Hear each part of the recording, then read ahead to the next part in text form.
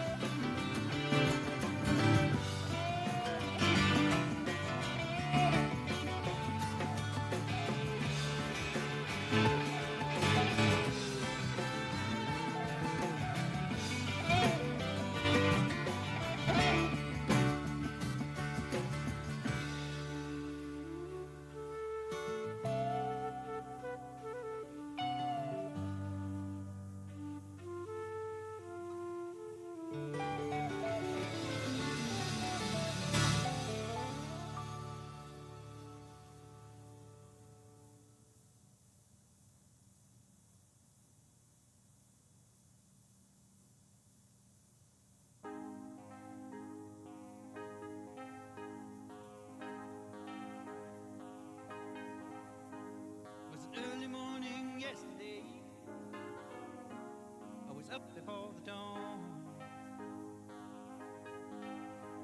and I really have enjoyed my stay, but I must be moving on. Like a king without a castle, like a queen without a throne, I'm an early morning lover, and I must be moving on. Now I believe in what you say,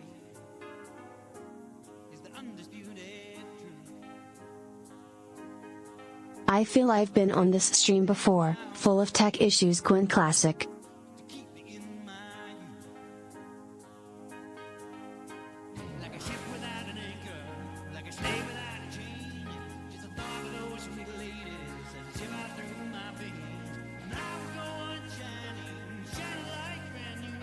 I never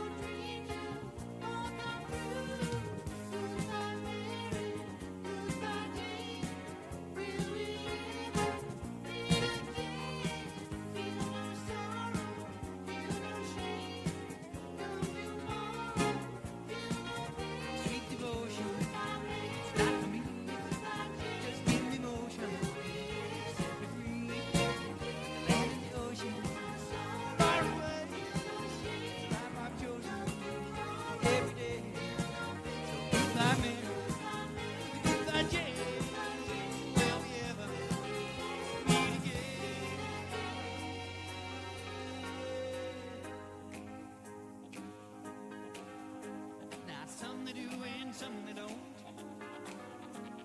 And some you just can't tell. And some they will and some they won't. And some it's just as well. You can laugh at my behavior, that'll never bother me. Say the devil is my savior, but I don't pay no heed. And I will go on shining, it's shining like brand new. I never look behind me, my troubles will be few.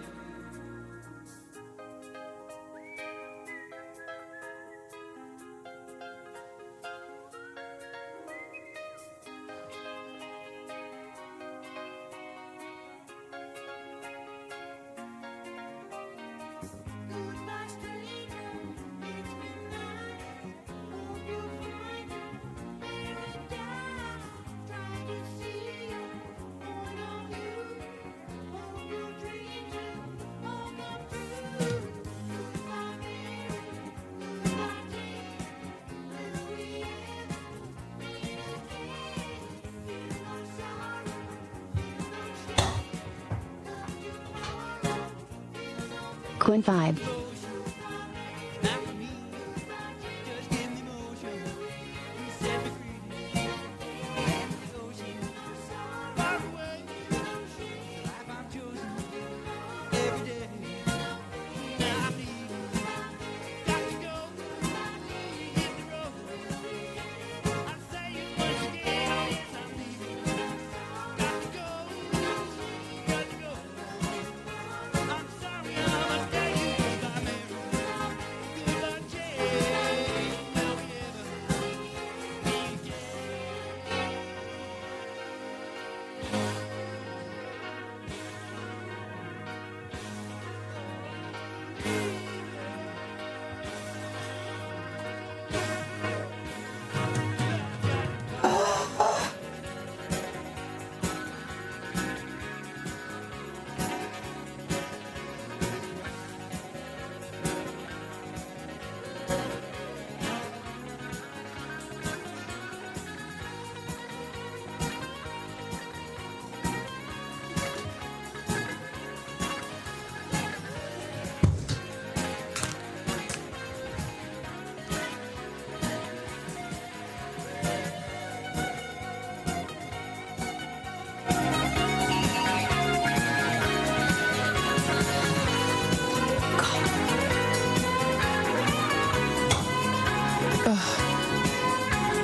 Okay.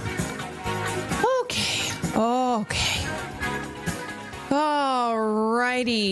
Oh my God.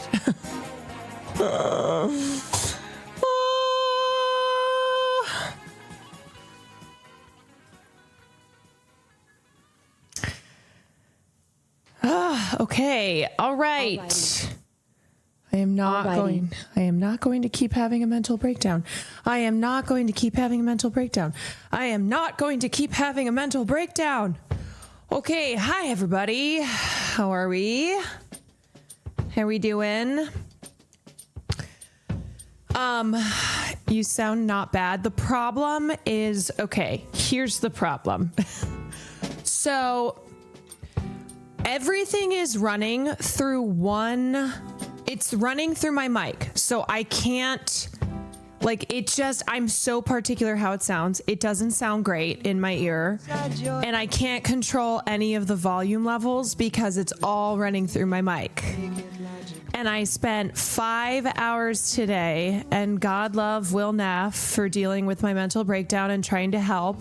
Unfortunately, neither of us are tech experts, so there was nothing that we could really do. I'm just going to turn off this music because I can't even fucking hear it anyway, and this is... Okay. So it's all going through one output. Yeah, it's all going through one output. So... that's really annoying. But anyway, I had a mental breakdown because last week I spent hours on the stupid Go XLR and then it just was broken. So I had to get rid of it. So then I tried to use the Rodecaster. Oh my God, that thing is so hard. That thing is so difficult to try to figure out. And I am a person who like, I will spend hours and hours and read and try and learn. And when I cannot learn, I have a mental breakdown. When I feel like, oh my God, I'm sweating still. When I'm like, oh, okay, I just spent 5 hours and I have not been able to fix a single thing.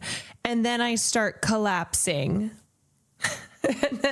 and then I just start, I am no longer able to function.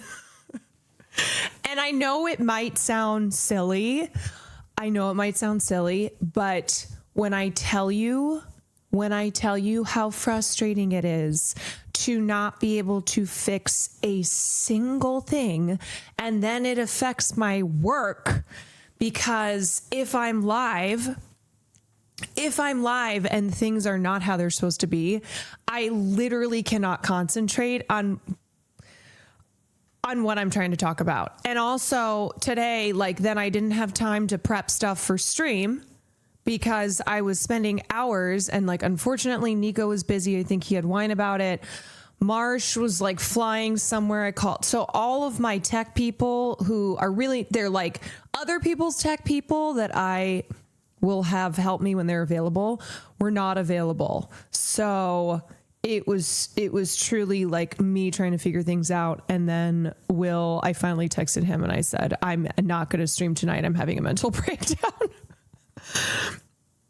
And then he came in and tried to fix things. And the best we could do was just run everything through my microphone. So, and I was also like, I want to talk about the VMAs, and if like the audio on trying to watch VMA stuff is fucked up, then I'm going to lose my mind. It's just genuinely, it affects my work, and I hate when I cannot figure something out. I hate it. And it's one of those things too, that it's just hard to explain to people what the problem is. Like, someone either has to come over or they have to team viewer in. Anyway, I'm sorry, guys. I did not want to start off the stream after I've been gone all weekend by being like,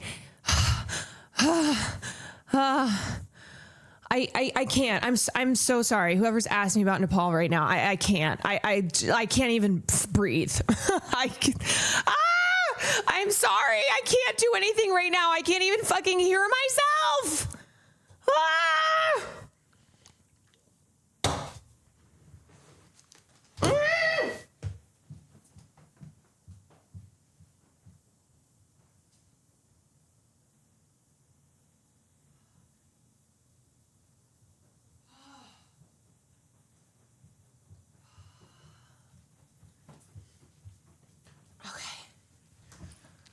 Okay, let me turn the air down from 85 degrees.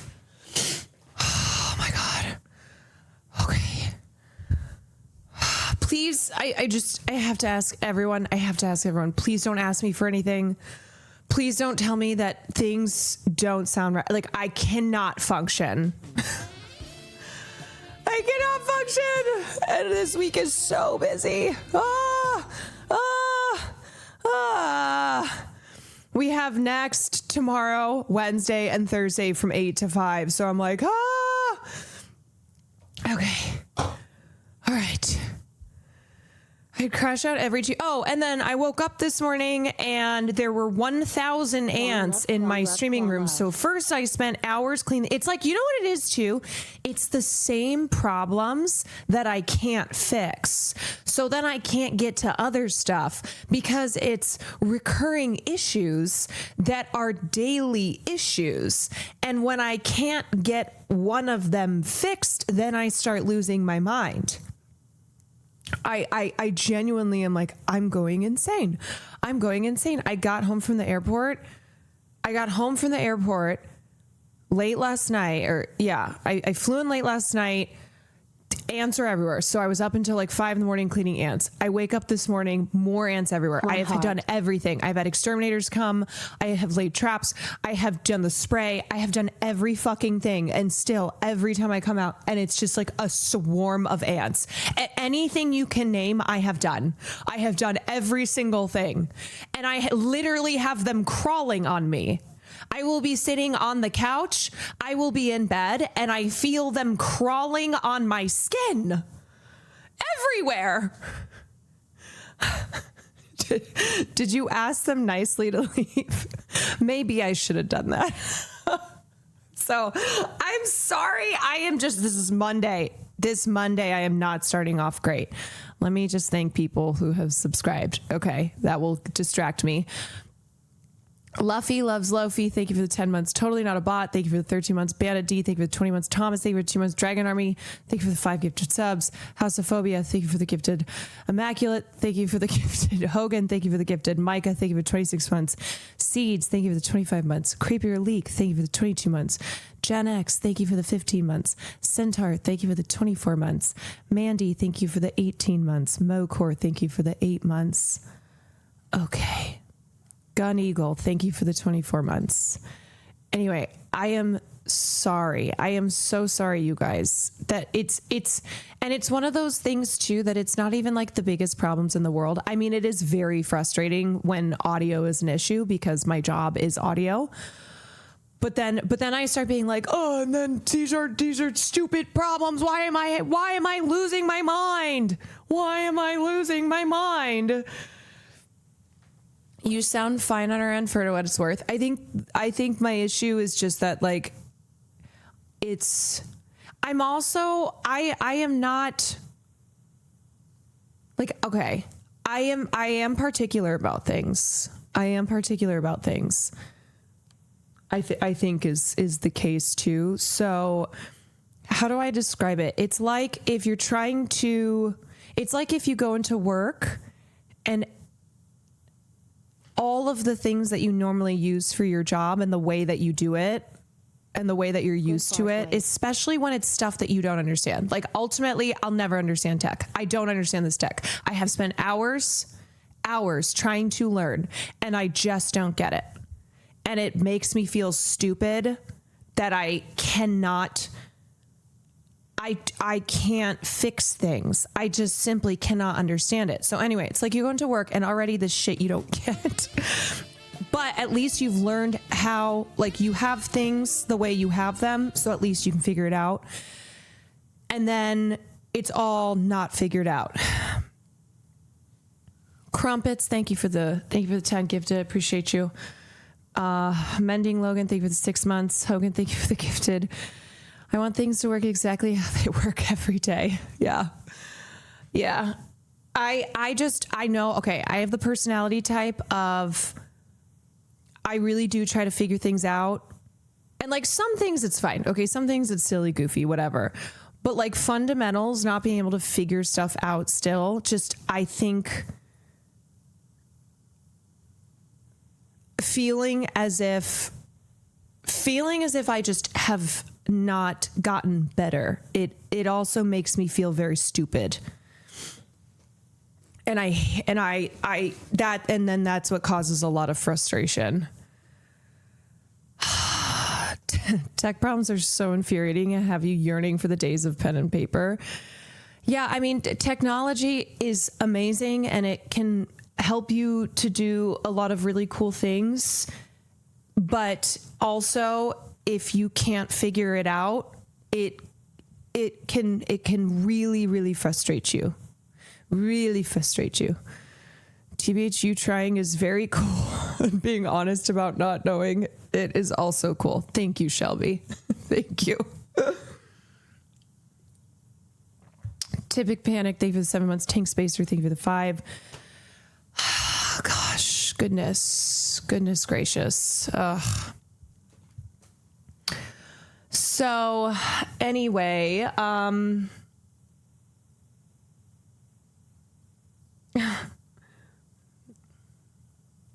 Will is, I just have to say, Will is very sweet. Shout out to Will. I think he's concerned at how distressed I've been. He offered to let me stream off his computer. I'm like, no, that's okay. I just need to relax. I just need to chill. It's unfortunate, especially though, because today it's like I want to watch VMA stuff. And so if I can't hear it properly, if this, you know what I mean? It's one of those where I'm like,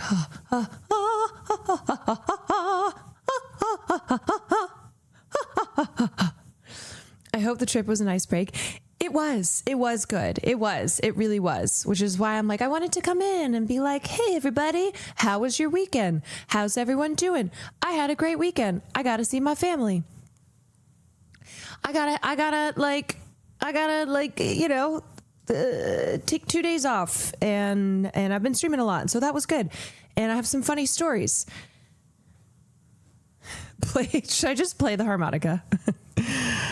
I'm sorry, I was making jokes. Oh, I didn't even see what you said. I am so...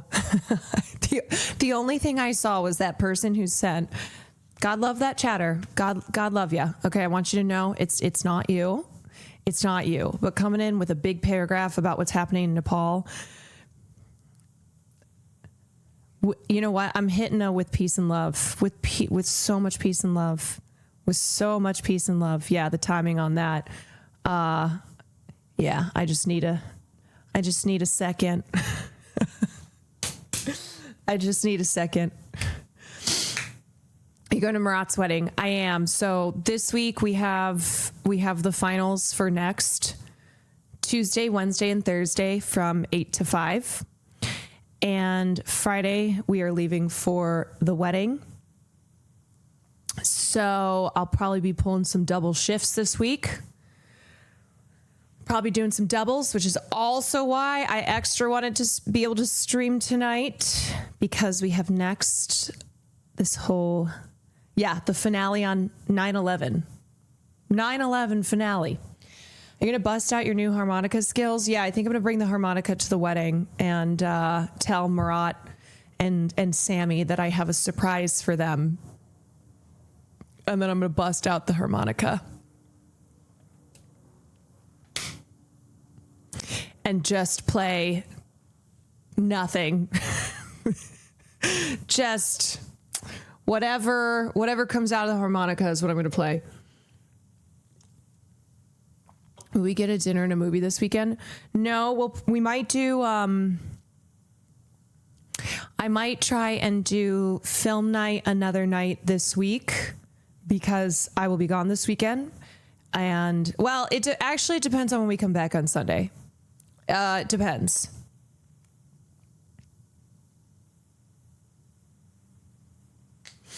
If we come back early enough on Sunday, then I'll try and figure it out.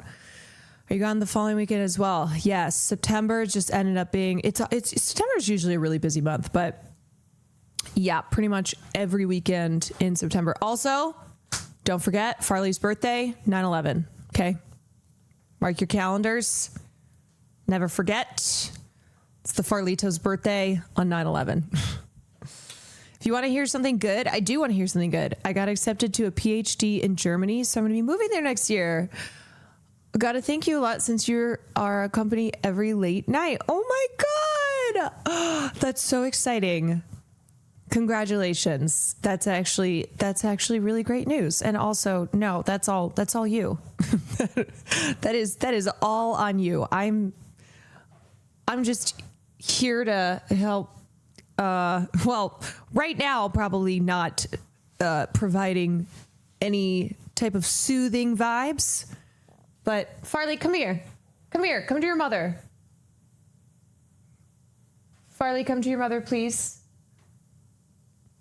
Please come to your mother.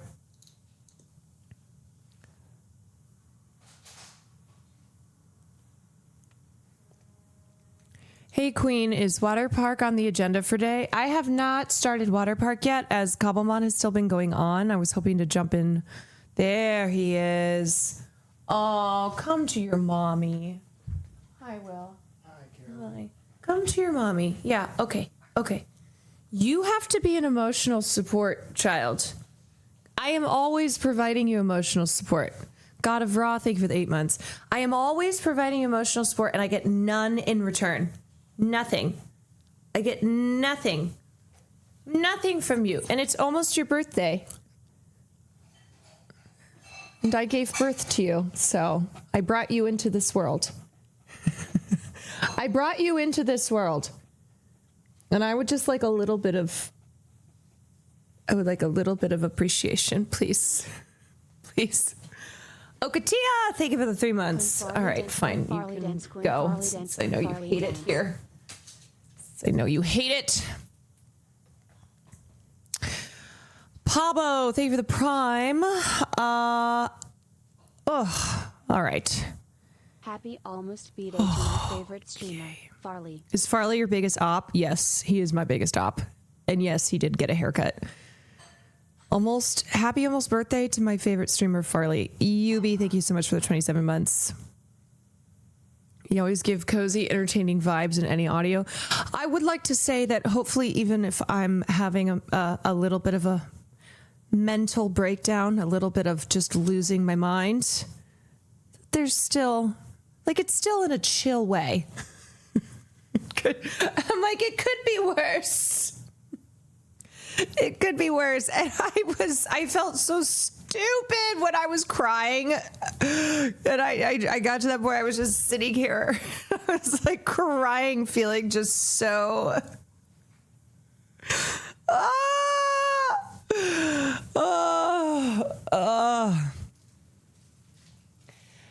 Happy 3 years, Happy 3 years. When you started streaming, I wasn't sure how it would turn out, but you took it to... Oh, thank you.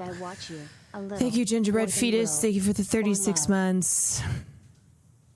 Now you're not stupid. Sometimes I'm stupid, but that's okay. So, one day I cooked my last egg and then dropped it on the floor accidentally. I started crying. It's funny because sometimes things that should make me cry don't, and then other times it'll be small things, and I think it's usually pent up, you know? Like maybe it's not even the egg. Maybe it was the egg, but maybe it was more than just the egg. Sometimes there's also something about just feeling so sad and pathetic. You feel like a child. You feel like a child. Like, I can't do this anymore. Professional broadcasts have audio issues sometimes. Like, it's really that hard. Yes, and to be fair, the Rodecaster Pro, which I'm using the one that we had for our podcast, RIP podcast. It is like the granddaddy of audio interfaces. So I should recognize that as somebody who already doesn't know how to operate an interface, trying to set up this on my own. And I assumed that Will had done it. Hassan is dead. Oh, the Swifties finally got him. Well, it happens, you know? Another one bites the dust. But 36 months. Anyway. K-pop Demon Hunters was robbed. K-pop Demon Hunters was robbed. I had to watch K-pop Demon Hunters all weekend without even watching it because my little nieces are obsessed with it, and we had family stuff all weekend, so they just kept putting it on. So for like 48 hours straight, there was just always K-pop Demon Hunters in the background. Clopez, thank you for the 36 months. Katari Cat, thank you for the tier 1. By the way, if you're caught up on Interviewe the Vampire, there's a really devastating post. It's important on September 8th. I could share today so we could all cry. I haven't finished it yet. Should I wait until I have?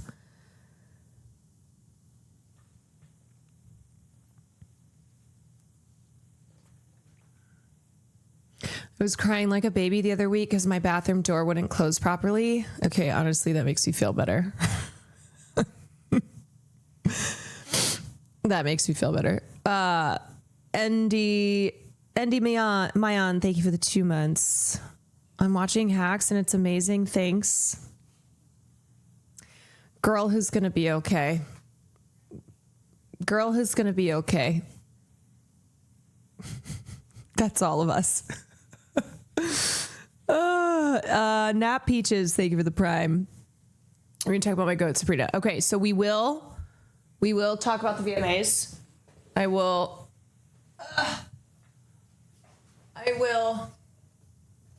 attempt to give you my thoughts, and we can watch stuff. Also, I want to just start off and talk about the Filmworkers for Palestine pledge that I signed and that a lot of people have signed. Big J Dog, thank you for the 3 months. Yeah, I saw you guys watch Portrait of can I just tell you that it warmed my heart seeing that y'all were watching Portrait of a Lady on Fire in the Discord this weekend when I was gone. It was so it just made me smile. It makes me smile when I see you guys doing community film nights, especially films that we talk about all the time in here. And when I'm out of town, you know, love it. I was dying to hear your take. Yes, I definitely want to watch that. Definitely want to watch the Ayo interview. What else popped up this weekend that I was like, okay, I got to save that for stream. Hi, Carol. You're looking really fantastic. Oh, thanks. I think probably because I had a mental breakdown earlier today. So, you know, it's post that. It's post the little mint TP that I had. Adele is on the flotilla. Wait, what? Adele? Like Adele superstar Adele? No last name Adele? Oh, okay. Wait, I was like, I'm sorry, what? Oh, Adele Anel. Okay, that makes more sense. Great. I want to watch this too. I was about to be like, what the hell happened this weekend when I was gone? We have Miss Grammy winning international superstar vocalist Adele on the flotilla to Gaza. No, that makes sense though, because we were talking about Portrait of a Lady on Fire, which she stars in. I guess when we do first name Adele, I think of Adele.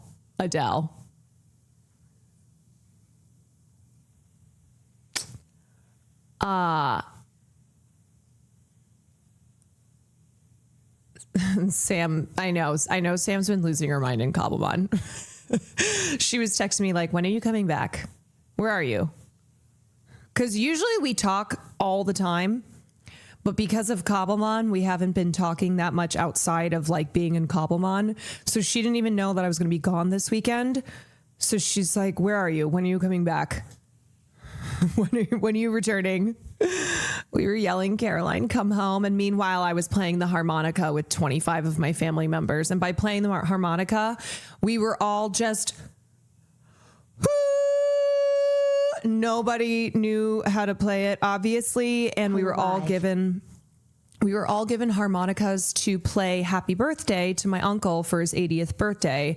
And then what happened was, after we tried to like get through that, then people just kept playing the harmonica, because the harmonica is one of those instruments that when you have one, you just are tooting on that thing. Yes, I was Pink Panthers. Yes. You're just tooting on that thing, you know? And so then people were trying to give speeches, and then there were still people who were tooting on their harmonicas. And then it was kind of one of those like, okay, no, the harmonica time is over. We did the harmonicas. We're not tooting on the harmonicas anymore.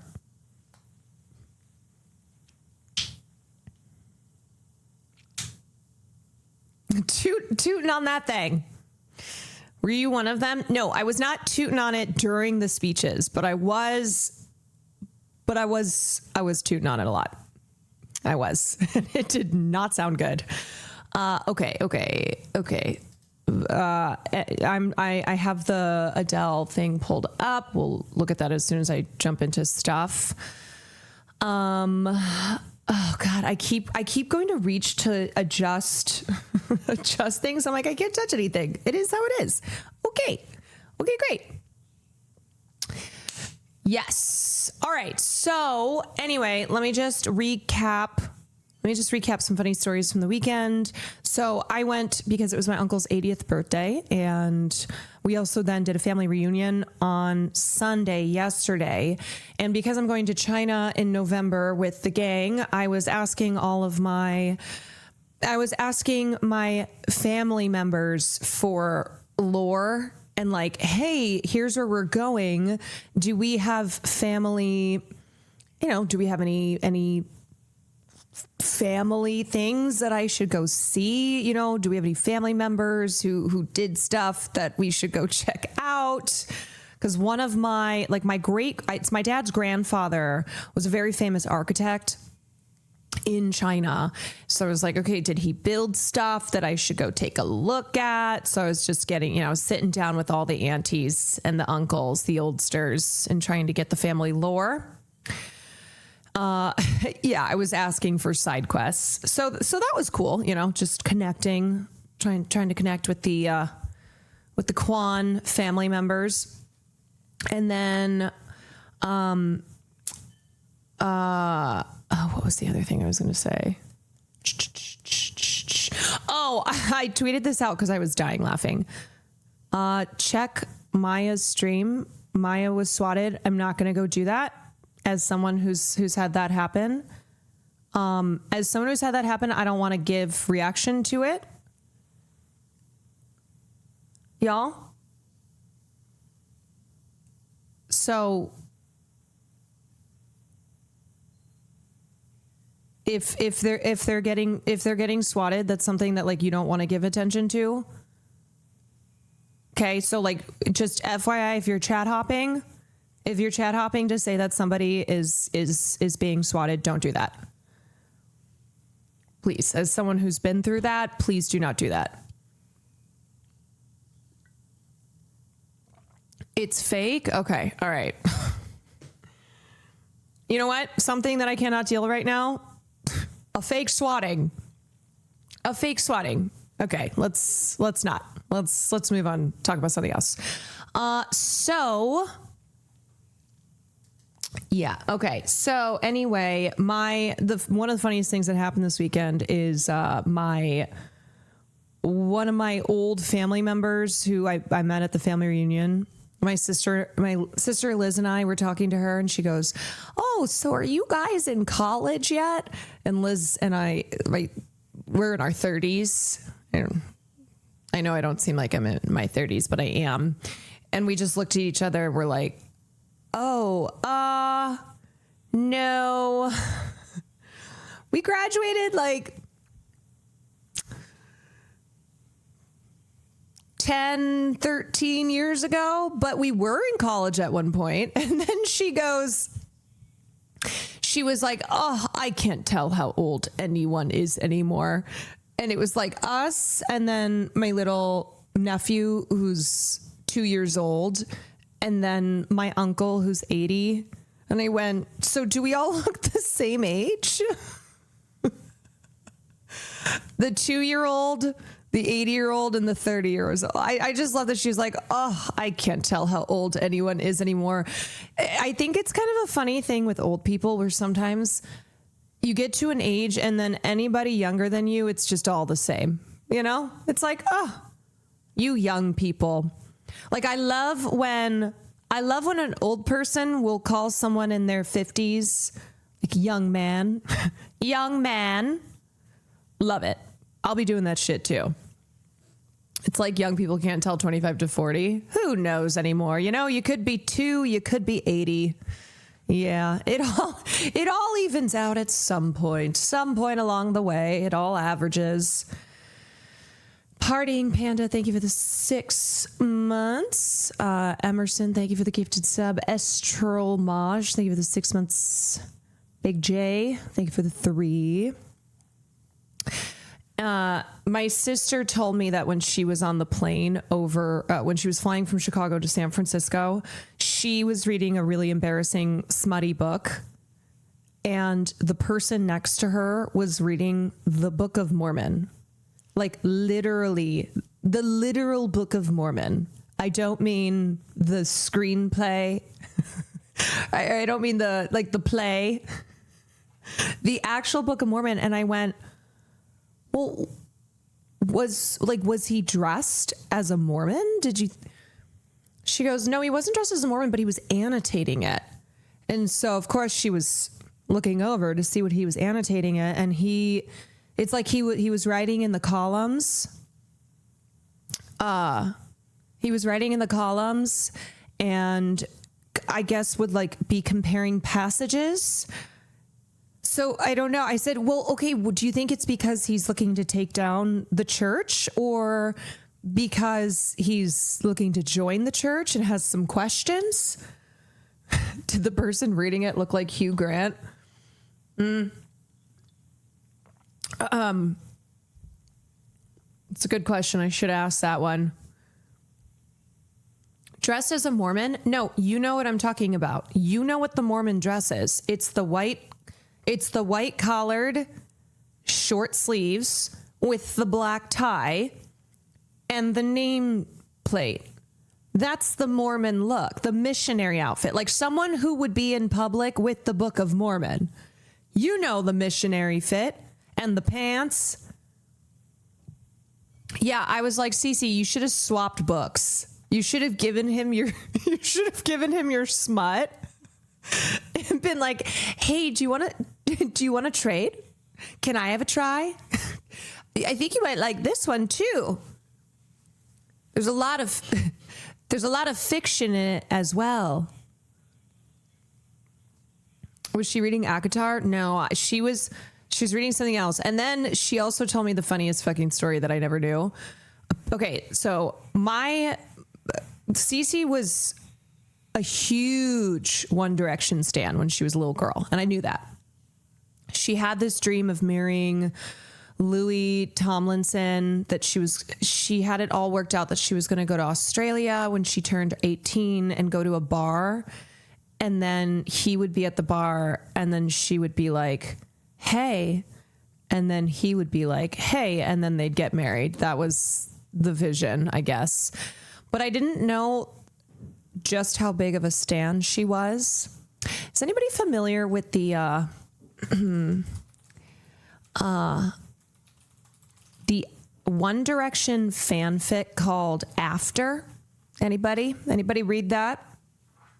So After is a popular One Direction fan fiction that was written by Anna Todd. It was initially posted on Wattpad, and it was inspired by One Direction, in particular Harry Styles. Have you ever seen the movies? I have never seen the movies. I guess it also became a movie or something. Okay. So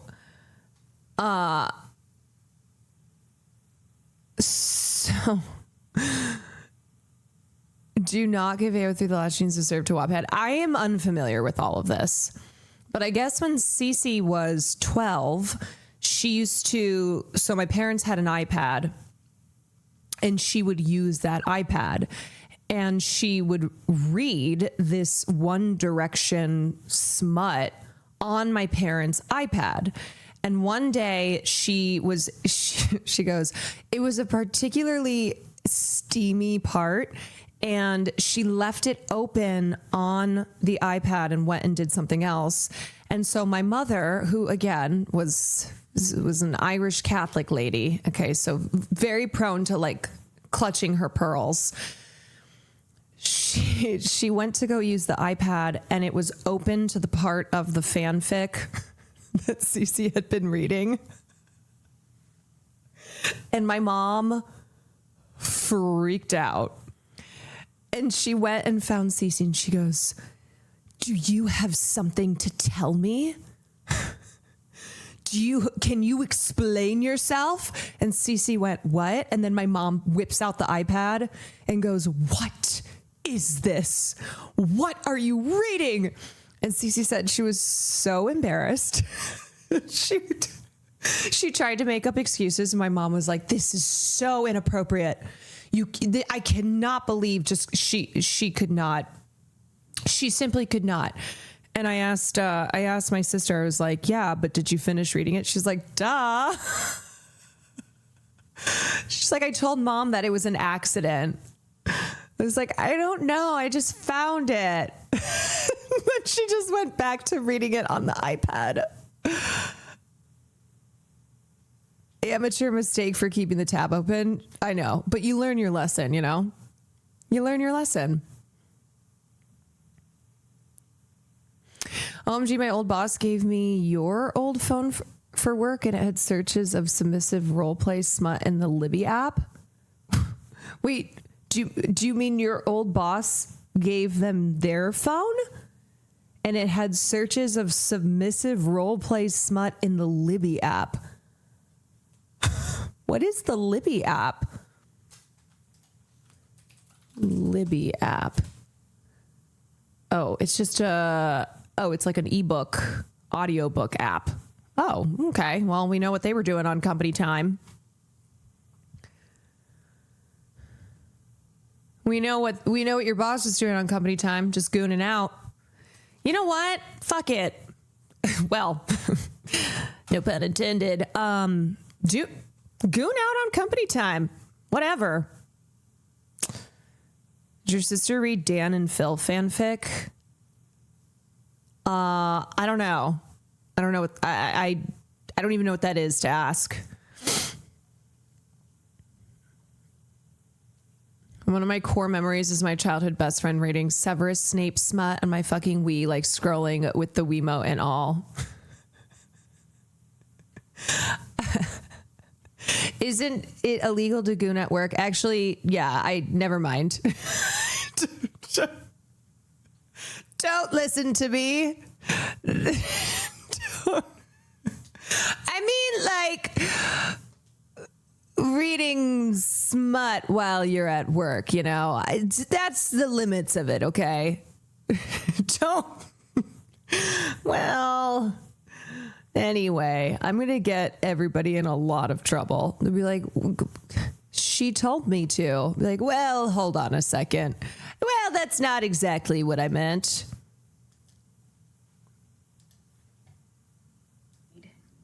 The girls used to become full-time Wattpad authors at 13. I'm talking about Shakespeare fan fictions. Like, the rent used to be due and they didn't even pay rent yet. Like, that's how good the books were. What do you mean 13-year-olds can't read? Yeah, 13-year-olds used to read, okay? They used to read. CarolineKwan from Women told me to goon at work. Yeah, oops.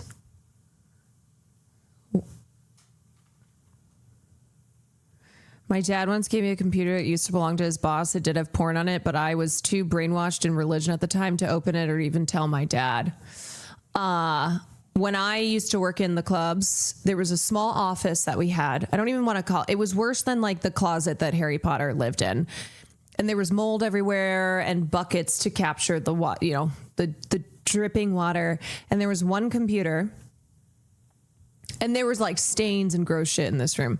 There was one computer that I had to use to do like the opening and closing every single night. And one night I get to work in this little hell shack, and I go to open the laptop, and somebody had just been on Pornhub. Yeah. And then I started looking around and thinking, wait a second, what the fuck are these stains? My little office, turns out, was a goon cave. No, they didn't close it. And apparently then I found out it was a frequently visited site in the mold room. Yes, it was a frequently visited site. And I went, okay, so somebody here at work has been using this laptop that I have to use for work, sitting in this desk sitting in this chair that I have to sit in this little hell, in this hell, and jacking off every night before work starts. And the problem is that I couldn't go tell the manager about it because I was like, maybe it's him. Because I know that he had sex in that office before. Yeah. That was a place where I used to work. People would have sex in the one employee bathroom. Like, I remember sometimes I'd be running back and forth. One time I was like, oh my God, I just really have to go pee. And there was this tiny, tiny, tiny bathroom in the kitchen. Like, so small. The smallest thing. And I opened the door, and one of the guys who I worked with was fucking on the toilet. And I just remember being like, ah! Is no place safe around here? Nothing. I had people, they were doing it in the office, in the bathroom. I couldn't go anywhere. I could not. I seriously, if I had gotten a black light and used it, it would have been nightmares. Nightmares. It would look like a crime scene.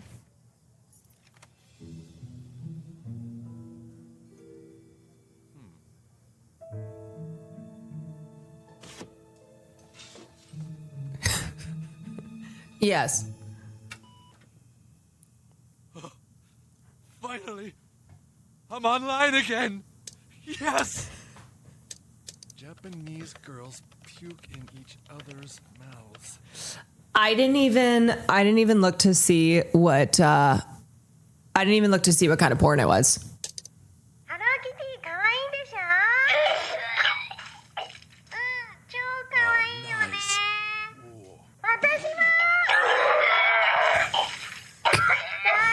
It was probably this, I want to say.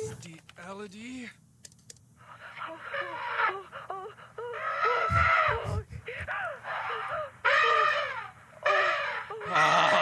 Yes. Oh, let's get some Brazilian fart porn in there. Also, I need you guys to know, because my audio is so fucked up today. It's soft for me. I have this cranked up, bad use of words. I have this cranked up all the way, but it's almost making the clip worse that it's just like the soft sounds of gooning. Oh, that's got it. Oh. I think it's somehow worse. What is that? Sounds like someone's being attacked by a tiger. Get the keys. We got to get in there. Yeah, here's the thing. This is a bigger size, again, wording, than the office that I had. God.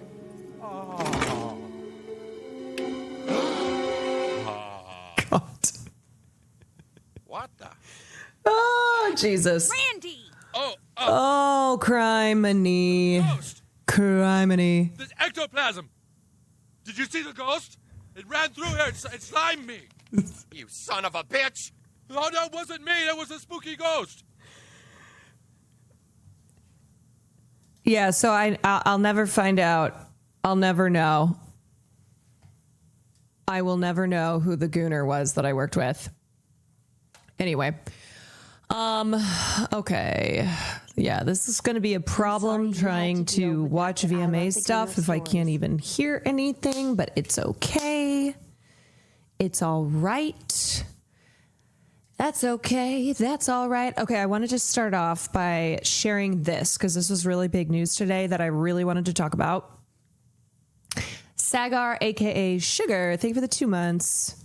I'm so sorry you had to deal with that, but I love the Gooner stories. You know what? I don't work there anymore. So it's all in the past. It's all in the past. Okay, so today, I had actually shared this with the Creators for Peace group that I was in yesterday, because this was sent to me since I am a member of the entertainment industry. And it is a pledge that is inspired by the material boycott during South Africa's apartheid that filmmakers and other members of the film industry participated in. So I sent this to... I'm sorry you had to deal with that, but I love the Gooner stories. I sent this out, and I wasn't sure when it was going to be made public, but it was made public today.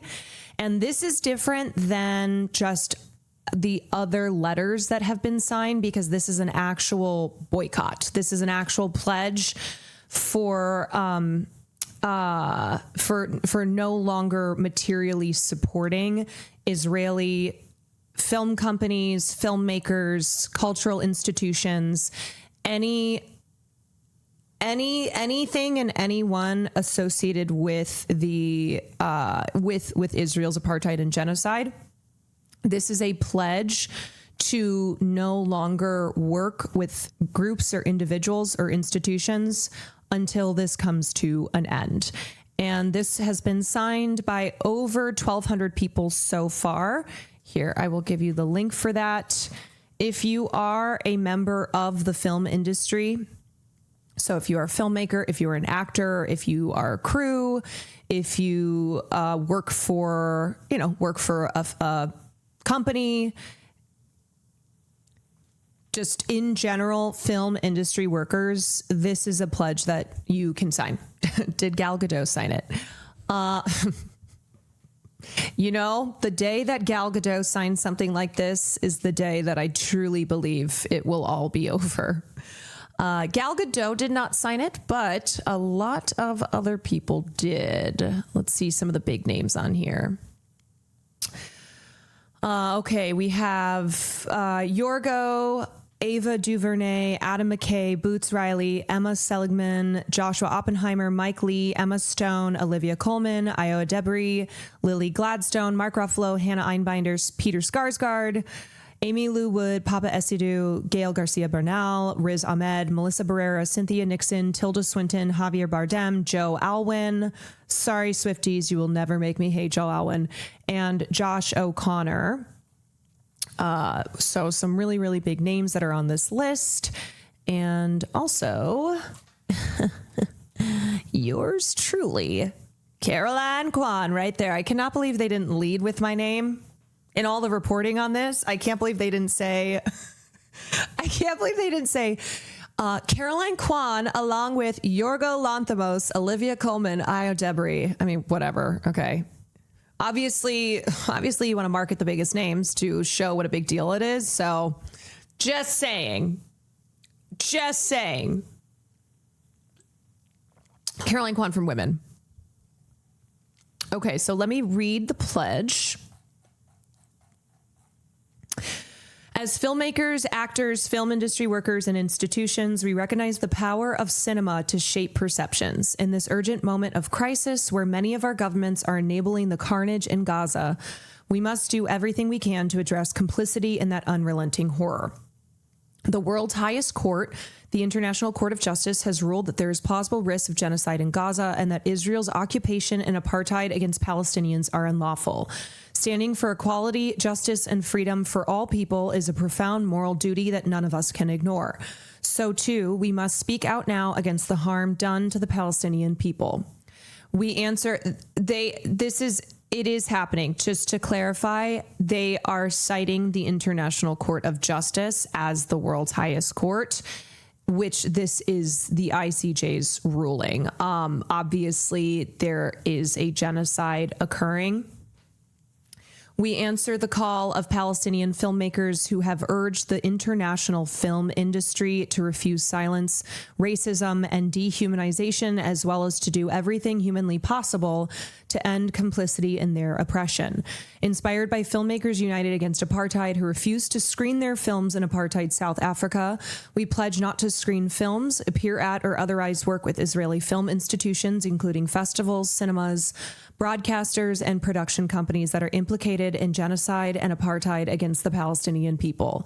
Examples of complicity include whitewashing or justifying genocide and apartheid, and or partnering with the government committing them. Answers to frequently asked questions about this pledge can be found here. If you are a film worker, you can join more than 2,300 others, so this number has already jumped up, by signing the pledge by clicking the button below. It may take a few hours for names to be added. There's also a lot more big celebrity names on that list. Like even just looking here, I see Alana Hadid, Alex Winter, Amanda Seales, Alyssa Milano, Bassem Youssef, Benedict Wong, Brian Cox, Brian Eno, Carice Van Houten, Van Houten, Cynthia Nixon, Joel Kim Booster, Janixa Bravo, India Moore. So there's really a lot of people have signed. Tatiana Maslany.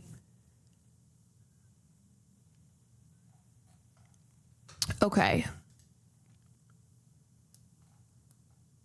Okie dokie. So the pledge cited International Court of Justice rulings that concluded a genocide charge against Israel is plausible and found the Israeli occupation of Palestinian territory is illegal. Over the 23 months, leading academics, rights groups, and United Nations experts have accused Israel of committing genocide against Palestinians.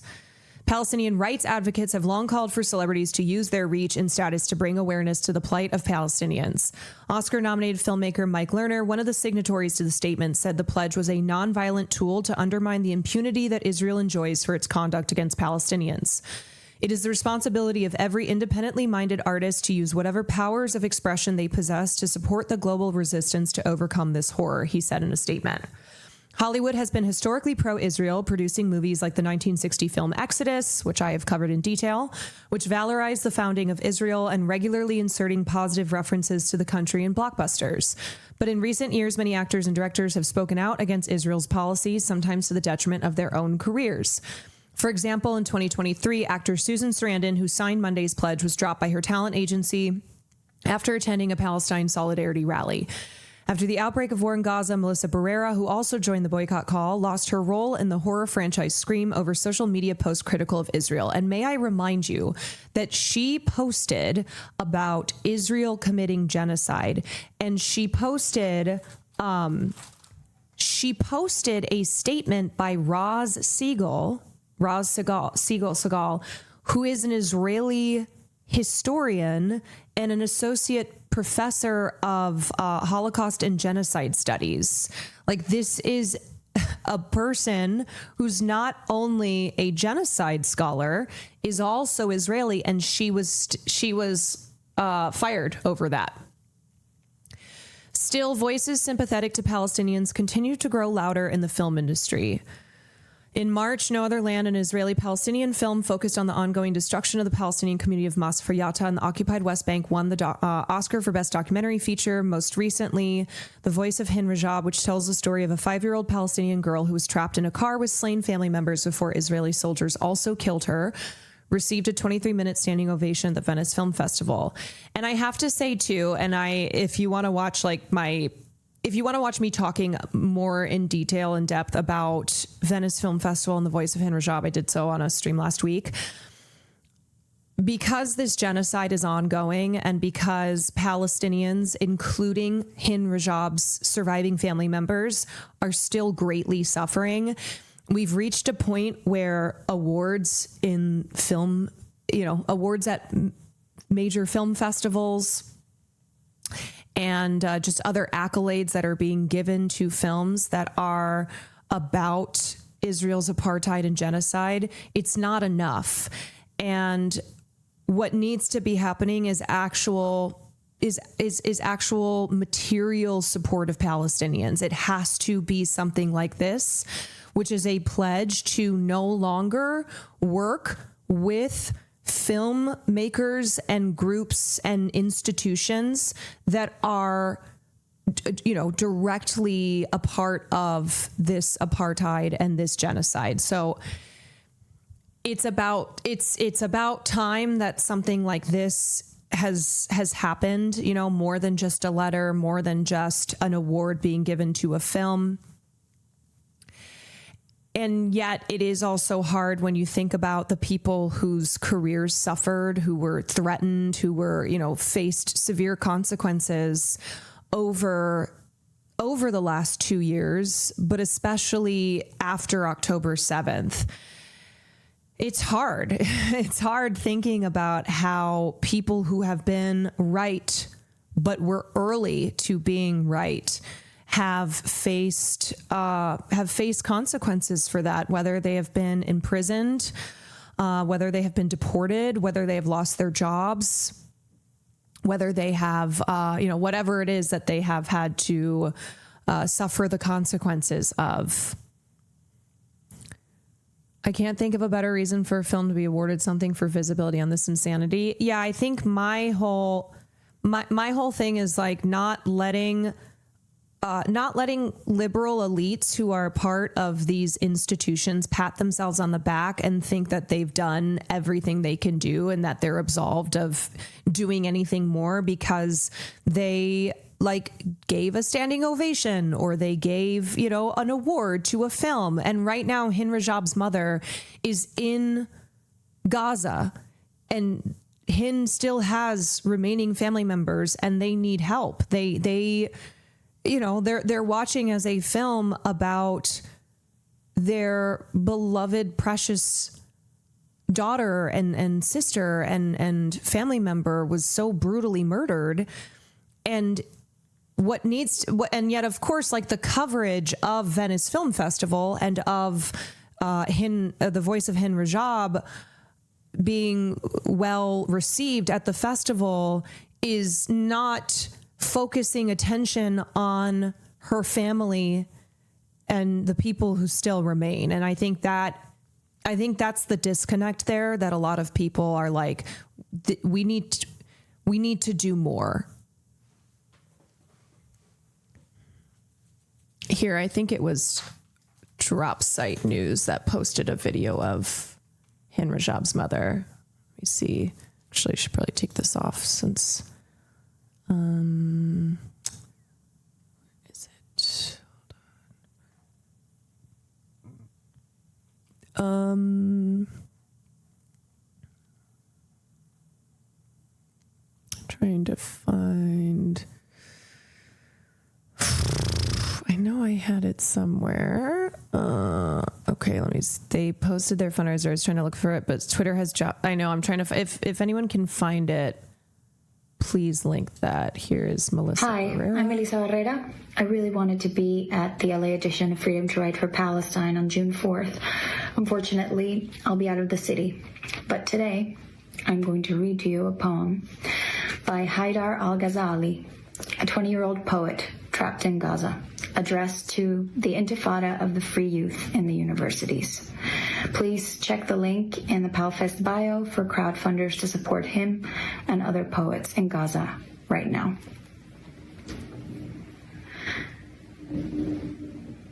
Today is the Intifada of the free youth. Yeah, this is an older video, but in the universities, it still is relevant. They send their cries into the wind. Today, we see hearts wounded, slaughtered like ours. Who is this? So this is Melissa Barrera, who was the star of the Scream reboot. And she is one of the celebrities, one of the people in Hollywood who has been frequently and consistently and for the last couple of years now advocating for Palestine. And she, because of that, was fired from the Scream franchise as what is his name? It's the guy who's like the CEO of Spyglass Media. He is a big time Zionist. He just recently signed a letter. He signed a letter in protest of when initially Toronto Film Festival had decided that they weren't going to screen the documentary about the IDF, former IDF war general on October 7th. It's like an action thriller film that is taking place on October 7th and focuses on this former war general who's like depicted as a hero in the film. And the only reason though TIFF wasn't going to do that is because they cited they cited issues with not having clearance, but then because Zionists protested, they were like, oh yeah, okay, no, we're going to have the documentary again. And I can't remember his name, but it's the guy who was responsible for firing Melissa Barrera was one of the people alongside the usual suspects at this point, like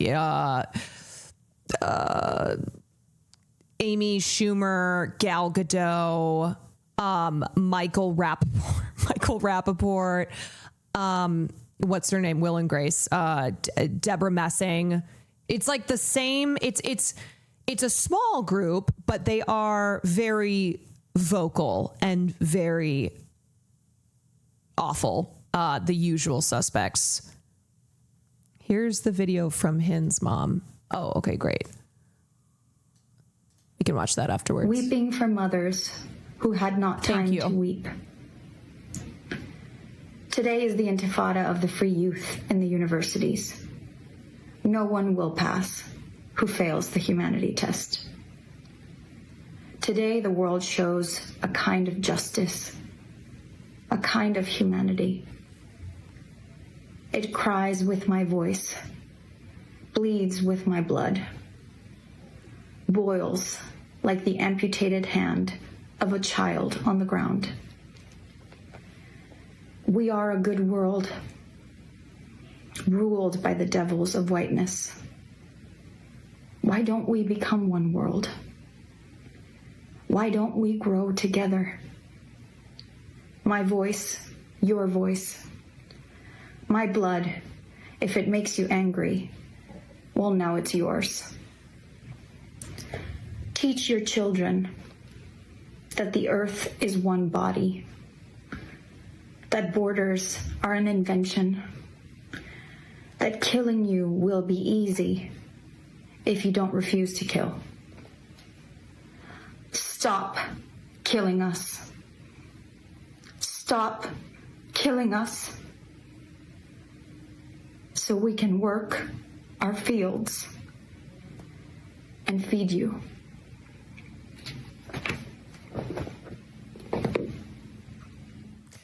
And I think people like Melissa and Susan and others who have been on the right side of history for the entirety of this genocide, I think they are proof that there's no excuse, especially at this point. And were it not for those who did risk their careers, risk their lives, all the Palestinian student protesters who have been so courageous, the people who, people like Greta Thunberg, they have demonstrated again and again that you can stand up for what is right, and you must. And without those who have had, those who were there early, we would not have more people who now have joined in.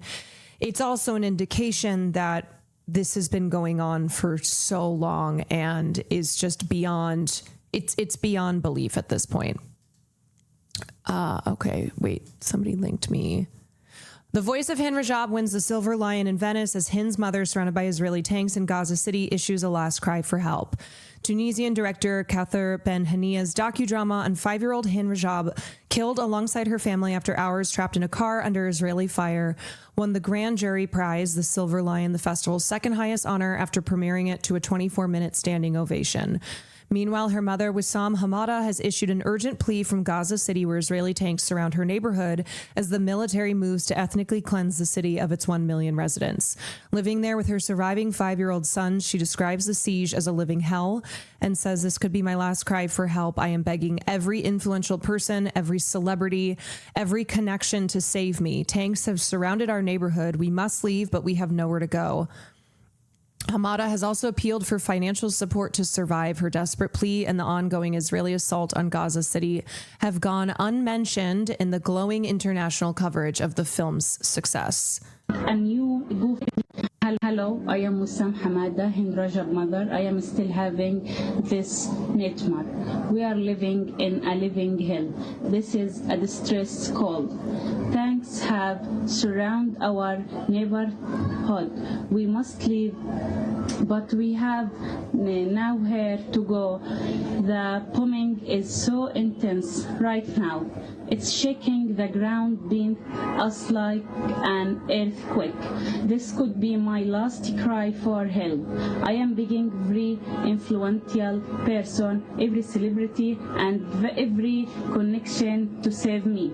We also desperately need more donation. We had to shut down the GoFundMe website, but my friend Megan Pyre created a new GoFundMe account for me and will manage it. She has always sent me all bravest donation. So please send this video to very famous and influential person and donate to my new GoFundMe account too. I want to live. I want to protect my family. Please save us. And it just is.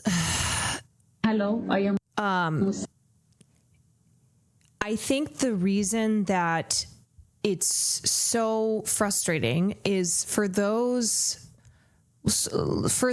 who are sitting there, let's say like a Brad Pitt, where it's like, okay, you're an executive producer on this film, which means the accolades of this film belong to you, which means that this film potentially winning even more awards. I'm sure it has nominations and potential wins in its future.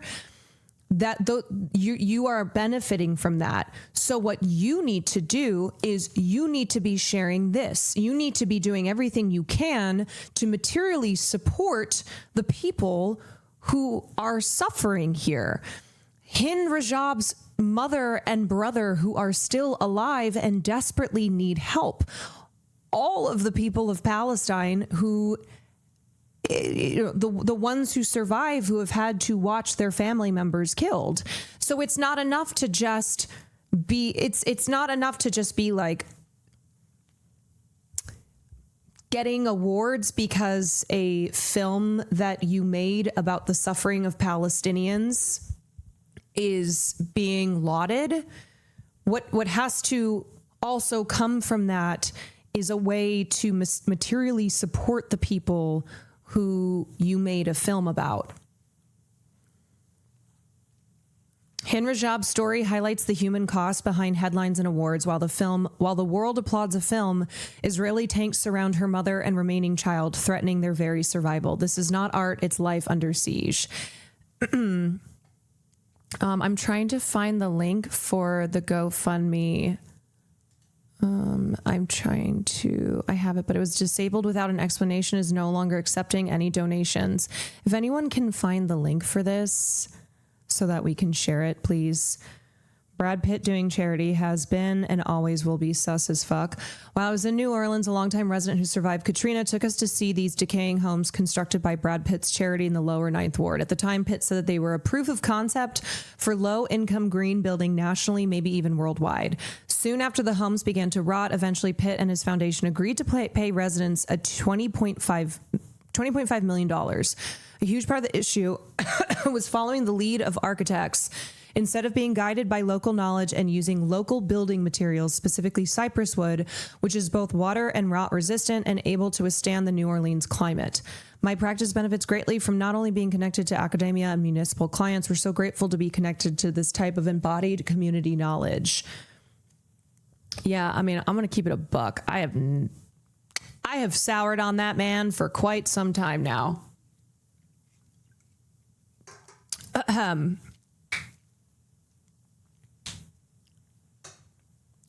And the reason that I'm saying Brad Pitt as an example is because Brad Pitt is a very wealthy, very famous person who has attached his name to this film. And because he is a producer, it means that the awards and whatever else results from this film gets to belong to him. And also, I do not like Brad Pitt. I think that I know he is an abuser, and I see this as Brad Pitt, if he actually wants to do some good here, he should be using his resources and his his platform and his fame to actually support the family of Hind Rajab, because there are a lot of other people out there who are trying to do so who are not Brad Pitt.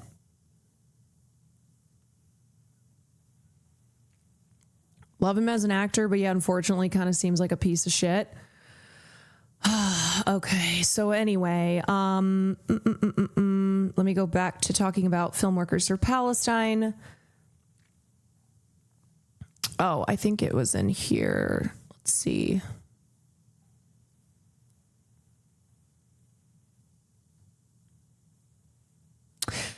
According to the organizers, the mass declaration was inspired by Filmmakers United Against Apartheid, founded by Jonathan Demme, Martin Scorsese, and 100 other prominent filmmakers in 1987 to demand that the U.S. film industry refuse to distribute films in apartheid South Africa. The vast majority of Israeli film production and distribution companies, sales agents, cinemas, and other film institutions have never endorsed the full internationally recognized rights of the Palestinian people, said the Filmworkers for Palestine. What we have been witnessing in Gaza over the past 2 years shocks the conscience, said Hannah Einbinder. As a Jewish American citizen whose tax dollars directly fund Israel's assault on Gaza, I feel we must do everything in our power to end the genocide. At this pivotal moment, given the failure of our leaders, artists have to step up and refuse complicity. Last year, a similar pledge was signed by more than 7,000 authors and book workers, including Sally Rooney, who's so awesome, and Viet Thanh Nguyen, boycotting complicit Israeli publishers.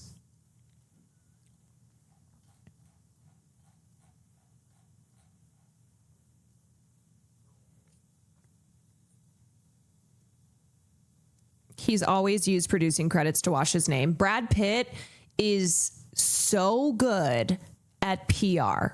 And obviously he has a whole team, but he's very crafty and he's very smart about what he adds his name to as a producer.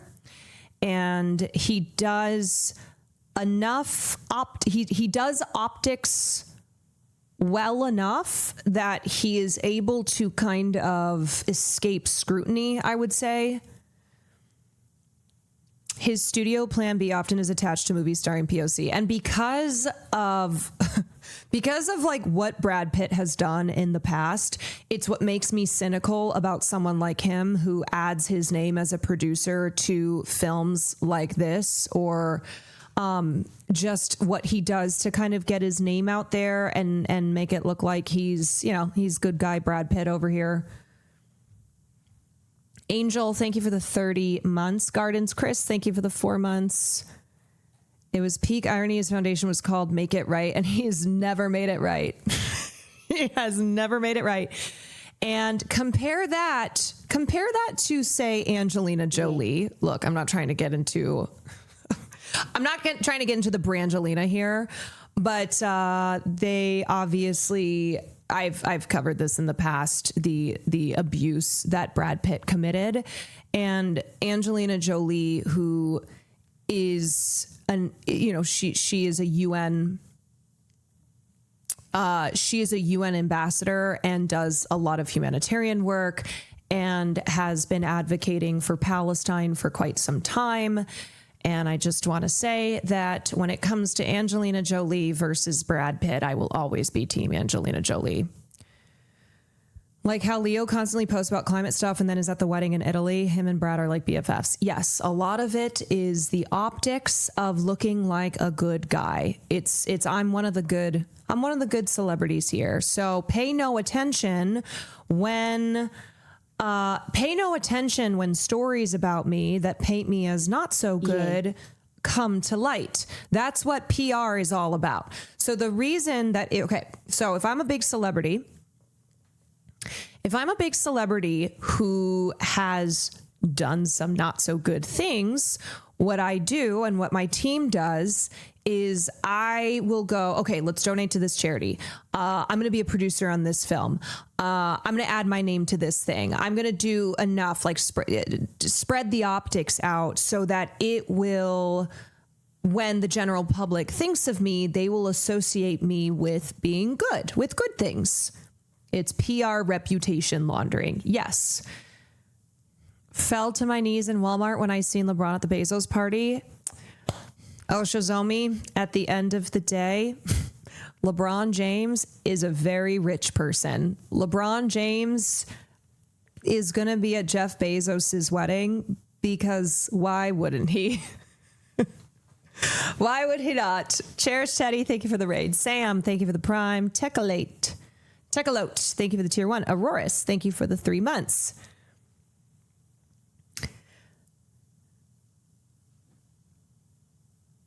The thing with Brad Pitt is that he does get movies made that otherwise wouldn't get made. It does get us important movies by POC filmmakers made in twofold that make him look good and makes it harder for people to speak out against him because they've benefited or could benefit from his money if they keep it quiet.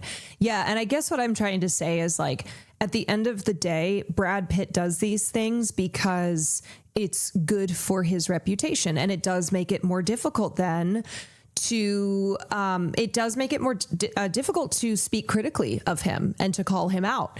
And especially when all of that shit was happening with Angelina Jolie and the end of his marriage and his kids who were disowning him and calling him out, he especially knew, okay, I have to go into PR.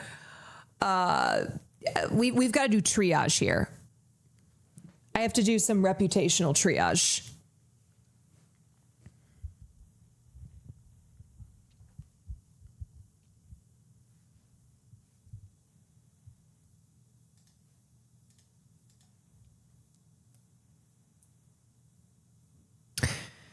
Many celebs use PR as a way to watch their actions. Absolutely. And it's not just celebrities in Hollywood. I mean, this is what rich people do. Wealthy people have always used charity. They have always used, putting their names up on cultural institutions. They have used their wealth as a way to launder their reputations. That is just how it goes.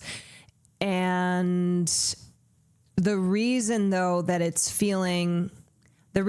think there's a particular cynicism when it involves the people of Palestine is because you have wealthy people who still find a way to benefit from the mass suffering of the Palestinian people. And it's like, look, if you are going to executive produce a film about a 6-year-old being shot with 355 bullets, you have to do more to stop the genocide that girl was a victim of, and that is still ongoing, and that is still affecting her family.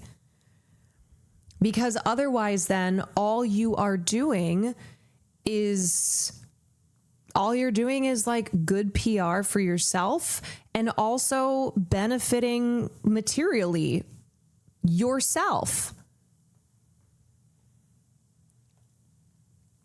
Cough, Carnegie Hall. I mean, many such examples.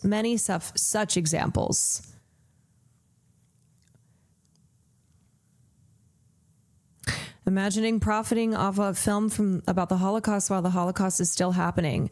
Yes, and you're not doing, you're not doing what you can be doing to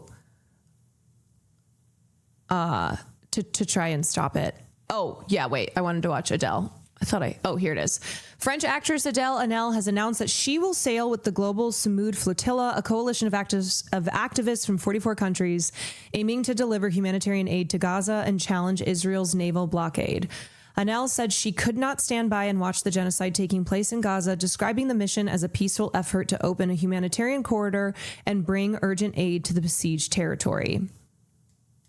I want to say that I decided to join this citizen movement, the Global Samud Flotilla, because I felt it was right, that it was unbearable to stand by and watch the genocide taking place in Gaza.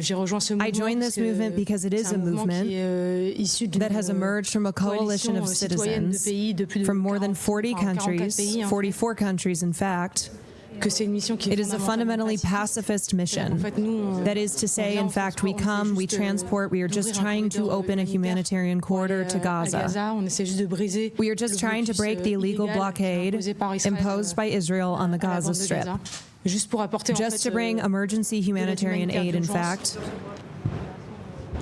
Personally, it scares me because I think that, in fact, we are on simple sailing boats on the sea, facing an army that has shown immense violence so far. And at the same time, I'm like everyone else here, extremely determined by an ideal of justice. Yeah, she's awesome. I know I've said this a million times, but never forget that Adele, Anel, and Celine Sciamma walked out of the César Awards, which is basically the French version of the Oscars, after Roman Polanski was given a special award and got a standing ovation, and the two of them, in a sign of protest, walked out quite angrily. And then later, Adele, who was also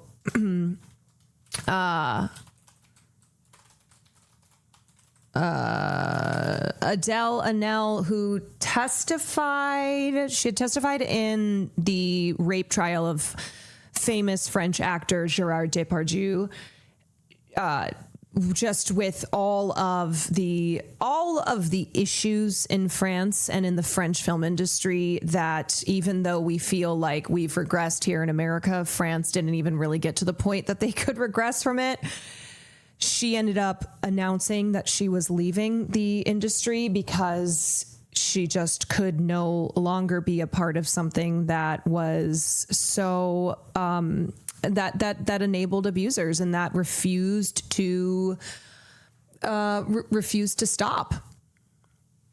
She's a legit leftist, anti-imperialist, intersectional feminist. Like, she's done the reading on top of everything. She's cool. She's also an amazing artist. I found Hin's mom's GoFundMe, but they just disabled new donations yesterday. It seems not sure why. Hopefully good news, since they're pushing for her evacuation. They received close to 20K. Yeah, hopefully for good reasons it's been disabled. A drone hit one of the ships 4 hours ago. Everyone is okay.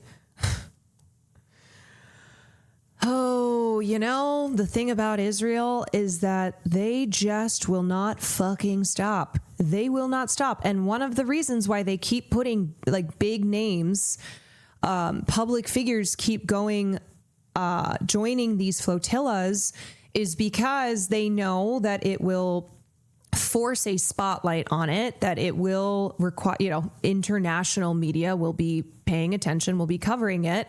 And it's essentially saying to Israel, are you going to try and stop us? Which, as we have seen repeatedly, they go, oh yeah, we don't give a fuck. Yeah, the clip of the ship being hit is scary. You don't see the damage, but you hear them yelling fire. Yeah, well, Israel and bombing things, they stay consistent.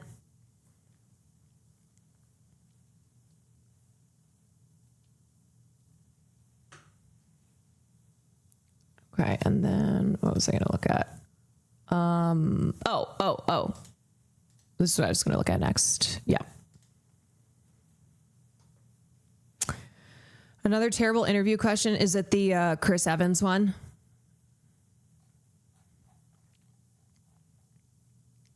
It's in a foreign country's marine territory again. Yeah. Yes. It's ScarJo. What is happening? What is happening with these interviews? What is going on?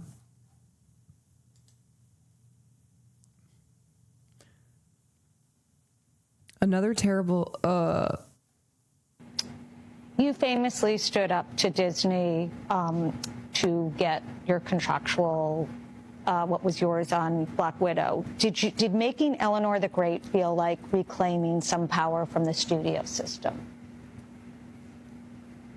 I don't know. I'm not sure I can totally make the connection, but I don't think so. I mean, I think I was really fortunate early on to have great producing partners. And certainly having Sony Pictures Classics come out on for distribution was wonderful. And, you know, that studio is run by film lovers, and they make amazing, some of my favorite films of all time, you know, have been either made or distributed by Sony Pictures Classics. So I kind of got spoiled. Also working with Nicole Brown at TriStar was wonderful, and she was an incredible executive. So I don't know. I think it's, you know, I think that what you're describing, that instance was really it was a business affairs issue, and you know, it was resolved. And of course, it's a time of transition. It was certainly then, as we all tried to understand how this shifting model would work. So, you know, luckily I could shoulder the burden of that, and hopefully it's better for everyone because of it. So that's a good thing. Okay, so this. Wait, let me just hear the question. Hold on, and then I'll explain making this. Eleanor the Great feel like reclaiming some power from the studio system? I don't know. I'm not sure I can like totally make the connection, but you know, I don't think so. I mean, I think I was really fortunate early on to have great. I think basically the interviewer is trying to talk.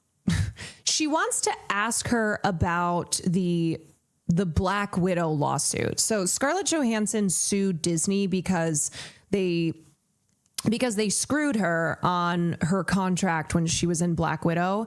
And at the time, I remember people being like, oh, little poor Disney. I'm like, no. Even though Scarlett Johansson is individually famous and wealthy, she is still in the right here against the multi-billion-dollar corporation that had screwed her over. Anyway, so I think the interviewer is trying to ask her about that, but is trying to just tie it into the film that she's there for, which is Eleanor the Great, a film that just, I think, premiered at Cannes or Venice or one of those, and is trying to say, like, did this make you feel like you reclaimed power back? Which I don't see what that has to do with anything. But Chris has never shown support for Israel. Simple Google search shows he didn't sign a bomb. Okay, let me explain the Chris Evans thing. So Chris Evans, there was a photo that has made the rounds over the years since it first appeared in 2016, and then especially during the last 2 years of Israel's genocide. And it's a picture of what seems to be Chris Evans signing a bomb, and people thought it was an Israeli bomb. He went on Instagram stories and said that the photo was 8 years ago during a USO tour. He said, there's a lot of misinformation surrounding this picture. Some clarification. The image was taken during a USO tour in 2016. I went with a group of actors, athletes, and musicians to show our appreciation for our service members. The object I was asked to sign was not a bomb or a missile or a weapon of any kind. It's an inert object used for training or display purposes only. You can read the quote from the Air Force in the next story. So, okay, I believe that's the case. I think the tradition of celebrities going out to the Middle East to like meet with service members out there and do photo ops and sign whatever the fuck they're signing, I still think it's bad given everything that we do out in the Middle East. I would also say, because he has not, to my knowledge, said anything about Israel and Palestine, I don't think it's like one of those things where, okay, if you're going to make a clarification, that's fine. Because this photo, which looks like you signing a bomb, which is something that celebrities and politicians in America do love to do. But I also think in conjunction, you should probably say something about what is currently happening.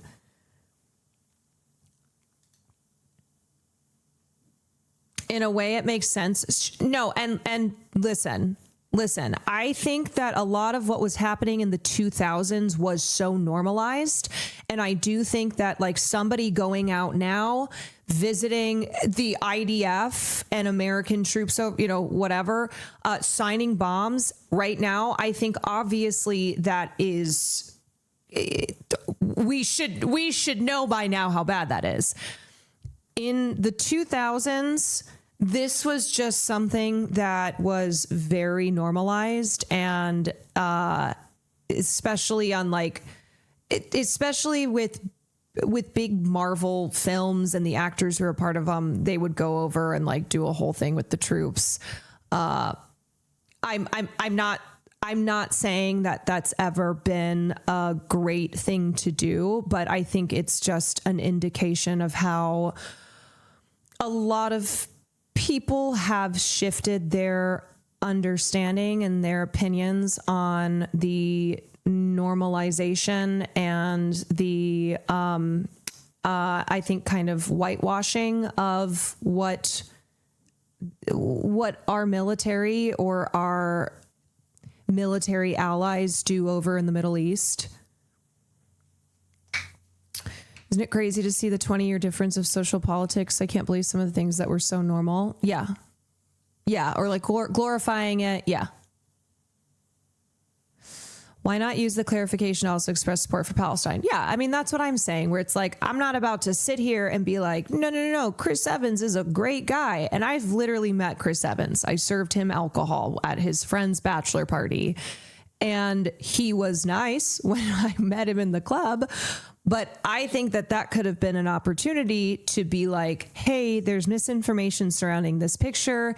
I was not asked to sign a bomb or a missile. So I that's not what that was. It was an inert object used for training purposes. Here's the full quote from the Air Force.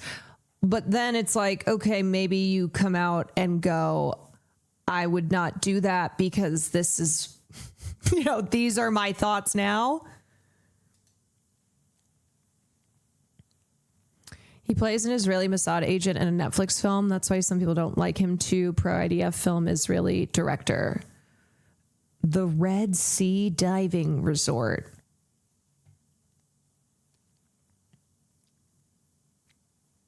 I have never heard of this film in my life. This is one of those Netflix movies that I go, literally have never heard of this in my life. It has a 27% on Rotten Tomatoes. Slay. Wow. What the hell is this about? It is loosely based on the events of Israel's Operation Moses and Operation Joshua in 1984 to 1985, in which the Mossad covertly rescued Jewish Ethiopian refugees who suffered from persecutions in Sudan and Africa. Oh, yeah, when it comes to Jewish Ethiopians, we know how kindly Israel has treated them by smuggling them all the way to the safety of Israel, using a base at the once abandoned holiday resort of Arouse village on the Sudanese Red Sea coast, about 70 kilometers north of Port Sudan. It premiered at the San Francisco Jewish Film Festival on July of 2019, and was released by Netflix. Critical reaction to the film was predominantly negative, while audiences were mixed to positive. The movie has been criticized for its white savior narrative. Oh, shocking. This is the director, Gideon Raff, an Israeli film and television director, screenwriter, and writer. He's best known for his creation of the Channel 2 thriller drama series Prisoners of War, from which he later co-developed the American version of the series Homeland. That is why the one Palestinian character in Homeland is a terrorist. Yep. He was a paratrooper in the IDF. His father is Eitan Raff, who served as accountant general in the Israeli Ministry of Finance and was under criminal investigation for having aided U.S. customers in tax evasion.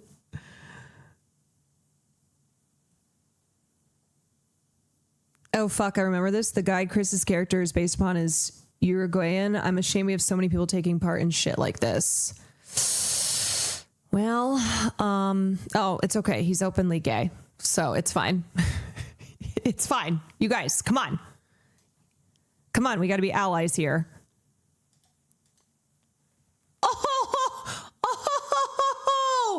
Oh, isn't that ironic? Isn't it ironic? Nobody gives a shit because it's in Africa. Crazy line. Your prime minister decided to give a shit. It's fucking hilarious because the director, after critics called this film out for putting forth a white savior narrative, the director said that in a statement that the Ethiopian community were true partners in this operation, and they are the real heroes of this story, noting that it was important to him to cast actors from the Ethiopian community in the film. You know, it's funny because you're the guy who directed the film. So for you to say that the Ethiopians were the real heroes of this story, but then not depict them as the true heroes of the story, buddy, you're the one telling the story. This is the story that you're telling. So you can't white savior it up and then go, I just want to say that the Ethiopians were true partners in this, and they are the real heroes of the story, even though to be smuggled into a country that then you face discrimination in. That you have your group has the highest poverty rate among Jews in Israel and suffer from things like police brutality. Because of see how interchangeable Israel and the United States of America are, especially in military propaganda films, especially in this like white savior type bullshit. It's why I have talked a lot about how the film industry has been an important tool for the state of Israel and for the United States government. It really is just an extension. Yeah, Israel really just is an extension. But at least this movie flopped. People were like, I don't think so. Yeah, so the reality that Ethiopians in Israel face is a horrifying reality, and they are still a marginalized minority. And the racism that Ethiopian Jews face is because of the color of their skin, where they are from. And so there are a lot of parallels between the great democracy that is the state of Israel and the great democracy that is the United States of America, and how just amongst the many similarities, of course, the discrimination, the institutional, the systemic and systematic discrimination against Ethiopian Jews. One of the most oppressed group of Jews in Israel are Holocaust survivors. Yes, a third of them living in poverty. Yeah, for all of the reverence that is given to Holocaust survivors in name, it is not given to them in material support. It's another terrible reality of life in Israel, where Holocaust survivors often reside in poverty. Okay, how did I start talking about this? Oh, we were talking about this, and then we were going to talk about this interview clip. Violet is a stinker. Thank you for the tier 1. Toe Stubbs, thank you for the 5 months. Did she just say we're all just refugees? Yeah. So, when you see, here's what's interesting when you do critical analysis, when you have media literacy, is that once you understand something, and once you understand, say, a problematic trope, the way that propaganda is filtered through films and television, then you can see it, then you can understand it. And the way that the military, the way that the United States military has for decades used the film industry as a propaganda tool, and also how the Israeli military in the state of Israel has also used the film industry as a propaganda tool, becomes quite apparent once you understand what's going on. Marky Marks, thank you for the 2 months.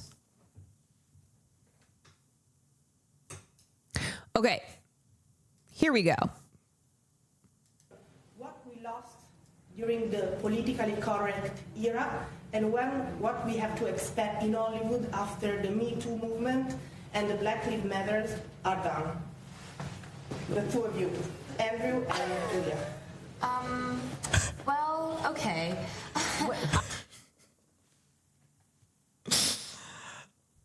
This is so bad on so many levels, and all three of their reactions. Andrew Garfield literally turned around, full body turned around in his chair. And that face. Ayo's response is very much a like, oh, here we go again.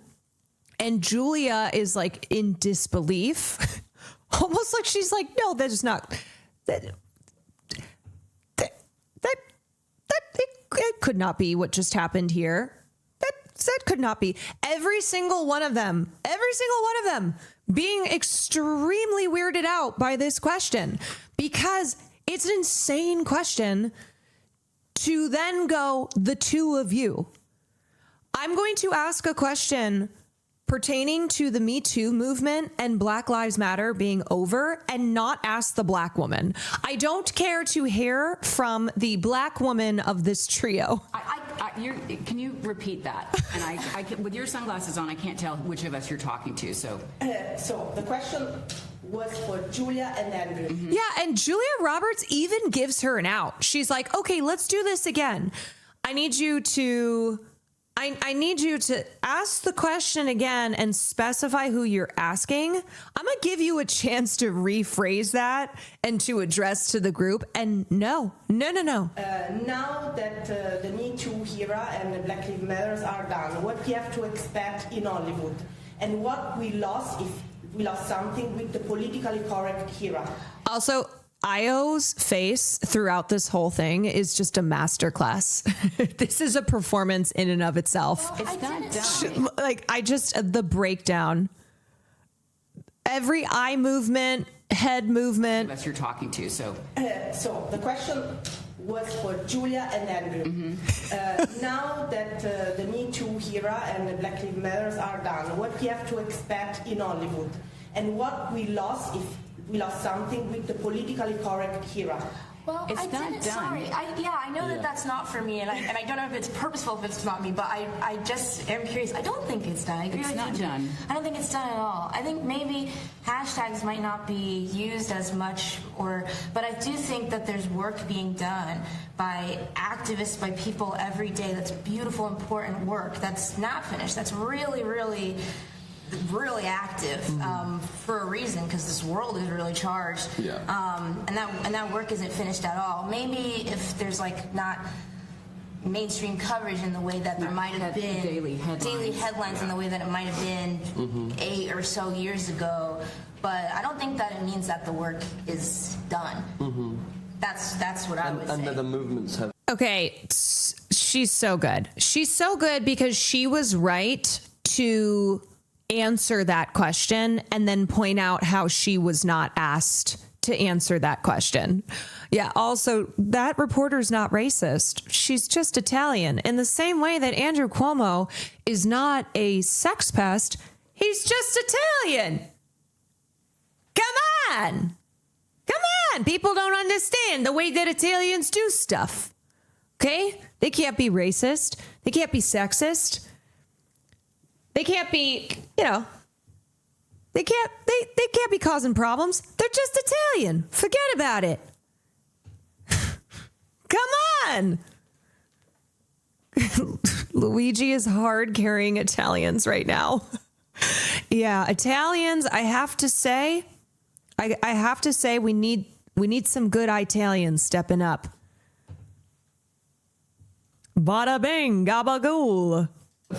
Been halted anyway. Yes. Like the movements are still absolutely alive, as you say. It's also this journalist showing her fucking ass that she is saying these movements are done because of backlash to these movements, and because those in power are not doing enough to better the lives of people who are fighting for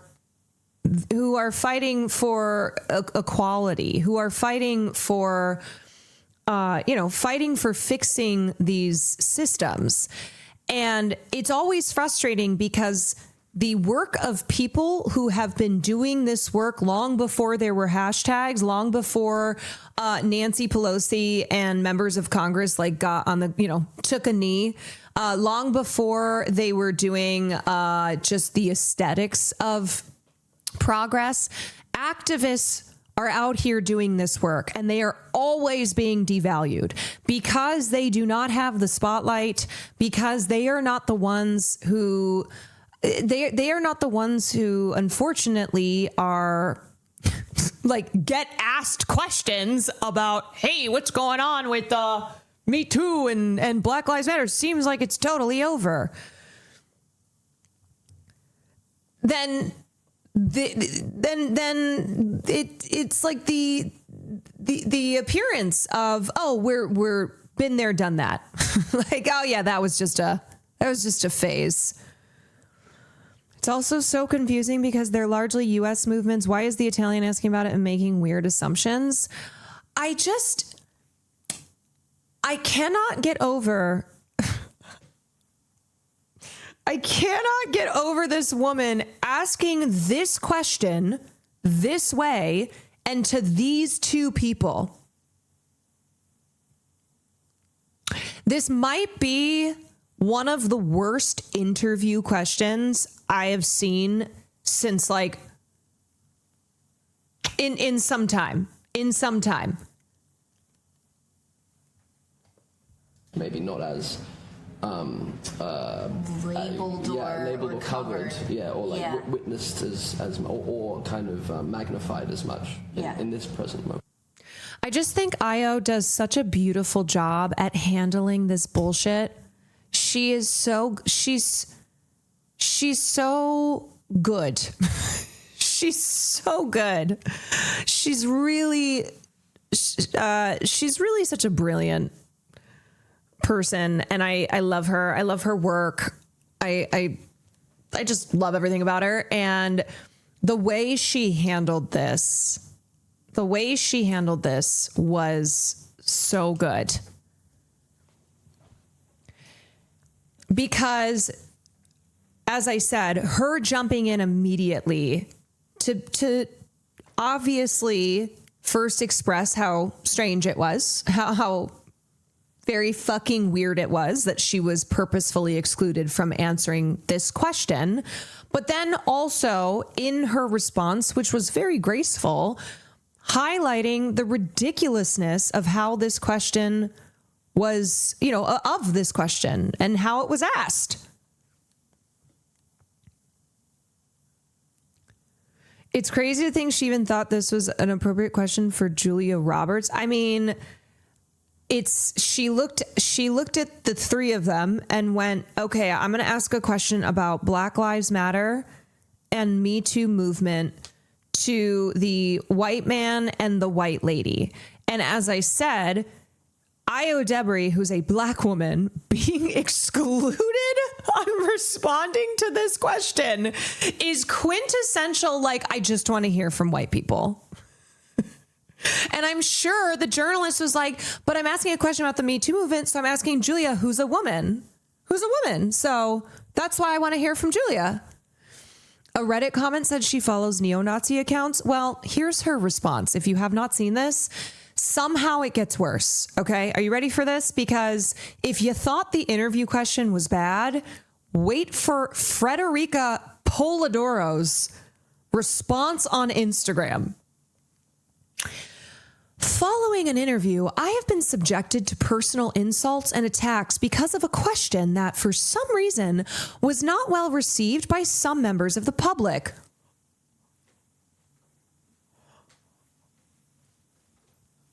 Oh my God! Oh my God! If it had just been that would have been bad enough. Oh, but she keeps going. That's just the opening line. That is the opening line. She continues on. I find it striking that those who unjustly accuse me of racism and consider themselves custodians of justice find acceptable violent language, personal attacks, and cyberbullying. I would like to clarify that rather than focusing on the thoughtful responses of Ayo Edebiri, Julia Roberts, and Andrew Garfield. Oh, the thoughtful responses of Ayo Edebiri. Remember how you purposefully excluded her from the question? So now you're going to act as if this was the plan all along? I can't believe you guys aren't paying attention to how thoughtful Ayo's response was, even though I purposefully didn't want her to answer the question. Shame on you. Shame on you. You're the problem. The discussion continues solely on how I should have phrased the question. All the contributions from those present were reported in full in the published interview without any omissions.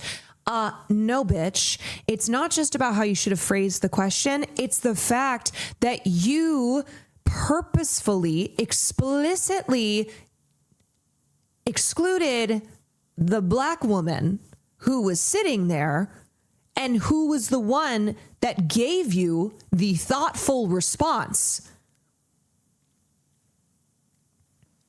To date, I'm not aware of any protocol that dictates the order in which questions must be asked in an interview. Oh my God, how do you say shut the fuck up in Italian?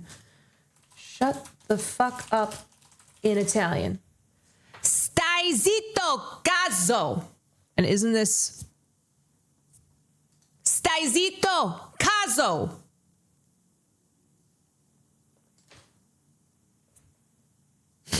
Silencio.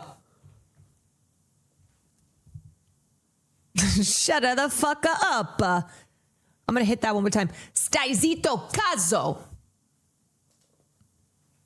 Anyway.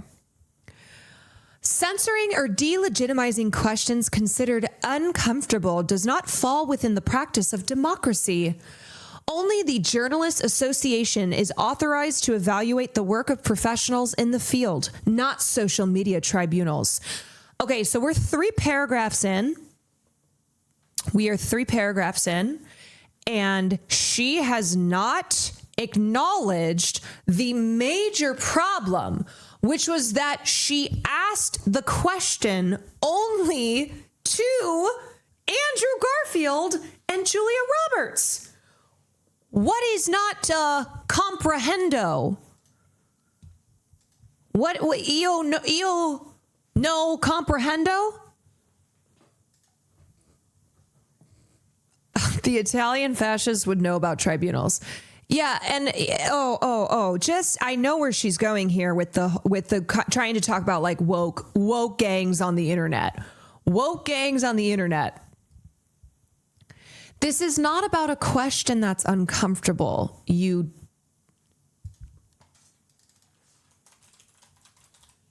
stupida stronza. This is not that you asked a question that was an uncomfortable question because you asked about social progress movements in America. You stupida stronza. To those who unjustly accuse me of racism, I would like to clarify that... Are you ready? I would like to clarify that in my work, I have interviewed people of every background and ethnicity, and my own family is multi-ethnic, matriarchal, and feminist with a significant history of immigration. She went beyond the I have a black friend card and she pulled out the my family history card. Oh my God. Never forget, Italian people are POC. Okay? She also, like, here's okay, in all that she just said right there. Why the immigration aspect? You have a significant history of immigration? It feels like you're just making it worse by being like, we know what it's like to be outsiders. And again, the problem here is that you excluded Ayo Edebiri. So you're continuing to make it sound like she doesn't belong by trying to be like, I understand, like, my family is a family of immigrants. Does she think she's an Irish immigrant? This is her, by the way. Okay, let me look at that afterwards. I have collaborated for over 20 years with numerous national and international publications of all political orientations, always approaching my work with openness and professional rigor. In my view, the real racists are those who see racism everywhere. There is racism everywhere for those with eyes to see. And seek to muzzle journalism, limiting freedom of analysis, critical thinking, and the plurality of perspectives. That's a whole lot of words for saying that you are a stupida, stronza, razista. It's a whole lot of words when that could have sufficed. Yeah, I understand how you don't belong, black woman, but don't worry. My family doesn't hate your kind is the energy she's giving. It's just so bad. It's so bad. I cannot believe how fucking bad this statement is, because you kind of get used to the bullshit, like, PR apology of, oh, you know, it was not my intention to be to insult to anyone I've offended. Like, I apologize. You know, I was just trying to do my job, blah, blah, blah, blah, blah. So when somebody hits you with not only am I not going to fake apologize, I'm going to quadruple down. I'm going to quadruple down in a way that you have never seen before. I am going to create an environment that is so quadrupling down.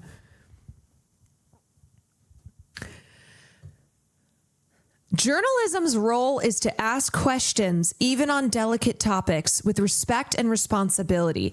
And you did neither of those, Federica. That's what we're trying to point out to you. You stupida, stronza, resista. Okay? You had neither respect nor responsibility. I will not tolerate or accept defamatory or violent language, and I reserve the right to seek legal protection against those who, in recent days, have chosen to hide behind the digital mob to insult and attack me instead of seeking a civil and constructive discussion. Nah. Nah, I don't think so.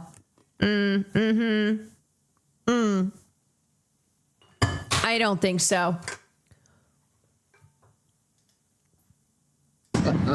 This is what it is? I'll tell you what it is. It's anti-Italian discrimination. Hey, the most oppressed people on the planet, Italians, okay? Nobody understands them. Nobody gets them. Yeah, multi-ethnic means her uncle's Sicilian and the immigrants are German. I need to know what she considers multi-ethnic as a way to be like, no. I'm cool with black people because my family is also POC. I gotta know. I mean, we know, but I gotta know. Do you ever think in horror about your white family members using your identity to watch their problematic comments? Yes. I don't even just have to think. I know because on my mom's side of the family, my aunt is black and my nieces or my cousins are half black. My family is half Chinese, and absolutely racist white family members of mine have been like, how could I be racist? Our family is multiracial. We've got blacks and Asians. Hello?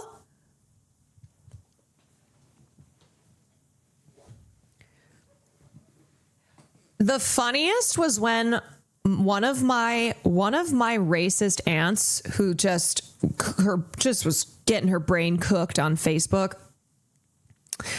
She would say things in our group chat. This is when we were all still in the family group chat.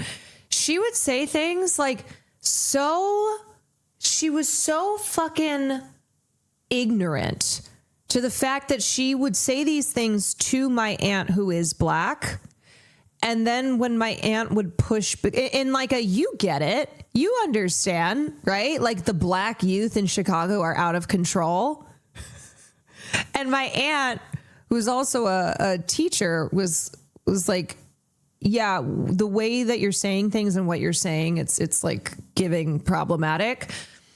But she was so cooked in her head that she would think, like she would speak specifically directly to my aunt in this group chat, thinking that she'd be like, you know what I'm saying?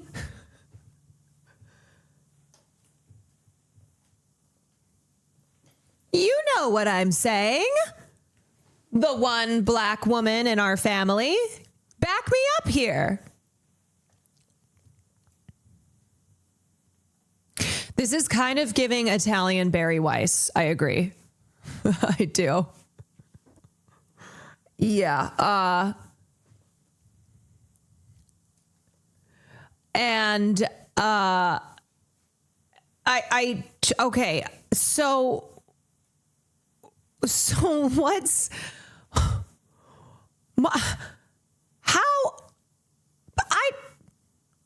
I get really frustrated when I see stuff like this, not because of just on its own being just ridiculous and unbelievably arrogant and shitty. But I'm also like, how does this woman, how does she get to do these interviews? And is she going to continue to get to be in this position? Because she does have a responsibility as a journalist. And she is not fulfilling that responsibility. Yeah.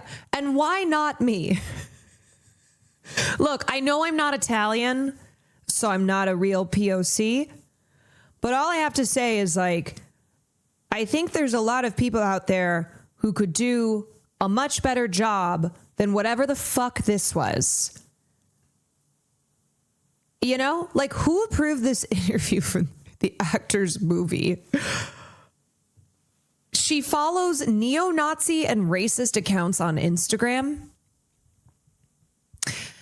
Man, Italians not beating the fascist accusations anytime soon. Coming from an Italian family, which also has at least one black person in the family tree, I know what it's like. It's just always like, oh my God. Oh no. Oh no. She isn't just a white supremacist. She's a JD Vance stan and follows 3 accounts. Yeah. So I think this woman is not somebody who should at all be asking questions like this, because very clearly her politics and her personal beliefs are very reprehensible. Who the fuck stands JD Vance? Federica Polidoro. There you go. You found your answer. If I was Julia Roberts, she'd be banned from future junkets. Here's what should be done in this situation. This woman, Federica Polidoro, should no longer have a coveted spot at these press junkets. These are not spots that they just hand out to anybody, which is why I'm like, why the fuck did this woman have, like, why is she in this position in the first place? Because I can't imagine this is the only time she has shown her fucking ass. I'm sorry, somebody who is this explicitly reprehensible, there's just no way that this is the first time she has said and done something like this.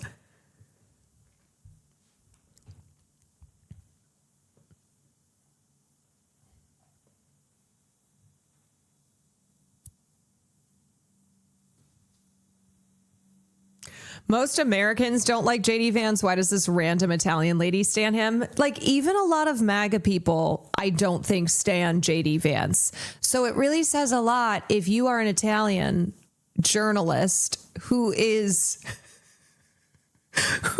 like a fan of JD Vance. I was thinking the same thing. Ain't no way in hell this is their first time being openly racist. Ain't no way. Ain't no way. Also, Beef Benny, thank you for the 2 months. Robert Stack and Sald, thank you for the 20 months.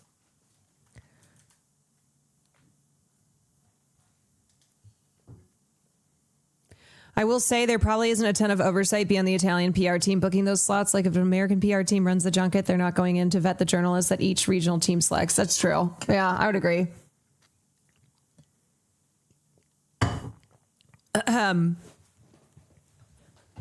Anyway, I think the way Ayo responds and how she responds is very admirable, and I think it's a good way to.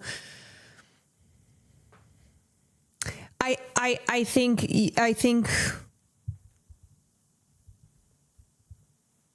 you can learn.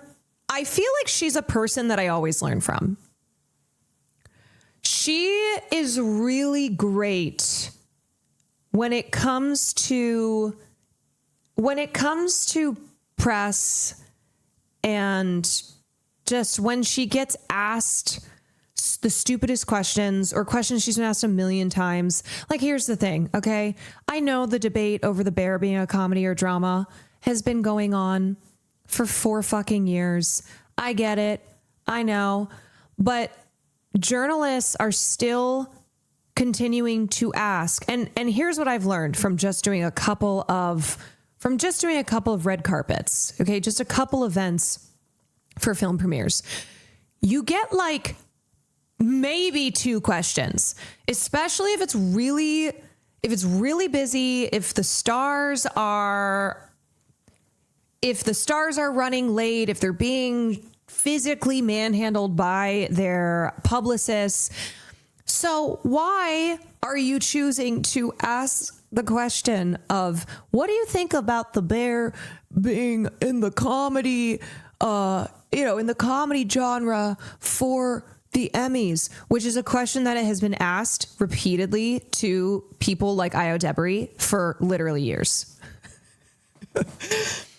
Actors must love when they get asked anything else. Yes. And I always think that she handles it well. Like, I just think that she's really great. So Ayo is a person who was like a real person before she became famous. R.I.P. to Ayo Edebiri's Letterboxd reviews. R.I.P. to Ayo Edebiri, like talking shit on people like Jennifer Lopez.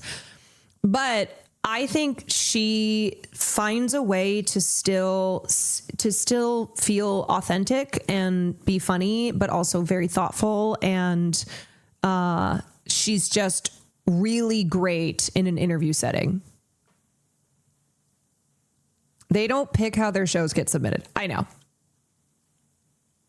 I understand. We're seeing this type of behavior due to the current political climate. These asshats feel so emboldened to say and or do things like this. And I think it's because so much does go without So much does fly by. I think right now, especially with someone like Donald Trump, who is always doing the worst thing imaginable. Like somehow he finds a way to top himself. Donald Trump tops himself. That it kind of, I think, it's kind of numbed people, and there's just so much insanity and just disgusting rhetoric that's been normalized. And so, yes, I think this kind of stuff has been emboldened, this kind of behavior and this rhetoric. And the way that this got shut down is how it should be, right?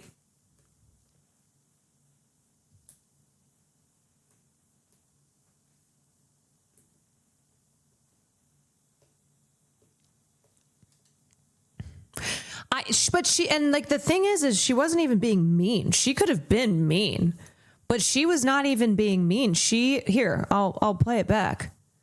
Frederica absolutely deserved to be called a stupida stronza resista. Like if Ayo had just done this, I would have been like, yeah, that's so fair. But it's that she answered the question in a really effective way, because it is something that people do go, oh, Me Too, it's over. Black Lives Matter, it's over. See ya. And I think bringing it back around to the work that activists are still doing, and that there are plenty of people who are still, have dedicated their lives to fighting for progress, and like, oh, I think it's maybe news to them that that's over. Used as much, but I do think that there's work being done by activists, by people every day. I don't know if it's purposeful, if it's not me, but I just am curious. I don't think it's done. I agree it's not done. I don't think it's done at all. I think maybe hashtags might not be used as much, but I do think that there's work being done by activists, by people every day. That's beautiful, important work that's not finished. That's really, really, really active for a reason. Yeah, you know who also benefits from declaring that progressive movements are over? People who stand against that progress. Why the fuck do you think they're always like, oh, Black Lives Matter is over? Oh, pro-Palestine is over. It's because they want it to be. And so they'll just declare it. They'll just be like, oh yeah, Me Too is done. And the purpose to that is to de-incentivize people. It's to cause people to feel like, oh, well, what's the point? What the hell? I guess this is just it. They want to drain that power. Really charged. Yeah. And that work isn't finished at all. Maybe if there's not mainstream coverage in the way that there might have been daily headlines in the way that it might have been 8 or so years ago, but I don't think that it means that the work is done. That's what I would say. And the movements have been halted anyway. Yes. Like the movements are still absolutely alive, yes. As you say, just maybe not as. And as a reminder, Tarana Burke started the Me Too movement. She was the originator of Me Too back in 2007. And it was not until Harvey Weinstein and the many wealthy, beautiful, famous white actresses in Hollywood who were victims of his in 2017 spoke out publicly and said, hashtag Me Too, share your stories, that it became global. But as far as the work to, the work to end the cultural and societal and systemic enabling of abusers, and to give survivors to give them a space to share their stories and to highlight these issues. That work has been going on before #MeToo. And it has continued as such. Tarana Burke is still out here. Tarana Burke is still out here fighting the good fight. Labeled or covered, or witnessed as or kind of magnified as much in this present moment. Yeah, trying to demoralize people by being like, so, you know how all of this stuff is just over now.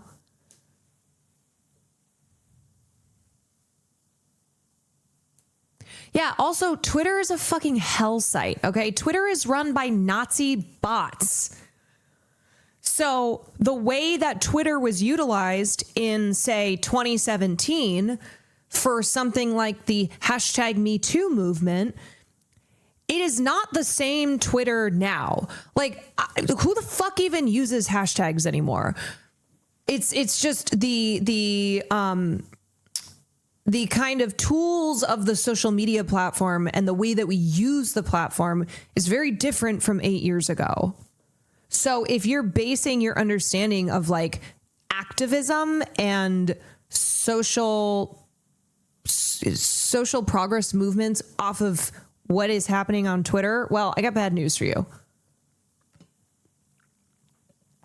I use hashtags #SageI'mOld. On an individual basis, I think people are using hashtags, but as far as it being like a big component of the platform, it's not. I mean, also Twitter, like the explore page on Twitter, I used to every single day when I opened Twitter, I would always first go to the explore page. I would go to see what was trending. I would go just see what was in the news. And it's just the platform is so different now. It ain't the same. It ain't the same. Hashtags are a different thing now. It's to tell the algo who to target. Yeah. Okay, did you guys see this story? Kiwi Cash Coven, thank you for the 8 months. So I was trying to look into this a little bit more. So, okay. Greg Sipes, I don't know how to say his last name. He was the voice of Beast Boy from Teen Titans for 20 years. So a lot of you may not know his name, but you may know his voice. Hold on a second, though. Hold on. So yesterday or the day before that, he came out and accused Warner Brothers of firing him after he was diagnosed with Parkinson's disease. Yeah, wait, chat. Just hold on. Okay. And you know I'm not in the business of defending big companies. Hold on. So he wrote, let me see. Okay, wait. Greg is calling on his fans to help him reclaim the part. In a lengthy message shared on Instagram by DC influencer Emmanuel Devon Newsome, Sipes accused the company of firing him after he's diagnosed with Parkinson's. Hey, James Gunn, since Teen Titans Go falls under Elseworlds, the fans need your help. I had the pleasure of speaking with Greg Sipes, and he shared with me lots of upsetting details and information of how he was wrongfully terminated by Sam Register while the other original actors get to keep their jobs. Okay. He said it was after Valentine's Day, and the OG Titans cast begged Sam that the show would not be the same without Greg, and the things that Sam Register said and did is very inhuman. Greg told me he's been discriminated against because of his Parkinson's, and they're trying to steal his voice and replace him with a mimic for the new Teen Titans Go season. DC fans spread the hashtag Save Beast Boy hashtag Greg needs your help. Sipes commented, Warner Brothers literally fired me on Valentine's Day right after I publicly shared my Parkinson's diagnosis. It's like a death to me that only the fans can bring back to life. An individual close to the situation painted the circumstances of Sipes' exit in a different light. telling The Wrap that when producers approached Sipes about stepping down from the role due to performance issues, they offered to create a new character for him to voice and began talks with his agent on a development deal to keep him involved. This individual insisted Sipes was not fired because he has Parkinson's disease, but because his performance was not up to the level that producers needed for Beast Boys. For Beast Boy. Sipes has recorded a couple of scripts featuring the new character, and the development deal is still being negotiated. He was part of the Teen Titans cast when it premiered in 2003, voiced Beast Boy for 9 seasons of Teen Titans Go, and also voiced Adonis and Private Hive. His additional credits include Young Justice, Ben 10, and Ultimate Spider-Man. Okay, so there are some asterisks here. Now, on the surface, this seems really bad. You're like, oh, this actor who has Parkinson's disease was fired after he revealed his diagnosis. Okay, that happens all the time, of course. This is why people who have who are disabled or who have just any physical thing that they worry is going to affect their their worry is going to be able to affect I cannot speak. They worry is going to lead to them being fired, is going to affect their security at their jobs. Like, there's a reason that people keep that stuff private, because it absolutely can lead to them being discriminated against. But now Greg said that he was fired on Valentine's Day, but in July, and then also repeatedly in the months since Valentine's Day when he would have been fired, he has posted about recording about how excited he is for Teen Titans, posting things publicly that would go against the fact that he was allegedly fired on Valentine's Day. So since then, he has made more than one mention to him recording and working on Teen Titans. Could be forgetting stuff. Maybe. I don't know. It's just, it's one of those where it seems more to the story. The other thing is that Greg Sipes has increasingly become very anti-vax, a COVID conspiracy theorist. He's posted a lot of really crazy stuff since 2020. He's just one of those people who fell down the rabbit hole. COVID broke his brain. Unfortunately, many such cases. So that has been brought up as well. Now, do I think that that was the reason he was fired? The reason he was fired from Beast Boy. It sounds as if he maybe has a different role. I don't know, because Tara Strong, who is also on Teen Titans, she is just as wacky, if not worse. The two of them have a podcast where they are just feeding each other insanity. She's a Zionist. Not that I think that is going to affect her standing in Hollywood. But she also is a conspiracy theorist. She says a lot of things publicly that are not a good look, very PR nightmare. So if it were not for Tara Strong, I would go, okay, I think Warner Brothers was like, this is too much of a liability here. But then this other element of okay, he maybe has another role in the show. So it could be that he just, after 20 years, doesn't do the Beast Boy voice like he used to, which is something that does happen in voice acting all the time.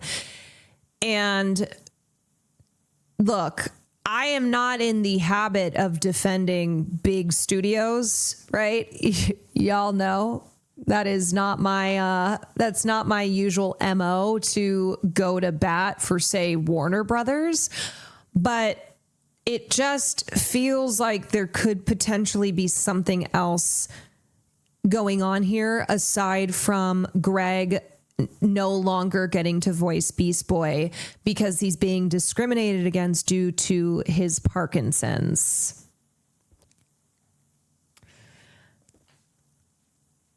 And so now a lot of people are like saying, no, he was fired because he's an anti-vax nutcase. But the one reason that has me thinking he's not is because he seems as if he's still going to be a part of the show. And also because of Tara Strong, that she is still, who does she voice again? Tara Strong. Who does Tara? Raven. She's Raven in Teen Titans. Samich Slaya, thank you for the tier 1. Hugo Gerg, thank you for the 32 months. The funny thing is he won't be voicing the character once Gunn casts the live action version of the Teen Titans. Oh, yeah, no. Animated shows having freak-ass VAs is not uncommon. Another Titans VA, Tara Strong. Yeah, that's who I'm talking about. Tara Strong's a Zionist. Ugh, fuck, we can't have good shit. Yeah, I'm sorry. Just know that when you are a member of this community, when you watch these streams, there's a good chance that at some point I may destroy your childhood. I may inform you of something that then you're like, man, I wish I didn't know that. So, oops. Look, I've experienced this a lot myself. I still find enjoyment in my life. I still enjoy things. I still have my faves. Okay. I love pop culture still, even with all of the, yes, cursed knowledge that I have. Just know, okay, for a lot of you, if you only learn this stuff from me, just know it's worse for me because I know all this stuff plus more that maybe I just forget to bring up on stream or it's not relevant. So I've had so many of these moments where I'm like, no, but I am also a reminder that you can still enjoy things, right? You can still have fun. And sometimes you people in here will tell me things about artists that I like. You'll give some not so fun facts. And I'm like, damn, that sucks. Yeah. So you people in here, you do this to me as well. My eyes are open due to spending time with Caroline. Didn't know half these issues. Thanks for keeping my eyes open. And here's the thing that now I can see this story turning into. Okay. I can see this turning into Greg Sipe suddenly goes from nobody in mainstream media knows who the fuck he is, especially not say in Fox News, to now he's going to be all over Fox News. If they get wind of this, if they decide to make this their next culture war battle of painting him as another fallen warrior to the crazy woke left, that he is being persecuted for his crimes of being a truth teller. They won't care at all about the, like, initially what seemed to be potential ableism here, right? Him being discriminated against for having Parkinson's. They don't give a fuck about that. No, what they could turn this into, Jesse Waters somehow finding a way to blame this on women, just women in general. How this is what the right loves. They love to find anybody in Hollywood who they can hold up as their latest and greatest poster child for being destroyed by woke Hollywood. Don't do their... See, you guys, this is why I would be so good as Carolyn. I would fucking kill it. Ladies and gentlemen, I have come here today to tell you about another great fallen warrior. That's right, folks. That's right. The woke left, the demon rats in Hollywood have come after this poor, poor man who only wanted to bring us joy and has been a part of our lives for 20 years in that show, The Titans of Teens. And what has happened to him is what has happened to other great Americans. He has been cut down by the woke. He has been chopped in half. Chopped in half. He has been castrated by the demon rats in Hollywood, by the woke mob.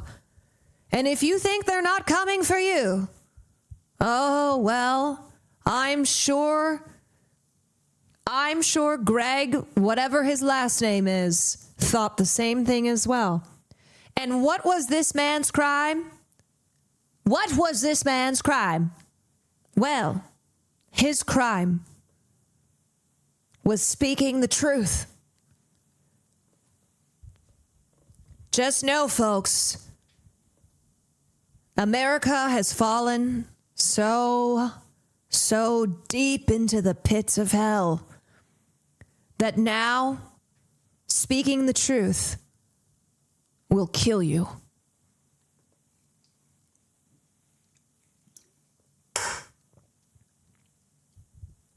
I don't know, Caroline, he seems too young for Fox News. Maybe if he voiced Scooby-Doo in the 70s, he'd have more of a chance. No, he is he's like a kid. He looks like Kid Rock. It would just be another Kid Rock. Like, I can absolutely see him making the rounds, right? Going on Fox and Friends, going on whatever else, if he so desires, to be like, yeah, I got fired.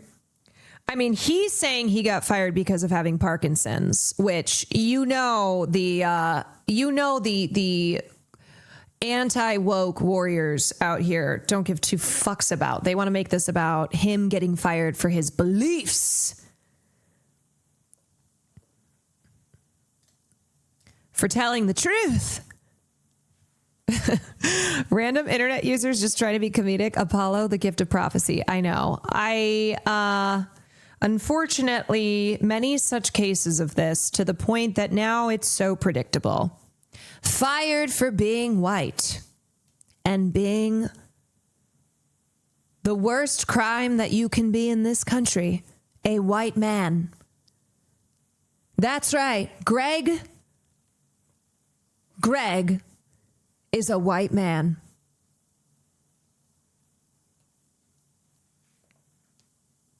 And here today to tell us about what it's like being a white man in liberal woke America is Greg.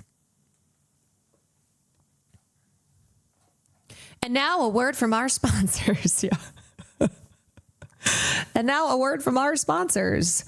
What was the one supplement product that More Perfect Union made just to see how right-wing podcasters will puddle anything?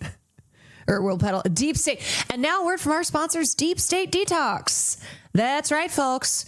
You are looking to free yourself from the deep state? Well, boy, oh boy, do we have the product for you. Is there anything else I'm missing here with the Greg story? I'm trying to... I'm trying to see if there's anything else that I missed.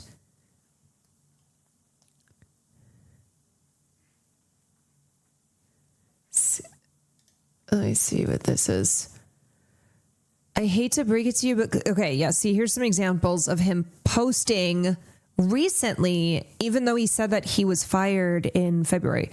Even though I'm battling and winning against Parkinson's, I still got it. We just started recording season 10 of Teen Titans Go, and I think you're going to like it a lot. Beast Boy was born with the first animated series audition I ever had at WBD. See, this was in July, end of July. And then this was March. First time sharing this part publicly on IG. Beast Boy and I loves you alls. Thank you all for the support and endless love. My Titans, friends, family, and fans mean the world to me. So I'm also confused as to... I've also just learned, this is from about this from a video by the Roundtable, which is why I'm now firmly taking the situation with a grain of salt. Again, I feel like this is going to hurt VAs with disabilities, either though Greg's claims being true or Warner Brothers clearing the air up regardless. Why would you play with your... Well, see, this is what I'm confused about, okay? Why now did they decide to say that he was fired? And also, if it's true that he does have a role on Teen Titans, well, is he not now jeopardizing his relationship with the company by coming out and accusing them of having fired him after he revealed he was diagnosed with Parkinson's? Like, there's just a lot of things here that I'm not quite understanding. That I'm not, there's just, this is one of those, I just feel there's more to the story than what was initially presented. The math is not mathing. And as I said, I am not in the habit of, always taking the side of the poor whittle multi-billion-dollar company. It looks like his contract runs through season 10. It might not have been renewed for further seasons. But still, if he's saying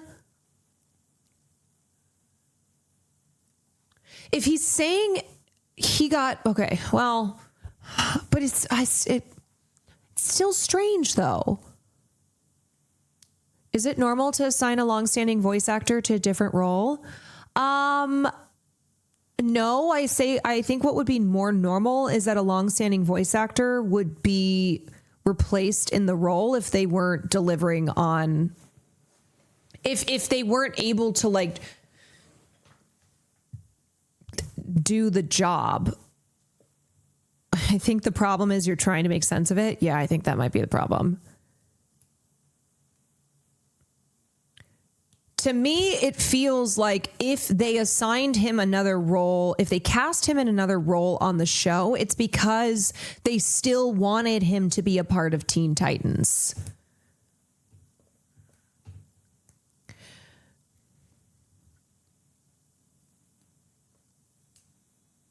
I don't know. So anyway, I had seen this and initially it seemed really bad, right? Kind of a cut and dry, oh, fuck Warner Brothers for this one. But then some other things came to light and just kind of made it a little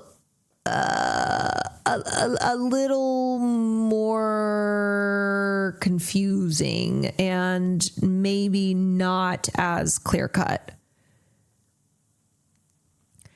It appears he claims to have several health problems. On Instagram, he promotes alternative healing methods that are not traditional.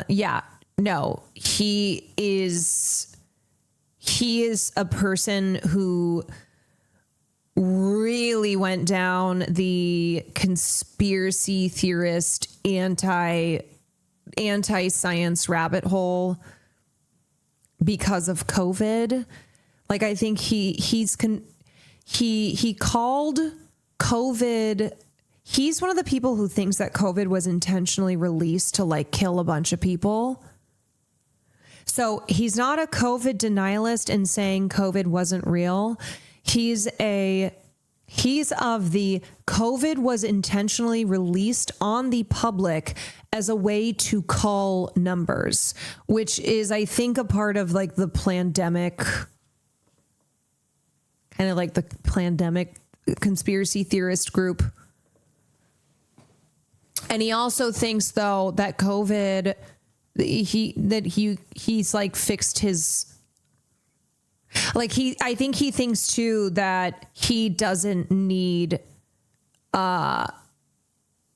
he can fix his Parkinson's on his own, like that kind of thing. He used a Beast Boy image in one of those wild videos about alternate medicine is what I read. Big no. Right. Which is why it's like, okay, that's pretty understandable if he's doing that under the Warner Brothers umbrella. Like, that's really a bad look for the show and for the company. But Tara Strong, who is also cuckoo, if not worse, is still a part of the show, which is why it's confusing. And also because of what just happened with Gina Carano and Disney. And Gina Carano Disney just settled in that lawsuit. And right now the environment is very much that companies don't want to appear to be firing people for their political and personal beliefs, for their like very right-wing beliefs.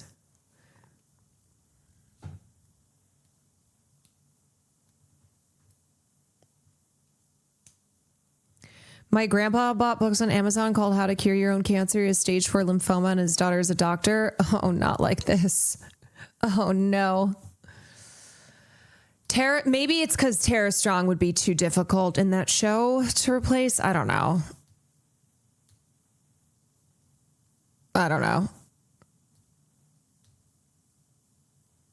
The conservatives are pretty powerful right now. Firing both of them could bring some real heat. Yeah, maybe I don't know. Who knows? Maybe they looked at it and went, okay, these two it's too much.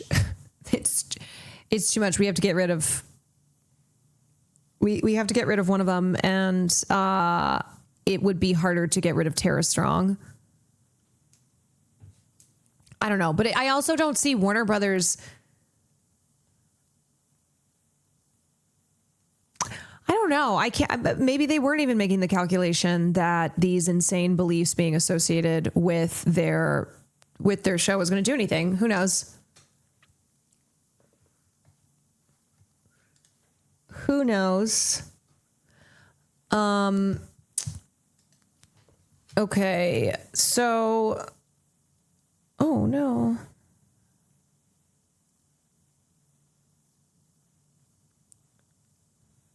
Oh no, Will texted me that he's not doing.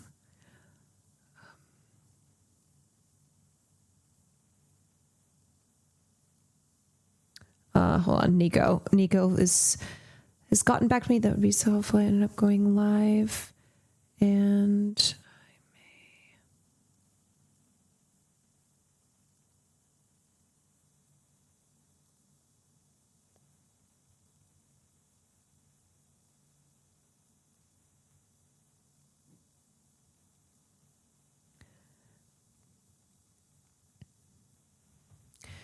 okay.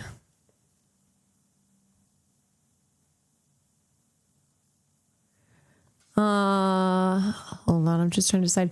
So I was gonna cover the VMAs, but I think I want to do it tomorrow once I can get my shit fixed.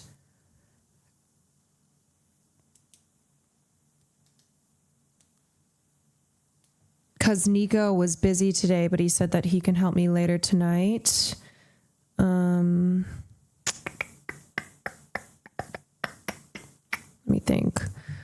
Because the VMAs, watching VMA stuff and talking about it will probably be like at least an hour. And I just think I'm going to be really annoyed if I can't. Who watches the VMAs? Well, actually, what's funny is that the VMAs switched to being hosted by CBS. And apparently they had their biggest viewership in 6 years, but also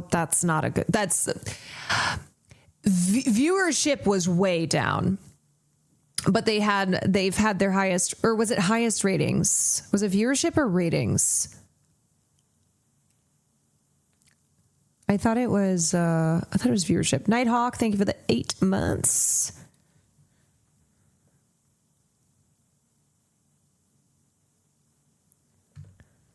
Let me see. Viewership for the VMAs increased by 42% from last year with 5.5 million viewers. It's the highest viewership for the event in 6 years. However, as far as the VMAs being a cultural event like they used to be, I think that's gone. I think the the VMAs used to be such a massive, massive cultural marker. And a lot of the, when we think of, you know, crazy award show outfits and moments, a lot of that happened at the VMAs, and it's just not the same anymore. And I think one problem with the VMAs is I don't know who they're for.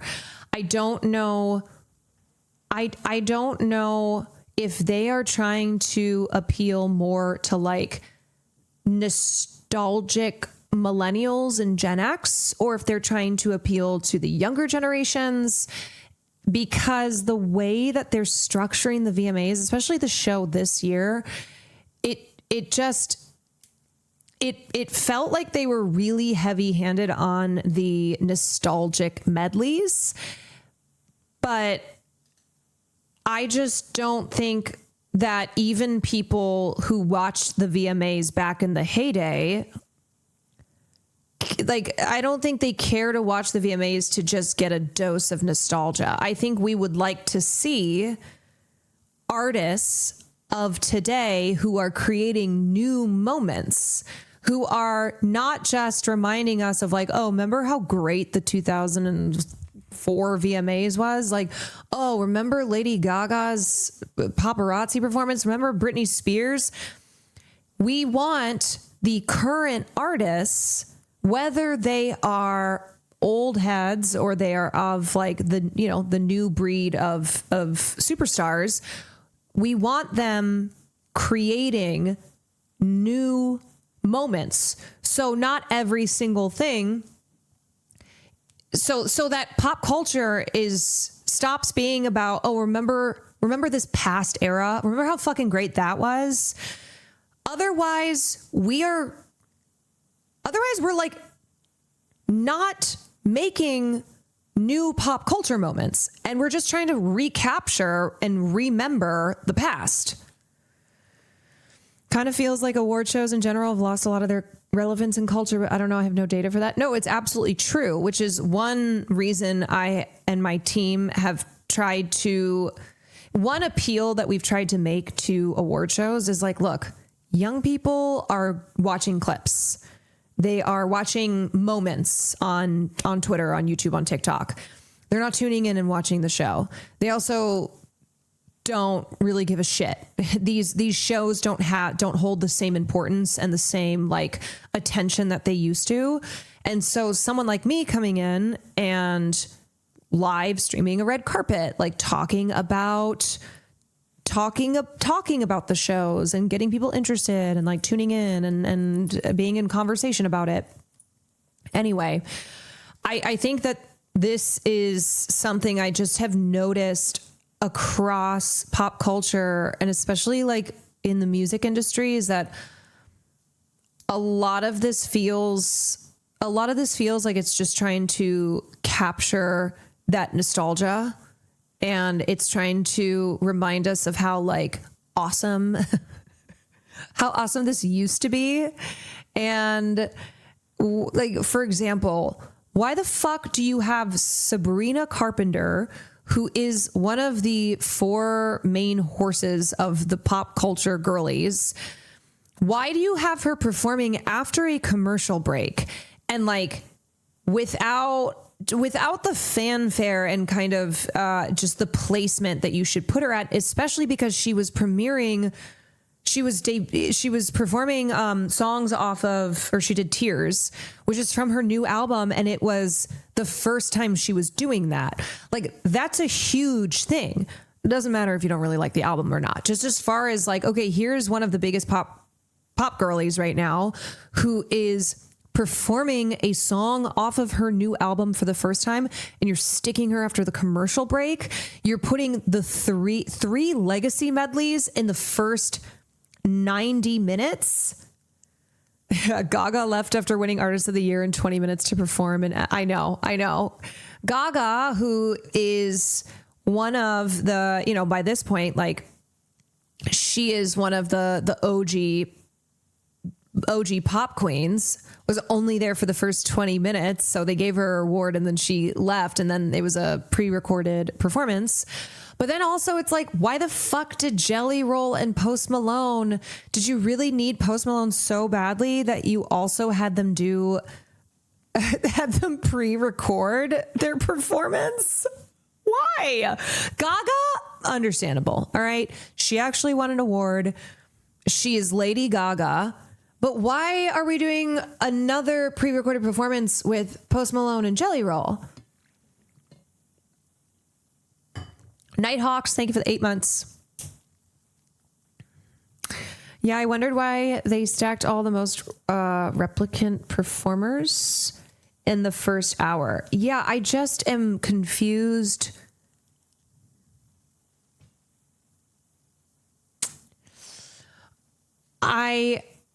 I'm confused by what the VMAs is trying to go for.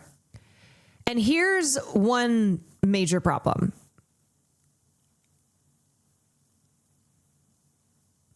Okay, here's one major issue. So,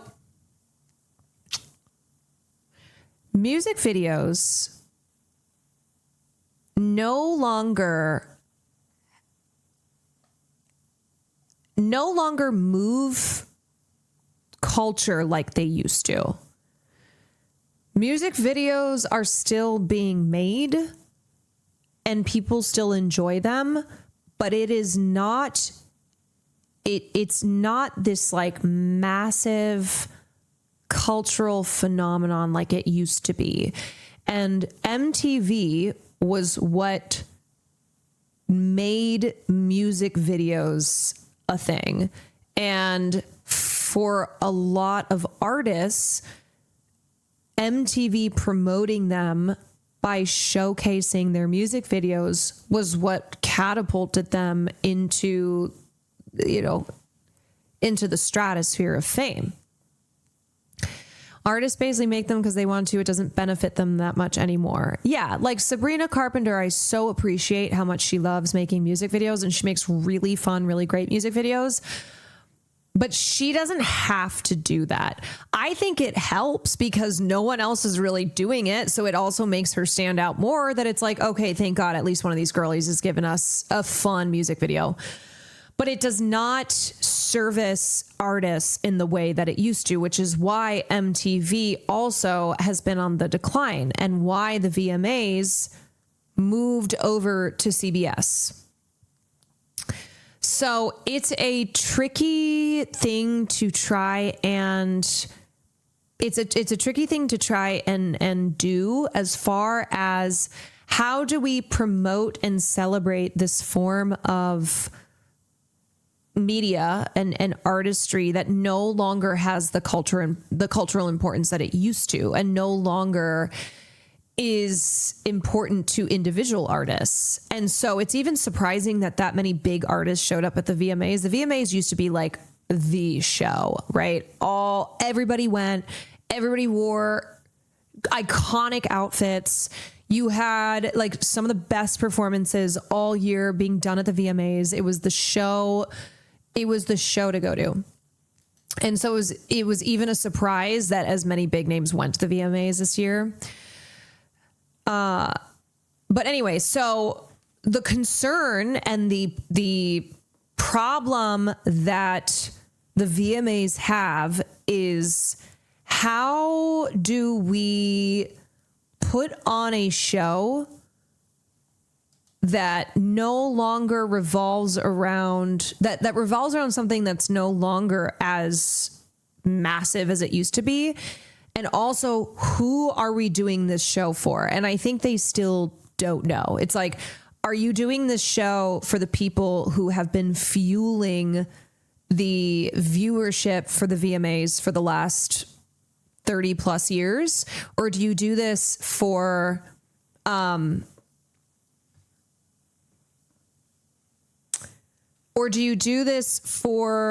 like people who have always been those who the show is put on in the first place? Like, do you do it for the kids? Or are you doing it for the nostalgic millennials? And I think it's why the VMAs tries to balance out having new performers and then also having veterans.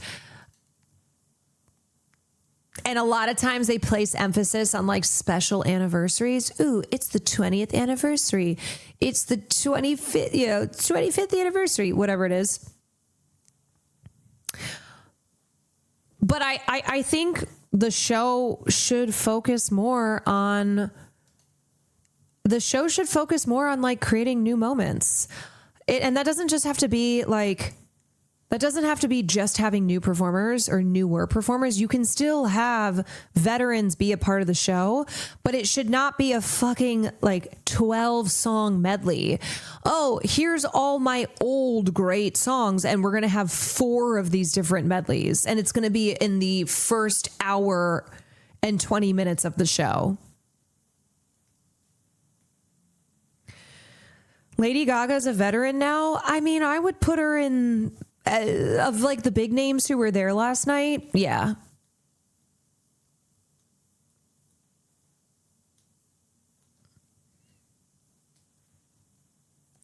Someone else made the point that moving to CBS is truly signaling the end of the exciting, unpredictable VMAs we know. Yeah, I think CBS, it definitely just gives it that more like boring corporate vibe. Not to say it was boring. I think that there were some great moments, but just too many lengthy medleys. I gotta be so for real. Too many lengthy medleys. I mean, and okay. The Ozzy Osbourne tribute was fucking ass. It was bad. It was bad. Yikes. I'd say it was kind of boring. I would say it's boring compared to like how the VMAs normally are. I don't think it was completely boring. I think you still had some fun performances, and I think like I think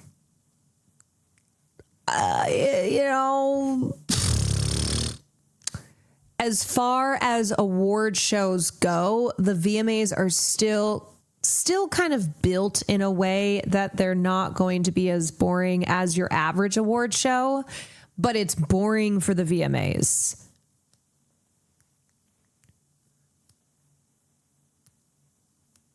Tate McRae litter box.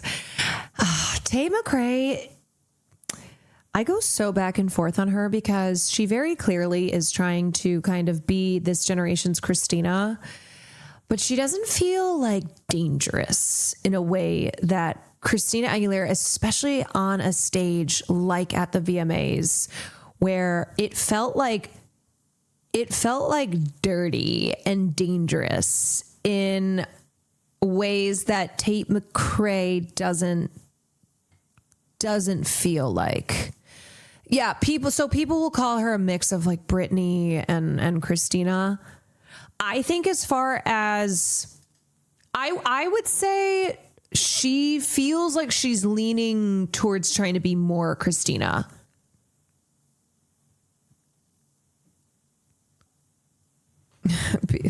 Literally where? I know.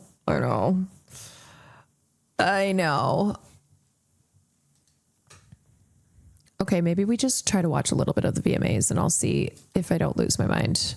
Hold on. Since I ended up talking about them anyway.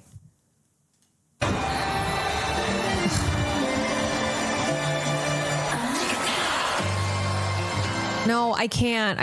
I'm sorry. It sounds like shit. I can barely hear it. It sounds like shit. Hopefully I can do it. Okay, so here's my plan. Tomorrow I have Next all day. I will get home from Next and I will stream at night. And later tonight, hopefully Nico can walk me through whatever the fuck is wrong with this Rodecaster, and I can properly figure it out. And that way I can listen to the VMAs as God intended. Can we talk about all these publications saying Tate McRae giving the performance of the night was clearly Sabrina or Doja? Am I crazy? Yeah, it was not Tate McRae. It was definitely not Tate McRae. Performance of the night. Okay.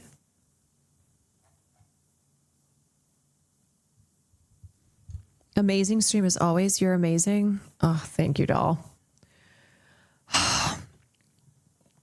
As I said, as soon as I figure out my tech problems, it is so over for everyone else. It's so over for you bitches. Once I get this shit locked up, nothing can stop me. Nothing can stop me.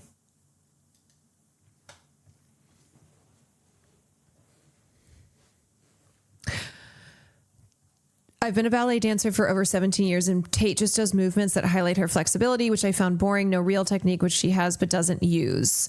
Yeah. Also, I saw this clip where everyone was like, look at Tate McRae on the stripper pole. Like, it is giving Christina. And she was just sliding around on the ground. Here's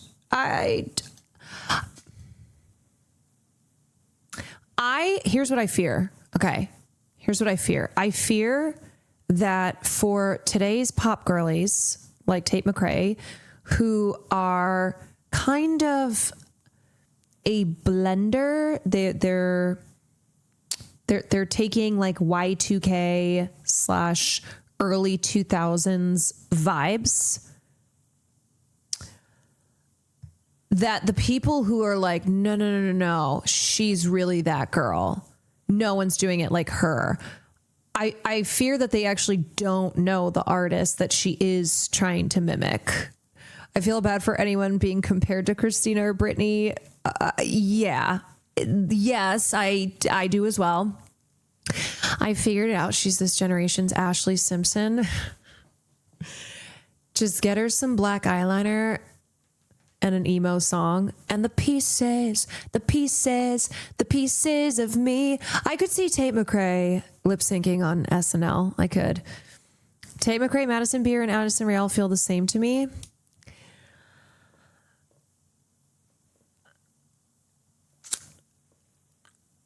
First of all, the names.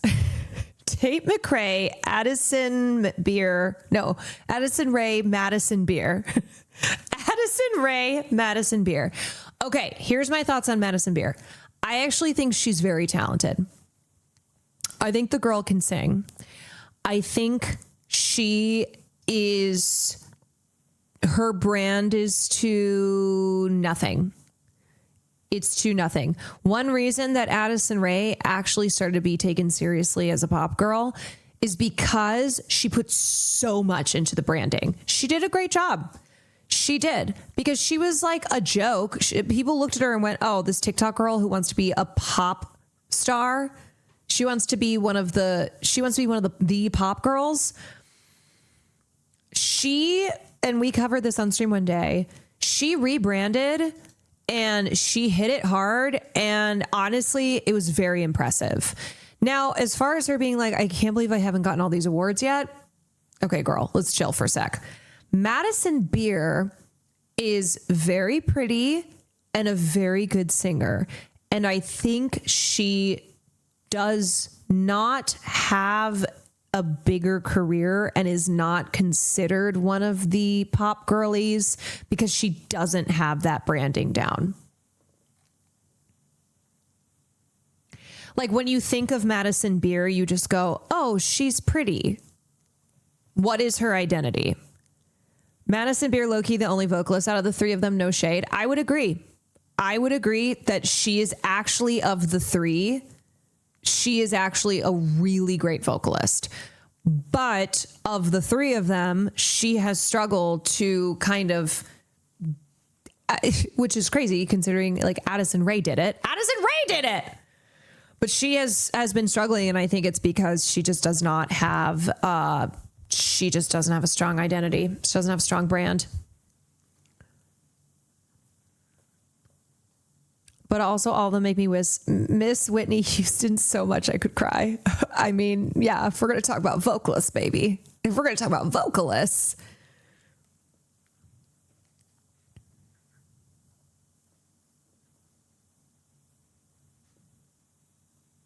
I'm calling it right now. Addison Rae wins Best New Artist at the Grammys next year.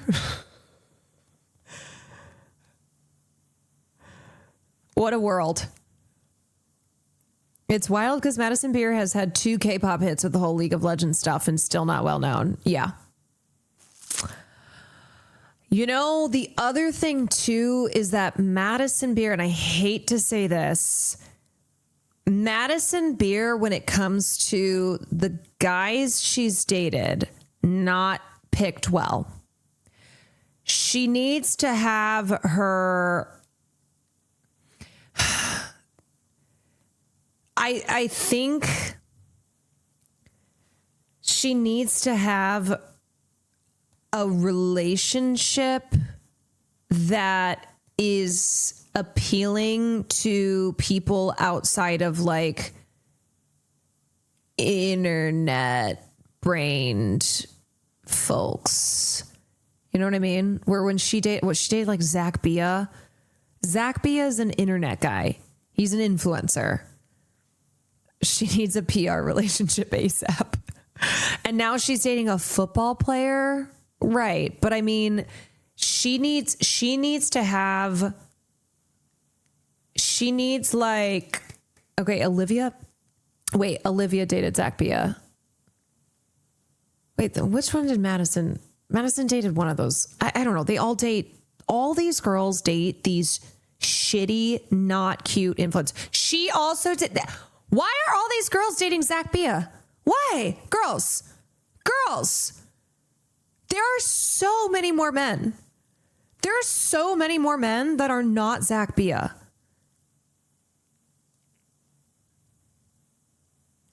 People think Lacey is about Madison. Wait, people think Lacey is dating Madison.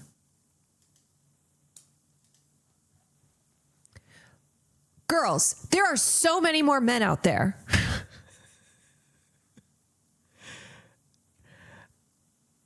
Oh, no, Lacey by Olivia.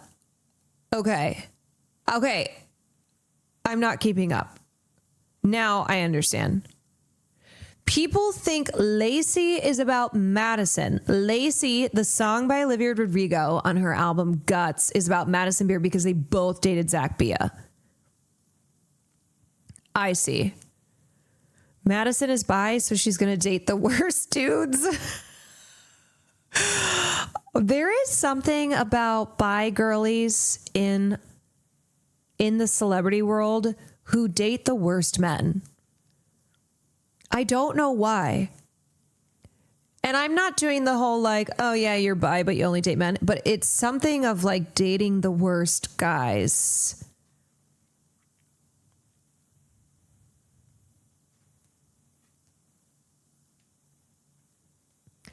Zoe Kravitz is snatching all the big catches from these poor girls. Yeah, Zoe is out here dating, like, who's the next? No, it's not just celebrities. Are my non-celebrity bi girlies also dating the worst men?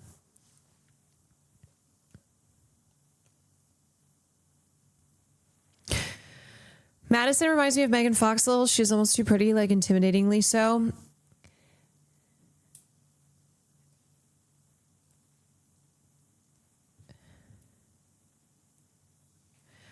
I hate the fact that the best movie that Megan Fox did is the one that was so misunderstood at the time. And that I hate that Jennifer's Body, which is the best film Megan Fox did and the best role that I think she's had. Jennifer's Body eats, no pun intended. I think she did that role as a way to try and break out from what she had been kind of the box she had been forced into as like, I'm just a hot girl. And that film was so poorly received and was shit all over. And then she ended up like taking a break from acting, and she had her kids and whatnot. But did I ever tell you Jennifer's Body was filmed at my high school? No, you know Jennifer's Body is one of my favorite movies.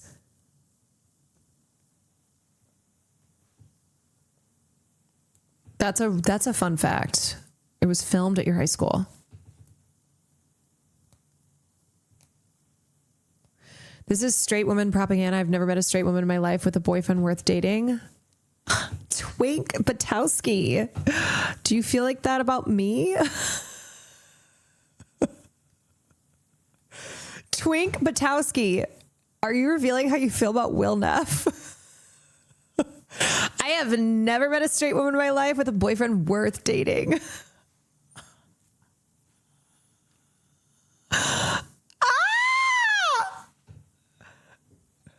Well, after the Swifties have cut his head off, whatever remains. Caroline, my dear, we have never met. Okay, I guess I met like, oh, okay. You mean literally meet. Literally meet. Okay, fine. My bi female friends will show me ugly celeb crushes like, Christ, you have the option of anything. Yeah. You would think being bi, you go, oh, the world truly is my oyster. Men and women and NBs, anybody. And yet, the Swifties scare me so much I'll never speak on Taylor again. So here's the thing about the Swifties is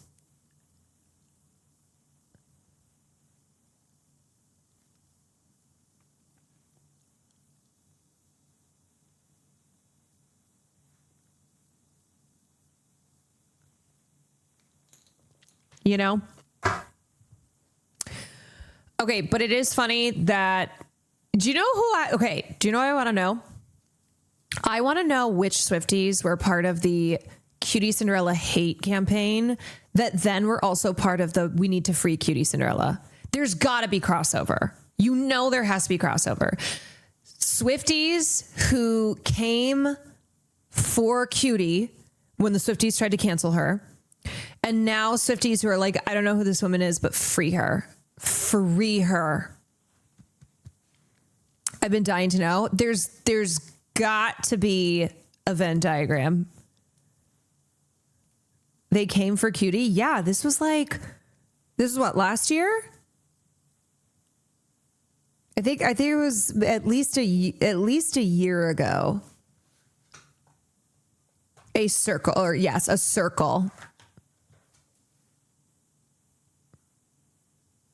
One of Kamala Harris's Venn diagrams, and the overlapping is Swifties who tried to cancel Cutie and then Swifties who have come to her defense.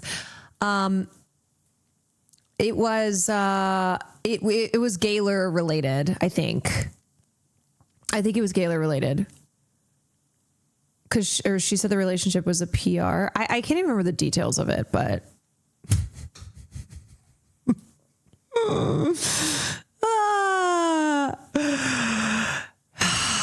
it always be your own people sometimes. It always be your own.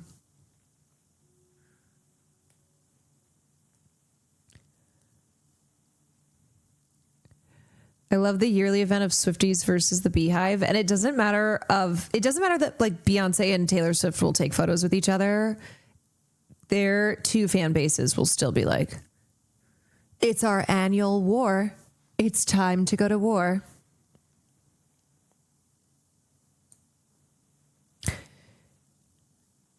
Damn, like, you know what? Maybe the Swiftie fandom is just that large. There are so many moving parts and factions. Okay. This is what I explained last time. Cutie Cinderella is a Swiftie. She is a Swiftie mostly because she loves Taylor's music. That's like why she's such a fan. She is in the genre of huge fan of Taylor Swift's music, like named her dog Swift, like blah, blah, blah, blah, blah. But Then there's, of course, the factions that are much, much, much more intense, especially when it comes to Taylor's personal life. Cutie doesn't care about Taylor's personal life. She loves the music. That's it. There's certain things when it comes to the personal life, like maybe her masters, right? When she didn't own her masters, and then when she did. But I wouldn't see that so much as her personal life as it still pertains to her, it's like her business and stuff. But the Swifties that came for Cutie are of a faction that are very scary. Yikes. Because Cutie said that a Vegas makeup artist said the Taylor and Travis relationship was a PR stunt, and then she got cited by Demois as it being, oh, right.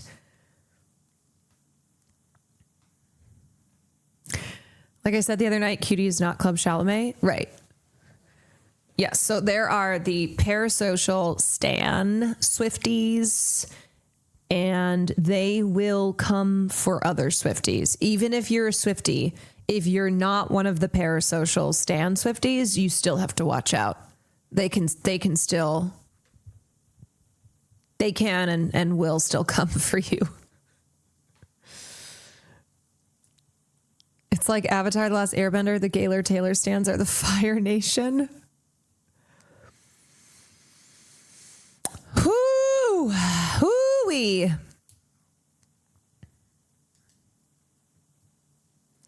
Austin, Texas brain rot is so real. What is this? Not ex, just dude she was fucking, whatever. He fucked a, he was like, I fucked a, wait, what is my friend's ex, not ex, just dude she was fucking, whatever.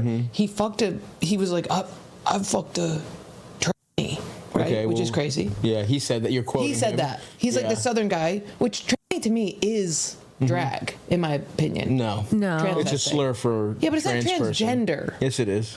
If you transition fully, you're not really a tranny anymore. Okay, You know stop what I mean? saying Sorry. it. That's where I live. Who's this person that he's talking to? You have gotten like Austin trans brain. Like you know what I mean? Like it really is at the top of your head. No, because you immediately brought it up as soon as the podcast started. No, because my friend's ex, not ex, just dude she was fucking, whatever. Who is some Joe Rogan guest? I love the way Stavi's just like, yeah, no, that's a slur. And then this person keeps trying to be like, no, I'm right. No, I'm totally right about this. And he's like, no, you're not. Like, you're actually not. You're actually not. And you just continue to say like, no, it's all good. Does not make it such. It's giving Frederica. It's giving the stupida stronza resista being like, I'm not racist. You're the racist. You're the racist. Not me. You. She's a New York comic. She's been called out by every member of Cumtown at this point. Like, bitch, if you're getting called out by Cumtown, which, not that I think Cumtown lets just about anything fly, but they're not, they're not like the word police or whatever accusations get thrown at people on the left. If you're being called out by Cumtown, you are fucking up. Yeah, not woke enough for Cumtown. Cis women can be a different type of weird transphobic and high key. Sometimes it's jealousy of the dolls. Do you know what I think this is? I think. Wait, the next clip is better. Identifying as queer if you're just a fully. What do you think about identifying as queer if you're just a hot woman who got a sex change in a relationship with a toxic gym rat? Do you get to say you're queer? Wait, what? If you had a sex, what do you mean the sex Women, change? okay, I was a man. I transitioned. What is she even waffling on about? I don't understand. Yeah, beautiful woman. I'm killing it. Huge tits. Yep. Amazing pussy. Yep. Sounds Having awesome. sex with gym rats. Strong Sounds men. cool. Toxic. Yeah. And I still identify as queer. I mean, I think being trans, I mean, we're in a society where I think, unfortunately, society dictates. Wait, huge tits, great pussy? It's that a little bit. And I think I'm more queer than that person. You're not. What do you think about identifying as queer if you're just a... Okay, and I also feel like she's trying to be funny about it, but it's not even funny. Like, what the fuck is she talking about? It's strange because she's not only wrong, but because she's kind of trying to be funny when she's like, I think I'm more queer than that person. It kind of makes it worse. Fully, if you're just a hot woman who got a sex change in a relationship with a toxic gym rat, do you get to say you're queer? If you had a sex, what do you mean the sex women? change? Okay, I was a man. I transitioned to be a beautiful woman. I'm killing it. Huge tits. Yep. Amazing pussy. Yep. Sounds Having awesome. sex with gym rats. Strong men. Cool. Toxic. Yeah. And I still identify as queer.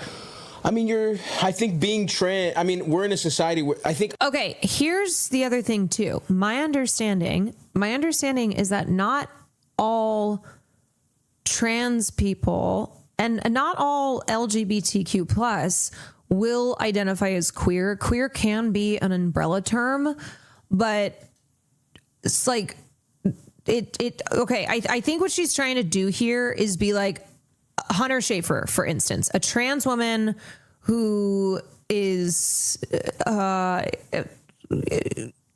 Schafer, right?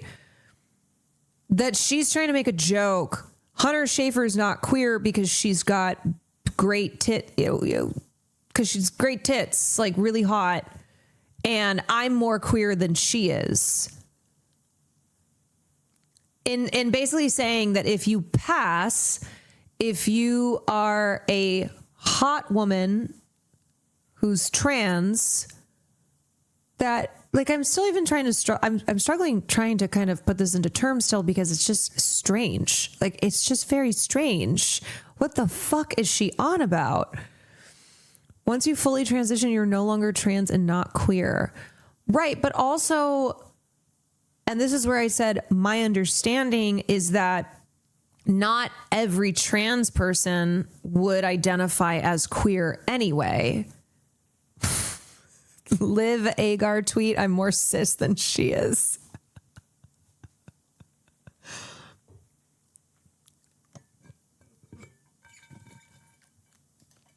Like, I think she's also just not funny, and it's causing me pain. I hate when cis people try to weigh on passing because it's such a complicated and loaded issue within the community, and cis people can never understand what it's like and what it means. Yeah, for sure. There's a lot of the times it's treated as like, oh, this black and white thing of if you pass as a trans person, then it's so much better. Like your life is just right? Like no issues whatsoever. And that it changes your circumstances to such a degree that now you have a comedian being like, are you even queer anymore? Why is she thinking about this? I don't know. This is just really, she's stupid. I think what Stavi was trying to find the words for was to say those trans people will be considered queer, whether that's a term they identify with or not.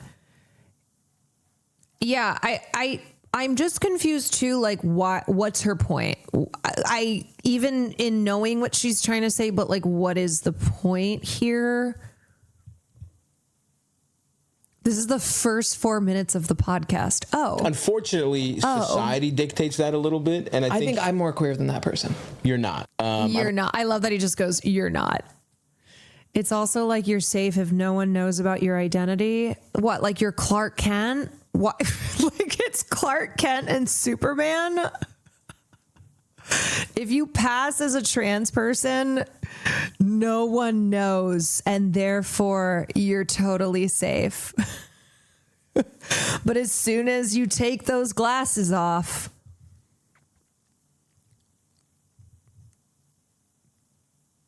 and I think this also gets into it's how we will incorrectly talk about legislation that is anti-trans, or it's like, look, it doesn't matter that J.K. Rowling tends to target trans women.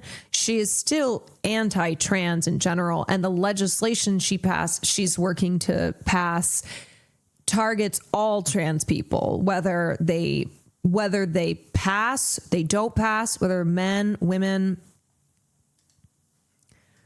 it doesn't matter. Queerness is the intersection of LGBT plus identity and politics, which is why a cop can be gay but not queer. Oh, I understand that more. Hunter Schafer is super queer. Like, look how many times she's been arrested fighting for Palestine. I think a lot of people use the term queer as interchangeable with gay.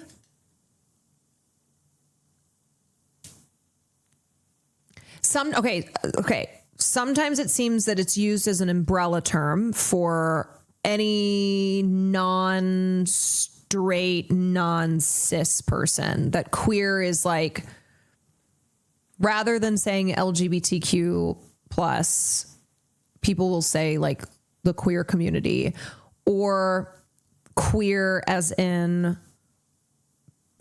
specifically around non-heterosexual sexual orientation. But that's interesting. Queerness being more identity and politics.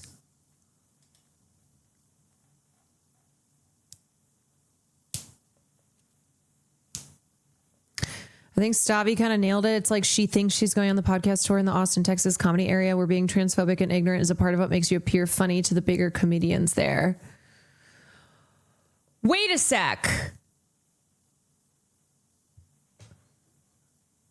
Wait, is this... What's her name? Who knows her name? Because I thought I read a story on... I remember reading a story about Jordan Jensen.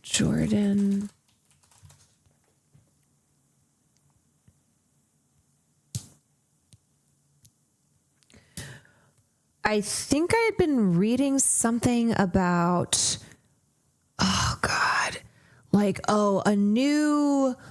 an up and coming comedian who she was like being praised in right-wing circles for, I can't remember, but I think it might have been her.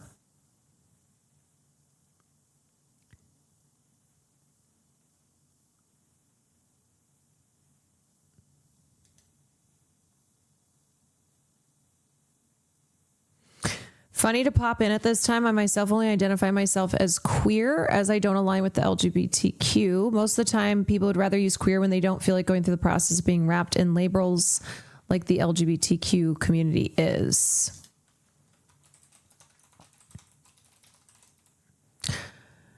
I just think of queer as non-binary. Personally speaking, I could be wrong. I feel queer, but I don't feel non-binary. I think... Yeah. Okay.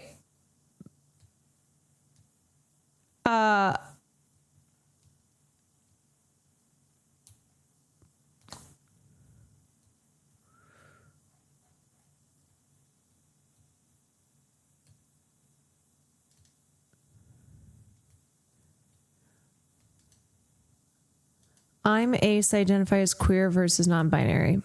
Yeah. Okay. So it does seem to be an umbrella term, but I think also people have different reasons for identifying as queer or not identifying as queer.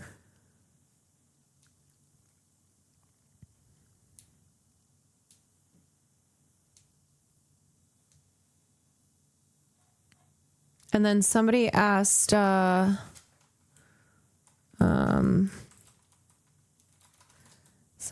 what is passing? Okay, so passing, when it refers to transgender people in the context of being transgender, is being societally perceived as the gender that you identify, the gender you identify as. So I guess in simple terms, it's like, oh, you are not seen as trans, you're seen as cis because people don't know that you are trans. So Hunter Schafer, for instance, Hunter Schafer is a person that people know is trans, particularly because she is probably the most famous trans actress in Hollywood, and her trans identity is an important part of her.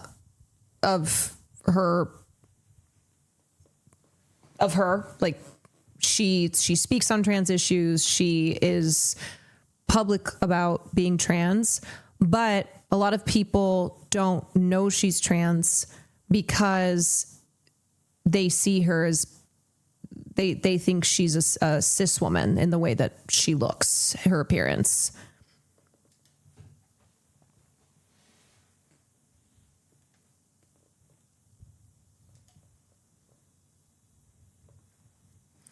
Trans men being seen as men and trans women being seen as women to strangers generally.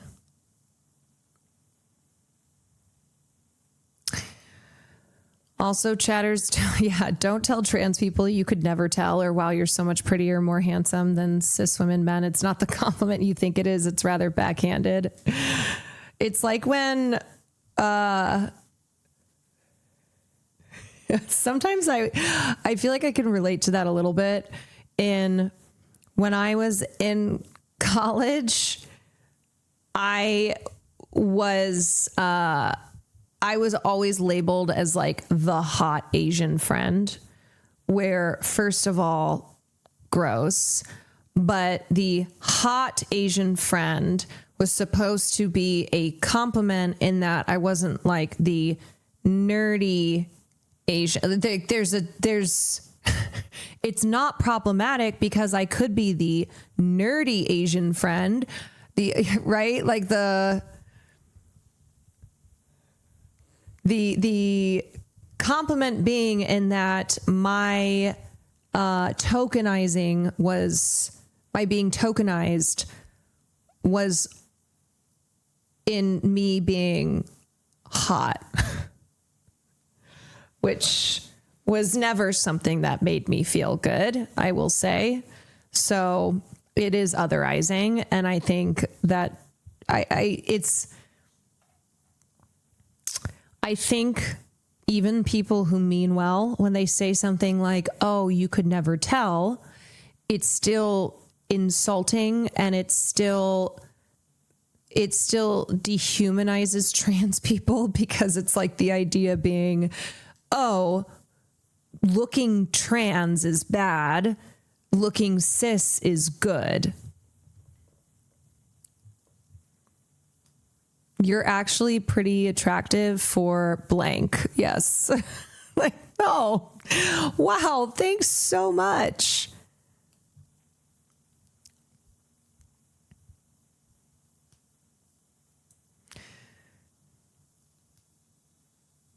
And I also, I understand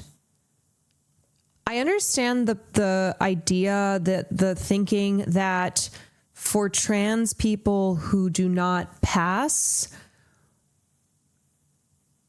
that it's like, oh, their life is, the way that society will view them will be worse because society is not kind to people who are perceivably trans.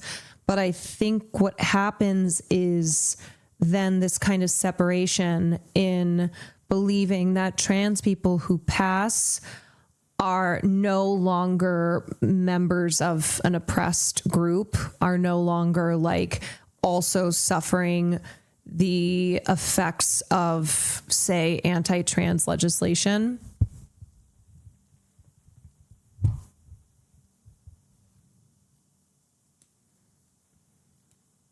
It also generates anxiety when people treat you one way when you're passing. Like, will they treat you differently if you didn't, etc.? It can be super harmful. Your safety is wrapped in passing. Totally. And I think ultimately what we should be working towards is not a society that is safe for trans people who pass as cisgender, but is safe for trans people in general. Like, it should not be contingent on whether or not you are perceivably trans. There's a reason why Blair White is moving to California. Oh God, I'm so sick and tired of these grifters though, where it's like, oh, the leopards ate, but I didn't think the leopards would eat my face. Oh. The cis gaze is treated as a standard for acceptance. Yeah, it still is like, it's also like, okay, white European beauty standards where ethnic minorities will be praised for having facial features that are more Western, are more European, white European, and how what that does is still hammer in the belief that having ethnic facial features is inferior. And the thing is that doesn't just come from white society, though. That is also upheld by minorities. That is like, I have a lot of stories, both mine and friends, where let's say you are, let's say you're Arab and you have a smaller nose, and how that will be praised as you have, like, it's good that you have a smaller nose because bigger noses are bad, or being black and being lighter skinned, and how that is upheld as like, yes, you're so lucky. It's so good that you have lighter skin because darker skin is bad. It's always the, what are you mixed with? The same thing, like where there's like a lot of weird shit I would get, and also what I kind of internalized into thinking that me being mixed race was good. It's like, it's better that I'm mixed with something else, so I'm not just 100% Asian. Like, I'm so lucky to be Asian. And in fact, I wish I looked more Irish. Like, these were all things I internalized growing up. She's so lucky, she's a star. Good night, Mr. Sonic Jen. Colorism is tough. Oh, yeah. I mean, colorism in every community.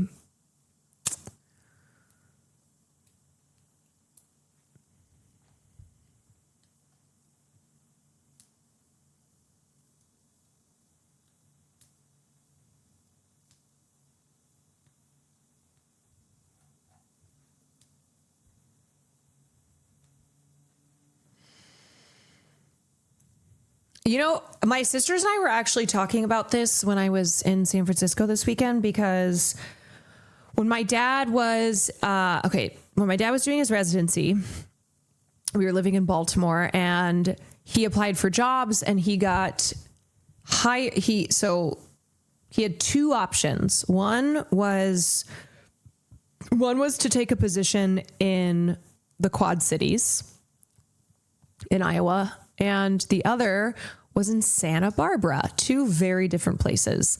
Santa Barbara, my parents ruled out for a number of reasons. I think namely that he was being offered more money to go to the Quad Cities.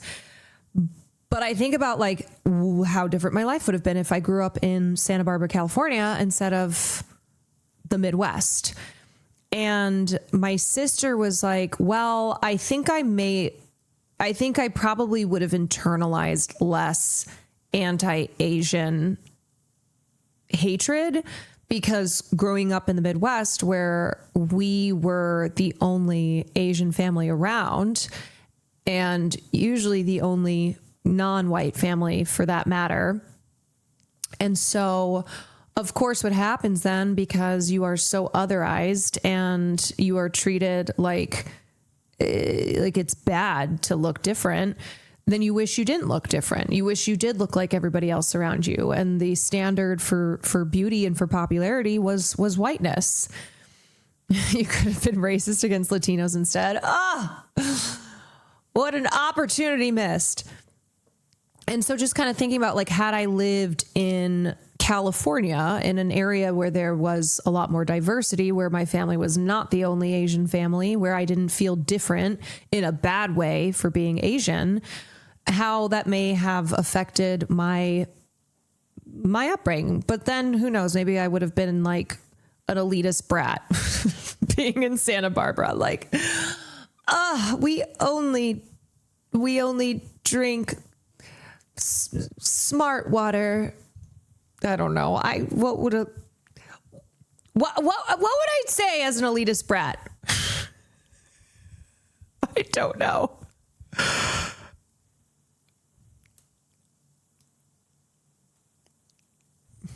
I only drink Fiji.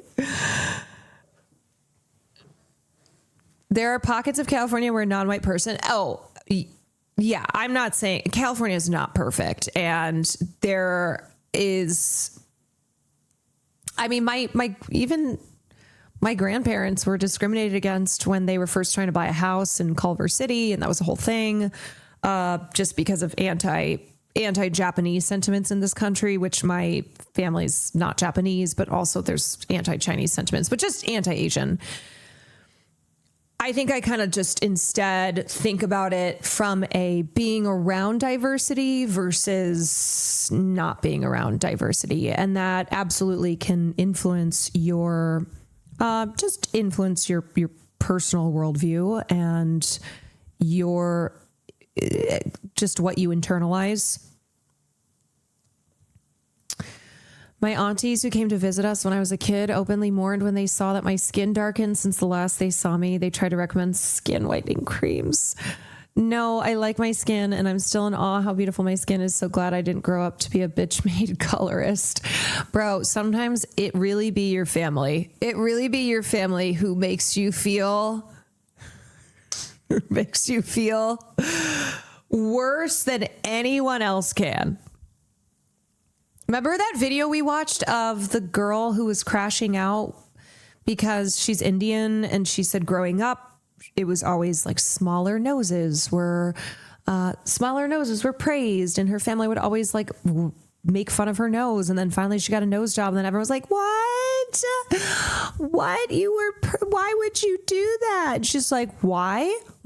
Because I was made to feel inferior my entire life, because I was made to feel ugly and bad about myself. And then I finally got a nose job, and it's never enough. It's never good enough.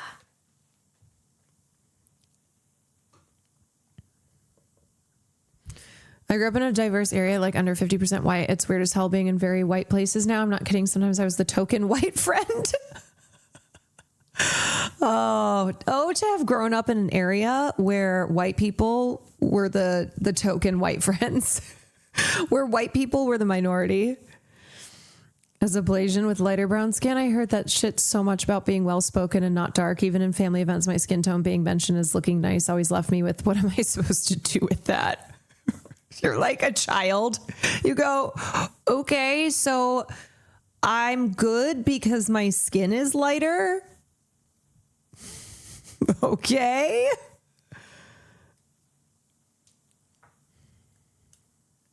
Oh, well spoken, the flashbacks. I know. And I am well aware of the privilege I have as someone of East Asian descent. I'm aware, even with this is how layered this shit can be. All right. This is how layered this shit can be. I can still be a victim of racism and also have privilege in being lighter skinned, in having pale skin, in being East Asian versus Southeast Asian, whether it is colorism in Asian communities, whether it is, whether it's hierarchizing by white society.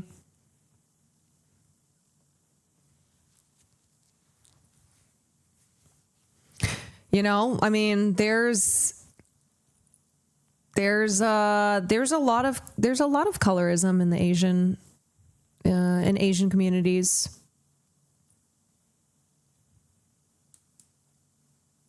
Racism is so complicated. Wow.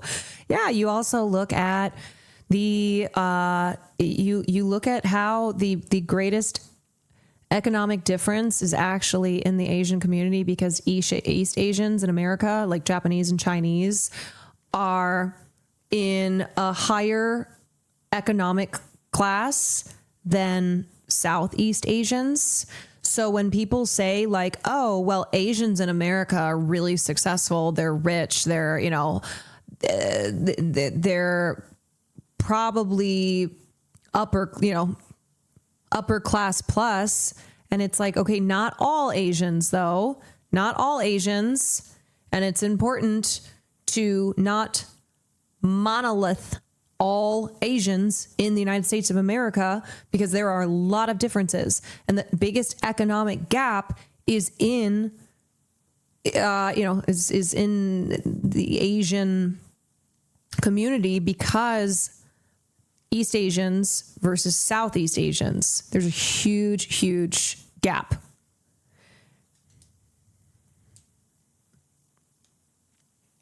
But we just all get lumped in together.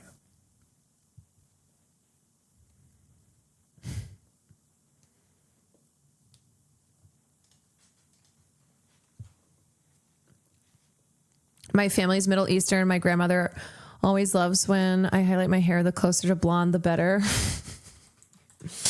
Always be the ones closest to you.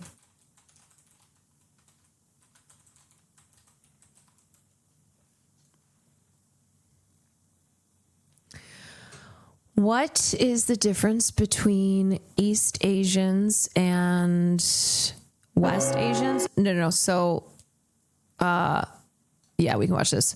So it's East Asian and Southeast Asian. So East Asia is China, Japan, Korea, and they have like when it comes to Asian power in this world, China, Japan, Korea, they're the ones who have empires. They're the ones who have had massive social and cultural influence. Southeast Asia includes countries like Vietnam, Thailand, the Philippines, and they have historically been the victims of empire, been colonized, not the colonizers. They in the West face discrimination due to having darker skin, just genetic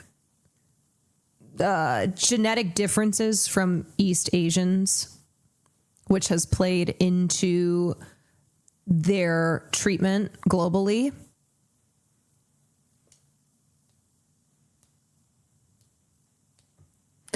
It's what Asian countries came out on top during colonial times. Yes.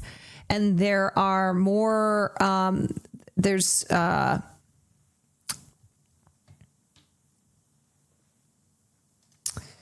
in the US, even though, yes, the Chinese, Japanese, obviously historic discrimination. Okay, the Chinese Exclusion Act, of course, the internment camps during World War II. So it's not to say that it's been smooth sailing, but still the the discrimination and the economic differences between Southeast Asians and East Asians in the U.S. is due to the differences in due to the differences in the world power that people from geographically East Asian countries versus Southeast Asian countries have experienced.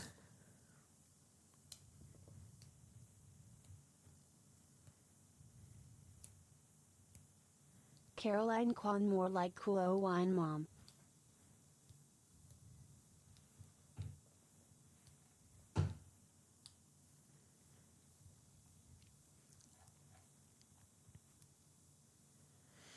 CarolineKwan, more like Wine Mom. Sulio, thank you for the 17 months. Witchy Beach, thank you for the Prime. All right, let's watch this. The new Knives Out trailer. This murder was dressed as a miracle. But what happened that night? Oh yeah, I forgot that half of Hollywood is in this. There's a much, much larger scheme.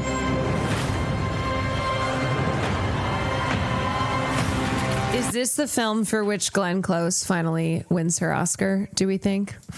Do we think Glenn Close is finally going to win it? To understand this case, you need to look at the myth that's being constructed. A man gives a sermon. He then, in plain sight of everyone, walks into a sealed concrete box. And 30 seconds later, that man is lying dead.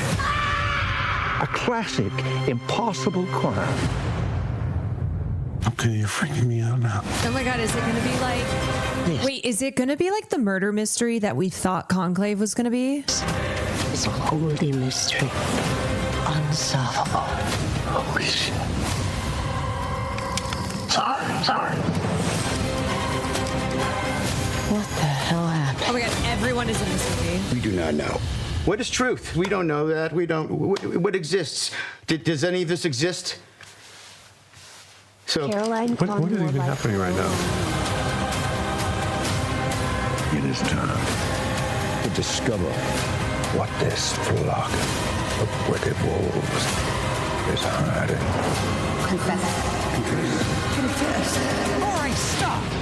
Here's what's gonna happen. Benoit freaking Blanc and I are gonna ask you all some questions, and you're gonna answer them. We're gonna get to the bottom of who killed Monsignor Wicks and why, and then that's it.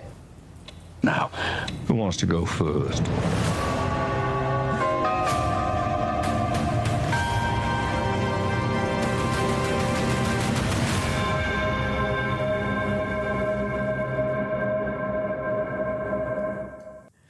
Streets are saying Josh O'Connor is a standout performance. Duh.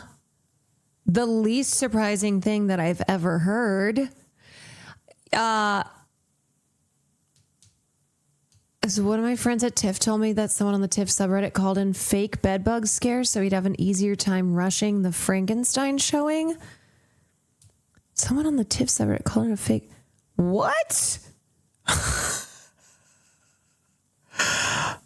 Okay, that is calculating on a level that I need to be at. Wow. Huh.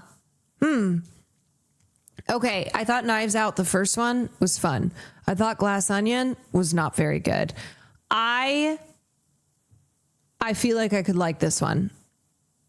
Wake Up Dead Man, a Knives Out mystery. I also like the cast. You know I love Josh O'Connor.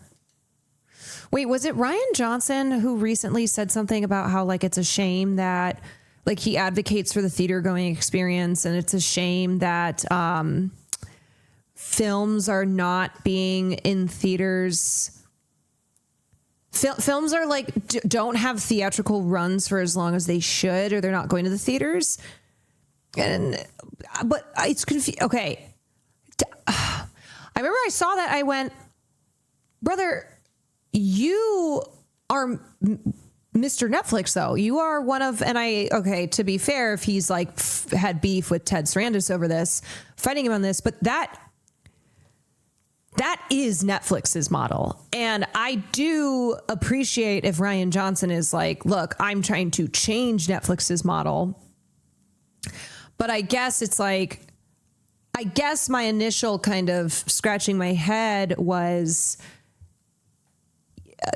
someone who's taken one of the biggest deals with Netflix being like, films need theatrical releases. It's like, yeah, and Netflix is namely one of the distributors that goes straight to streaming. Like it's their thing. They've both been extremely vocal about these two films not getting theatrical releases. They managed to get 2-week runs in all the chains for Glass Onion and Greg won an IMAX run for Narnia. Netflix refused to give this one the same treatment. Yeah, and I don't know what his contract is, but I feel like maybe he goes, okay, bye, because Rian Johnson is one of the biggest names in Hollywood. I mean, he signed a massive deal with Netflix. Like, I feel that he could probably negotiate a new deal for himself that includes a theatrical release. He is trying to change Netflix's model. There's a lot of reporting when Glass Onion came out about how he pushed them to put it in theaters and was upset that it couldn't stay longer. Rian Johnson says, I don't agree with Netflix CEO over movie theater model being outdated. I want Knives Out 3 in as many theaters first. Knives Out 3 in theaters for a full year. Who's with me?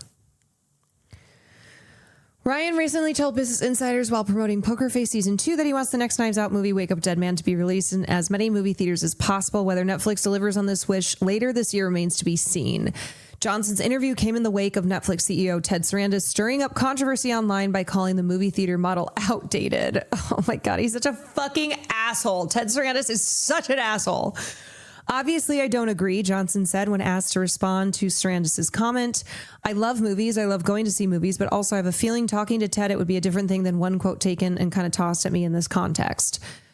No, I think Ted would just say more of what he said. So I don't want to phrase this as I'm having a proxy discussion with Ted right here. He's like, just to be clear, I'm not trying to please don't write this as Ted and I have beef. And we're all like, oh, Rian Johnson and Ted Sarandos have beef. I think theatrical is not going anywhere, the filmmaker added, pointing to the recent blockbuster success of movies like Sinners and a Minecraft movie. Johnson added, we've seen if you put a movie people want to see in the theaters, they are going to show up for it. And that experience of being in a full house and having that experience is so important. It's something that I love and I want more of in the world. Johnson's comments come after Sarandos appeared at the Time 100 Summit last month and noted, we're in a period of transition. Folks grew up thinking I want to make movies on a gigantic screen and have strangers watch them and to have them play in the theater for 2 months and people cry in sold out shows. It's an outdated concept. Ted Sarandos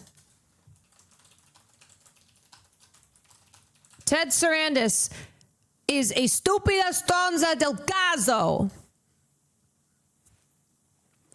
Asked specifically if the desire of filmmakers wanting to make movies for movie theaters for the communal experience is an outmoded idea, Sarandos said, I think it is for most people, not for everybody. If you're fortunate enough to live in Manhattan and you can walk to a multiplex and see a movie, that's fantastic. Most of the country cannot. Netflix broke with its internal tradition for the release of 2022's Glass Onion and Knives Out Mystery, partnering with major theater chains like AMC for the first time to give the Johnson-directed sequel a broader theatrical release. The film played in 600 movie theaters nationwide for 1 week, about a month before its streaming launch. Netflix has not made a similar deal with a major theater chain since, though it is teaming up with IMAX to give Greta Gerwig's Chronicles of Narnia movie a 2026 theatrical release on Thanksgiving Day. Narnia will play on IMAX screens for 2 weeks and then debut Christmas Day on Netflix. I want this in as many theaters for as long as possible, Johnson said about the third Knives Out movie. We're going to push for everything we can get in terms of theatrical because I want as many people as possible to see it in that form. They are rebooting Narnia. Oh, yes, they are, with Miss Greta Gerwig herself.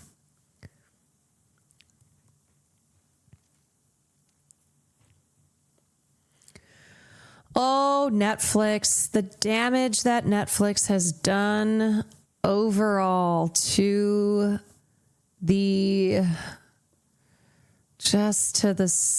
how people watch movies and what people expect of movies. You think Greta desperately regrets that Narnia contract? Yeah, I thought that Barbie was kind of her exception to the types of films she normally does, because she was making the Barbie movie, and it was going to be feminist, and it was going to be, you know, all these things that I think kind of Greta Gerwig looked at fitting in with her sensibilities. I don't understand Narnia. Narnia, it's a remake. We've had Narnia, and Greta Gerwig doesn't need to do Narnia.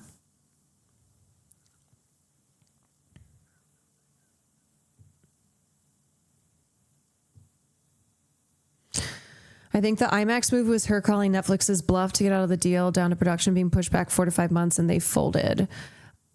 I mean, I don't get why she couldn't just walk away. Were they like, we'll kill you? We have Noah Baumbach. And he's never going to write a line of dialogue ever again if you walk away from this film. They like have him hostage. She stated several times that she wants to be like Spielberg. She wants the big movies. But here's the thing with Spielberg is Spielberg didn't do remakes. That's why I don't get why maybe she really liked Narnia. Like, why Narnia? Why Chronicles of Narnia? Unless she just really likes Narnia.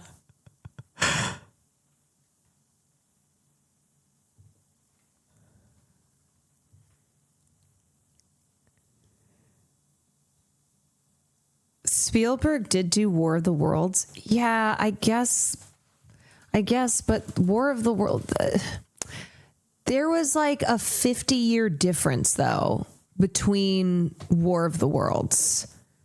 Narnia came out in the 2000s.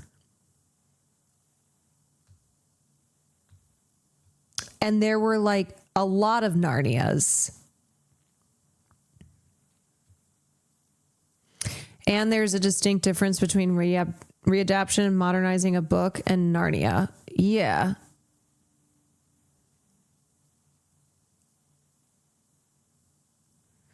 Is she doing The Lion, the Witch, and the Wardrobe, or is it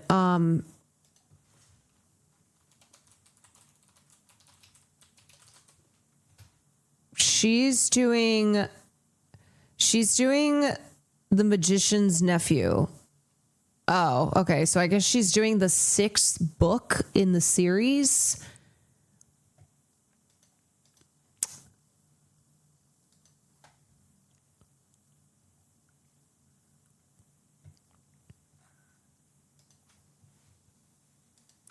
It's a prequel book? Oh, yeah. It's the 6th book in the series, but I think it's before... It takes place before the events of Lion, the Witch, and the Wardrobe. Is it Meryl Streep cast as Aslan? Yes. Aslan?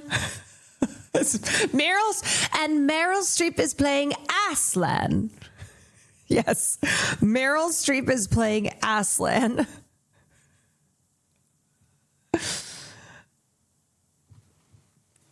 Also, why is Meryl Streep playing Aslan? What's going on? Meryl? Maybe Meryl is in her sunset years of being like, whatever, I'll play Aslan. What do I think of Emerald Fennell as a director? I've given my thoughts on Emerald Fennell. Shit, Will Neff. Will Neff always raids me when I am about to be like, all right, guys, I need to go deal with this thing. I'm going to send you over to Will Neff. But this man is always one step ahead. He didn't tell us he was ending stream. Wait, what? Did he just go? Is he okay? Are we doing... Oh, I thought you guys were raiding in and there was a new red flag emote because of all the Swifties. I was like, I'm sorry. Is this a new Will Neff red flag emote? There were a couple points I had to stop myself from responding. It's just some things I saw where I just went, no, it's not worth. It's not worth. He played us an epic girly pop DJ set. Well, when it comes to girly pops,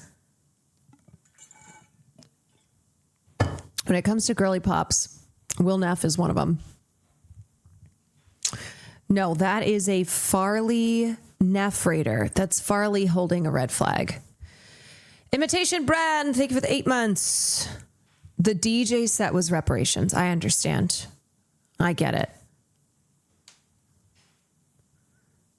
Girly pop is, yes, for the boys as well. Yes. A quick Cobblemon. Well, the only reason I haven't opened up Cobblemon is because I don't know what the fucking audio is going to be like. So this stream has been a little limited. The stream has been a little limited by my audio capabilities being limited until I can get this fixed, which is why I did not watch any VMAs stuff tonight, though we talked about the VMAs. I will hopefully be watching actual VMAs performances tomorrow night after we do 9 hours of Progressive Next. The search for the next top streamer. Also, Nandre was in here and I was going to see whatever he had posted, but Nandre is competing to be Progressive's next top streamer. I forgot. Well, we did the kind of like VMAs, a little bit of, analysis talk tonight. I didn't get to watch any performances because it sucks. It sucks. I can't hear anything. I can't hear anything. And if I crank it up, it just cranks my microphone up too, because it's all running on the same track. Do you want more red carpet cringe from the new PTA? Oh, God. Let's see. Well, what's it like calling Leonardo DiCaprio daddy?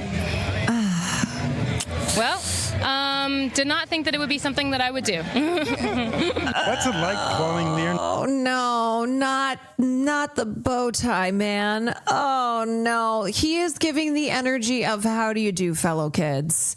He is giving how do you do, fellow kids?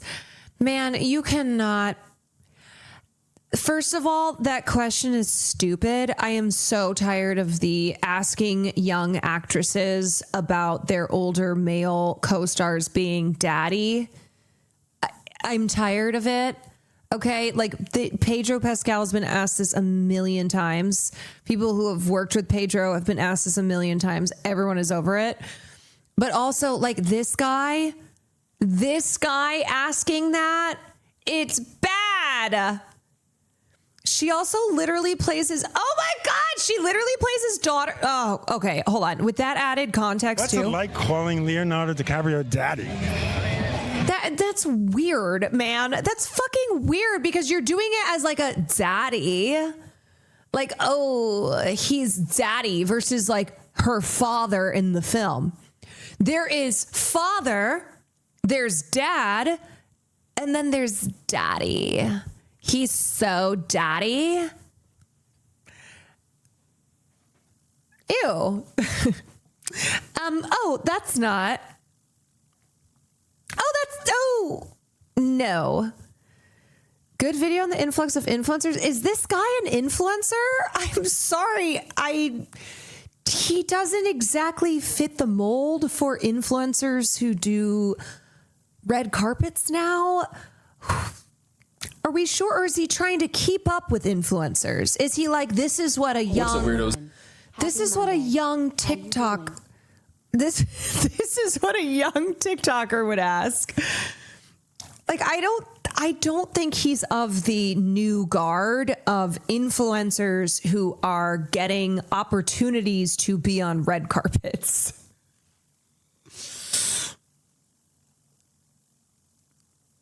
Schmangy Pork, thank you for the 3 months.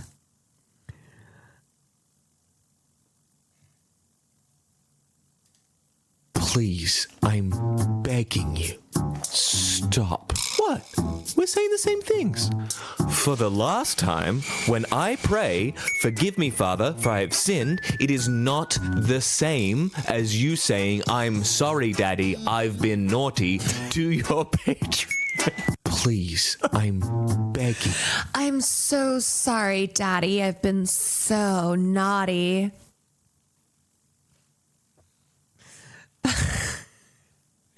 I've been a real bad girl. I've been sinning so much. I just can't stop sinning, Daddy. Daddy, please. Everybody's going to get all the legendaries and I'm just going to be... Daddy, I am on my knees.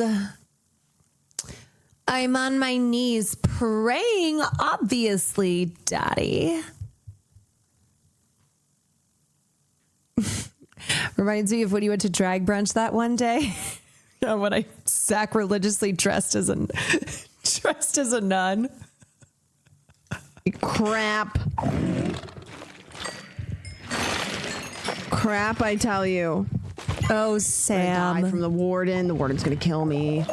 Oh, Sam. Oh, my God. Leftist Andy. Leftist Andy. Thank you for the 20 gifted subs. Caroline, we are lesbians tonight. We like mommies. Mommy. Are you my mommy? You need comrades in your suffering? I don't have any comrades. Oh. Caroline, come home. Caroline, come home. Help. Caroline, come home. Can we just stop with the entire daddy thing in general? Oh, yeah, no, it's reached maximum velocity. I think once Pedro started looking visibly annoyed when he'd be asked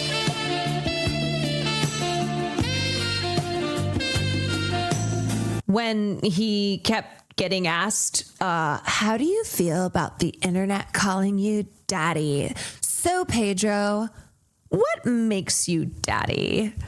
I think it just got to a point that he and the rest of us were like, and now we're over it. And now we're over it. Now we're done.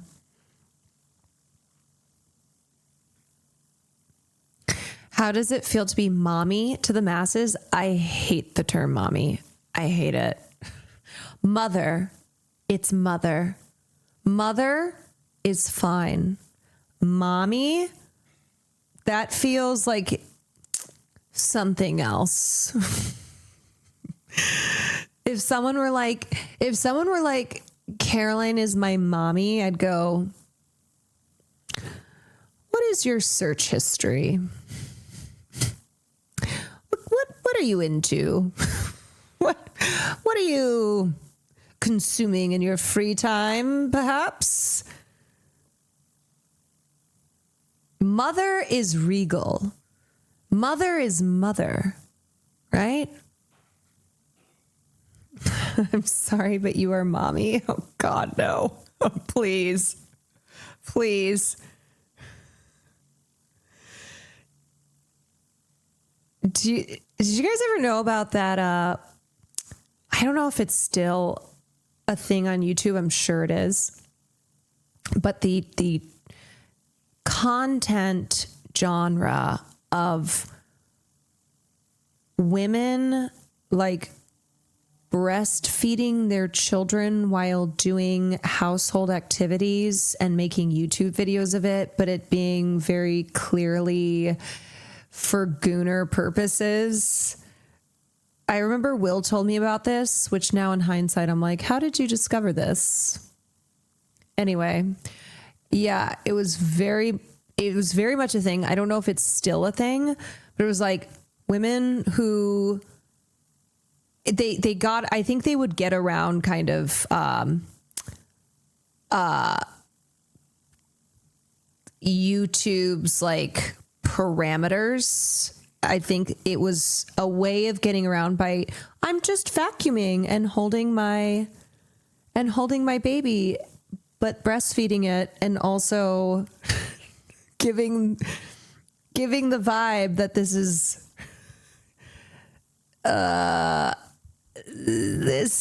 a specific type of video, and it's not to teach you how to vacuum. My friend told me the new meta is wearing see-through clothes and cleaning. Oh.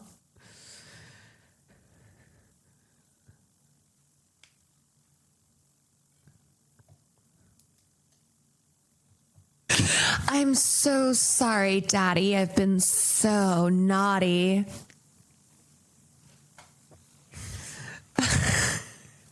Oh. I've been a real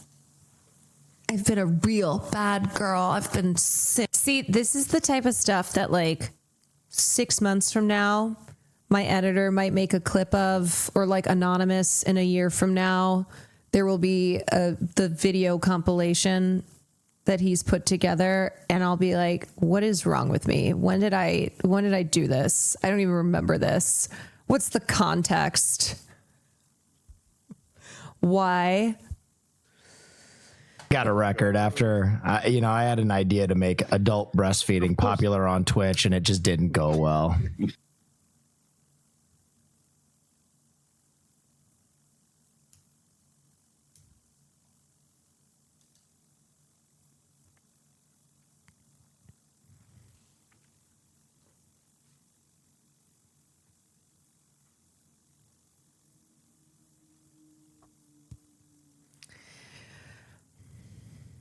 May I point out that Dan Clancy is on that call? The CEO of Twitch is on a call where Will Neff says that he wanted to make breastfeeding on Twitch a thing. So, that's okay. Will, that's okay. I hear that could be very popular on Kick.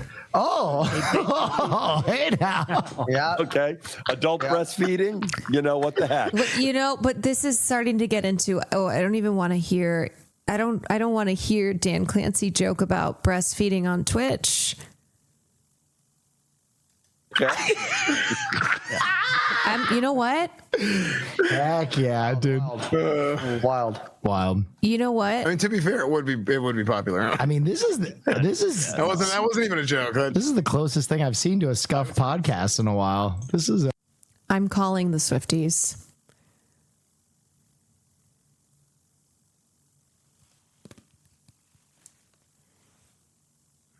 Yeah, I need you guys to mobilize. Stat! You know what to do.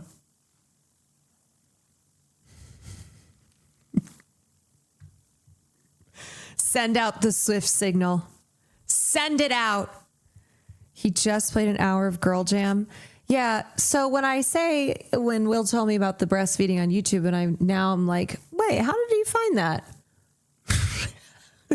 How did he find that? Hello, I love your streams and happy to find you because it's entertaining, but also you learn about the world. I just want to know your opinion about people who switch to stream on Kick because that's the only place they can try and maybe make money out of it since Twitch decided people who live in Korea, not Korean, and I'm from Syria, aren't allowed to have a chance anymore and took my affiliate from me. Just feel sad that hearing Kick make me look bad while I had to go there and I'm not a bad person.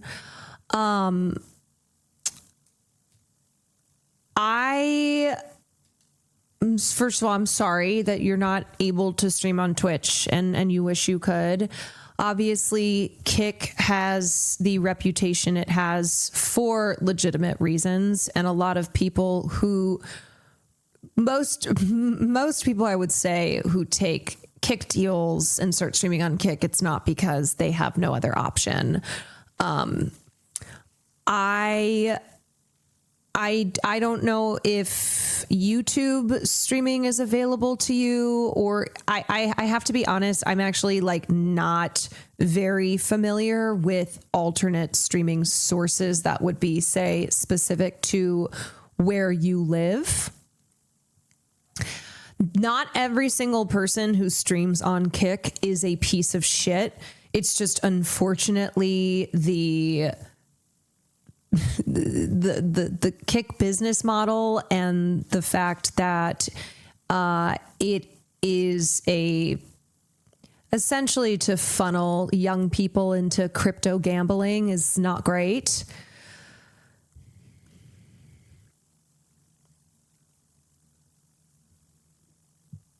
South Korea banned Twitch and favorites. Well, I think this person is saying not Korean. I'm from Syria. I don't know if this chatter lives in, I don't know if this chatter lives in Korea, if they were just using that as an example, because they said they're from Syria.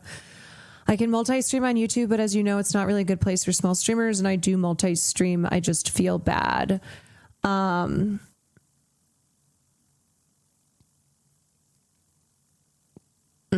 Haas. Oh my God. Haas.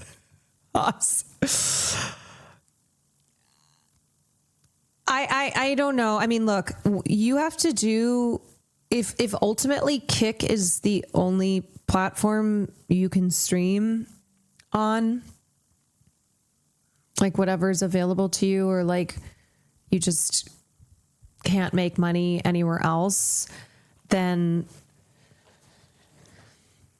that's how it goes. I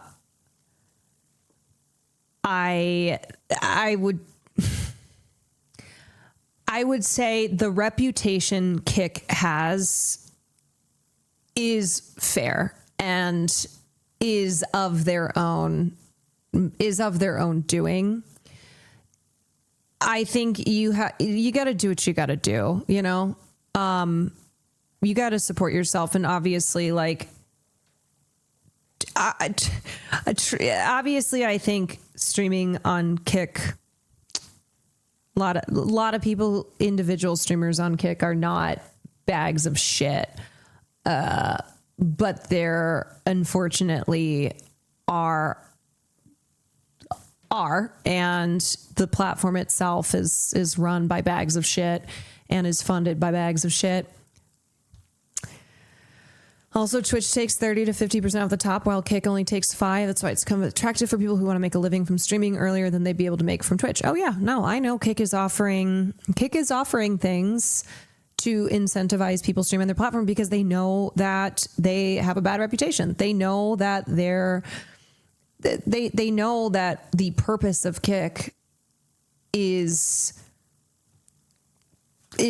to funnel money into crypto gambling. So Amazon sucks too. Look, Amazon owns Twitch. Amazon is no innocent little angel here. So I get that it can kind of turn into a like pointing fingers type thing. I think you have a conscience, and you don't seem like you're a piece of shit who's just going to try to like get young people hooked on crypto gambling.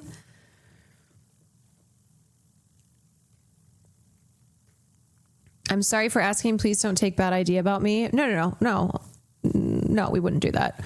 I really appreciate everything you're doing. I would feel bad if you think I'm a bad person. I don't think you're a bad person. No, I don't think you're a bad person. And I get the ethical kind of hard place that you find yourself in, but also, you know, you need to financially support yourself.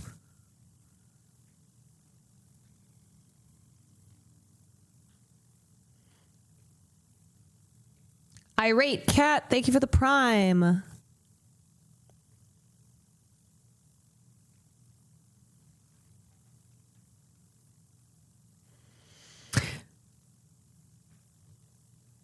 Chatter, you wouldn't be asking these things. Here's the thing: people who don't give a shit and stream on Kick, they don't ask these questions. They don't They don't care about this kind of stuff.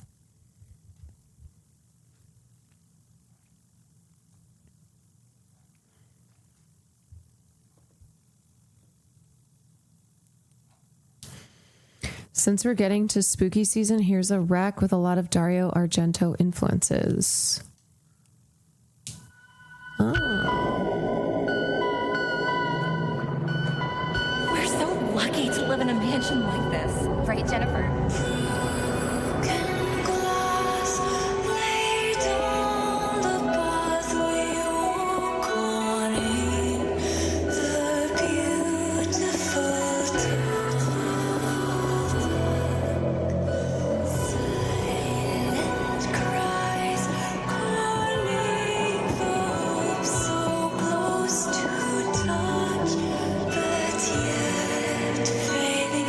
Where did everyone go? Is anyone here?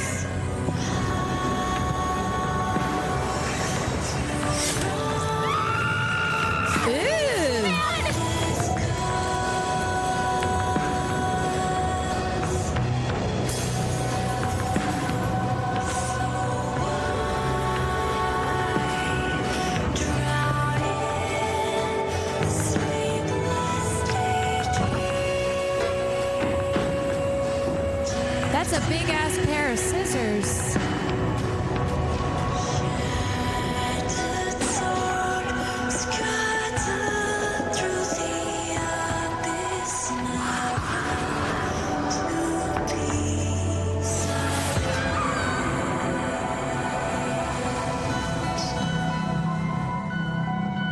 Clock Tower Rewind. Coming soon on PC, Switch, PlayStation, and Xbox. Ooh.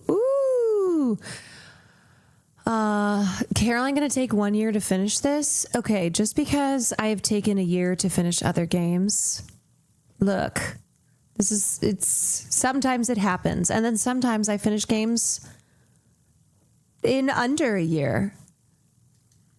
When I was in San Francisco this weekend at our family reunion, I was talking to a cousin. I don't know. Everyone's a cousin. I was talking to a cousin, and she was just asking me about Twitch. Like, my family members who are aware of what I do but don't get it, they'll come up to me and go, "Oh, are you the one who does that influencer stuff?" I'm like, "Oh, yeah. I guess that's me. I'm the one who does that influencer stuff." But I was talking to her about video games, and her daughter, who I think is 11 or 12, she had her Steam Deck and was very much so not wanting to participate in the family reunion activities. And she calls her daughter over and she's like, "Come over here." And her daughter's literally rolling her eyes. It is like, "What, Mom?" She goes, "You should sit down and talk with your cousins." It was me and my sisters. And her daughter's like, "Why?" She goes, "Because your cousins are all very strong, feminist women. And this girl could not have given less of a fuck." She looks at her mom like, "You think I'm going to stop playing my video game on my Steam Deck to talk to these people who I don't know because they're strong women?" I don't think so. And I looked at her, I was like, honestly, I get it. I get it. What was she playing? She was playing Doom. I did try to connect with her over video games, and that didn't even work. You think I'm going to stop gaming for a conversation with CarolineKwan from women? I don't think so. And you know what? If I were 11 years old, had a Steam Deck, playing Doom, probably would have felt the same way. I think the only reason that I would have had a conversation with strangers who have been presented to me as strong feminist women is because I didn't have a Steam Deck. Because I went, okay, well, I have nothing better to do. So I guess I'll sit here and listen to these strong women. Yeah, she's too busy ripping and tearing. Yeah, and then I was talking to her mom. I said, I think it's good for kids to. I think it's good for everything to be in moderation. So don't play video games all day, but a lot of the panic around video games is very much in the world of being moral panic. That is very reactionary. So video games are not going to turn your kid into a school shooter. They're not going to, they're not the cause of the ills in this world. And I go, and as an adult who started playing video games, I've learned a lot from them, and they're not as easy as you think they would be. And you pick up skills. You do.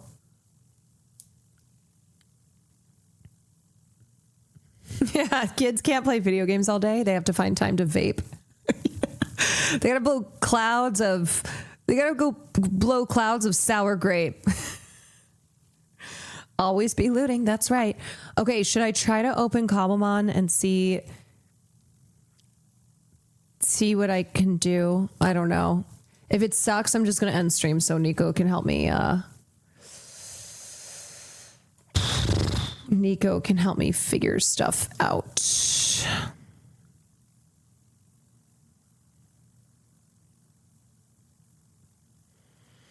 If it doesn't work, we can always watch some of the horror game video. The problem is that I can barely hear. Like the volume is really low and kind of muffled. Sucks. So I don't even know how this is gonna. Don't even know how this is gonna go. Did you tell your cousin you're an Elden Lord? I did. I did say that I played Elden Ring. She goes, I've heard of that. I go, have you played it? She goes, no. She was kind of one of those kids who gave off the vibe of like, everything that I don't like is stupid. Where I thought, oh, maybe she'll think I'm cool that I played Elden Ring. She's like, I've heard of that. And then that was it. I was like, oh, okay. It was really hard. It was really hard. And it's actually really cool that I beat it. Whatever, though. I mean, a lot of people have said that it's so impressive that I beat Elden Ring, and that, I don't know, it's just a huge accomplishment. Some people say it's the hardest game of all time. I don't know. That's what some people say.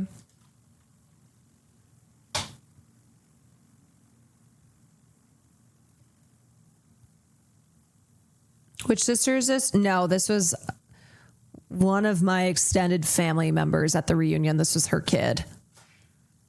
Yeah. Some people say that Elden Ring is even harder than childbirth. I don't know. I mean, I've only done one of those.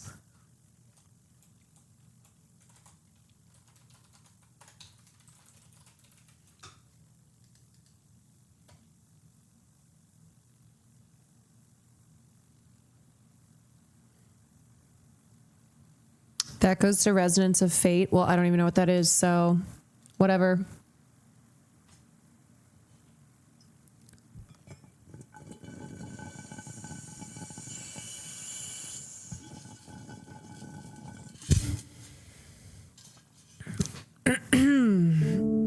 Yeah, some of you are mentioning Radon. I don't care.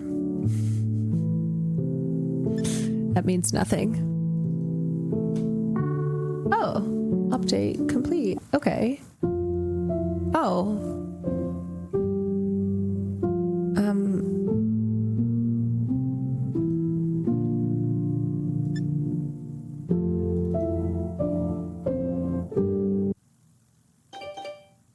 What is happening? Oh.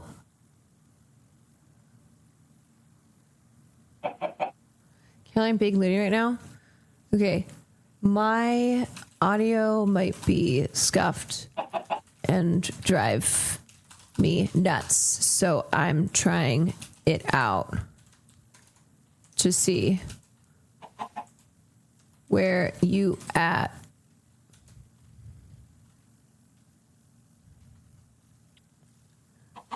Okay.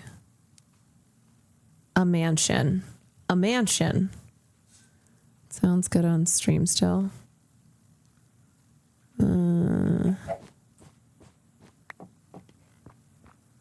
just cannot hear anything. Yes, I'm at Will's. What the hell? Oh, you guys you cannot see. Okay, cool. Well, yes, I'm at Will's. Okay, I also have to pee though, so I don't know if she's gonna be here. If she does get here, tell her I'm peeing.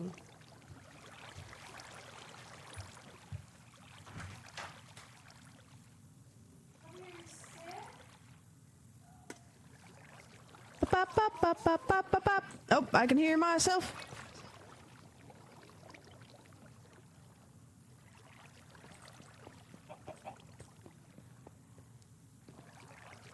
Echo.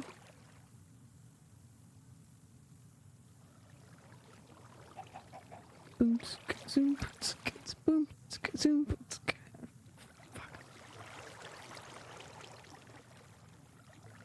Row, row, row your boat gently down the stream.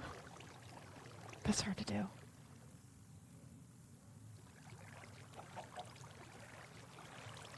Caroline, if you're standing there, crouch once. I think I heard her when I showed up. Oh, she's talking to Farley. She's peeing. Okay.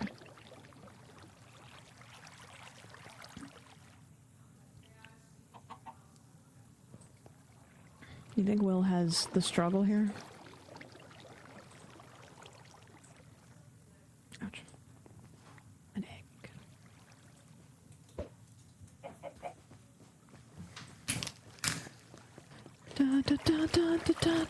Sam! Oh, Jesus Christ. Oh, see, you guys, I can barely hear her. Yeah, your audio's routed weird. And if I turn it up... Holy fuck. If I turn it up, I think it's going to blast you all in your ears. Mm-hmm. Wait, speak? I'm speaking. Okay, Kamala Harris. Speak. What? I called you Kamala Harris. It sounds... Wait, is mine bad? Yeah. I know, it sounds like I'm... It's because, Sam, everything is routed through my microphone. Yeah. Yeah, fuck this. Because I can hear myself talk too. You know what? I think I'm just going to end so I can work with Nico because he said he's free now.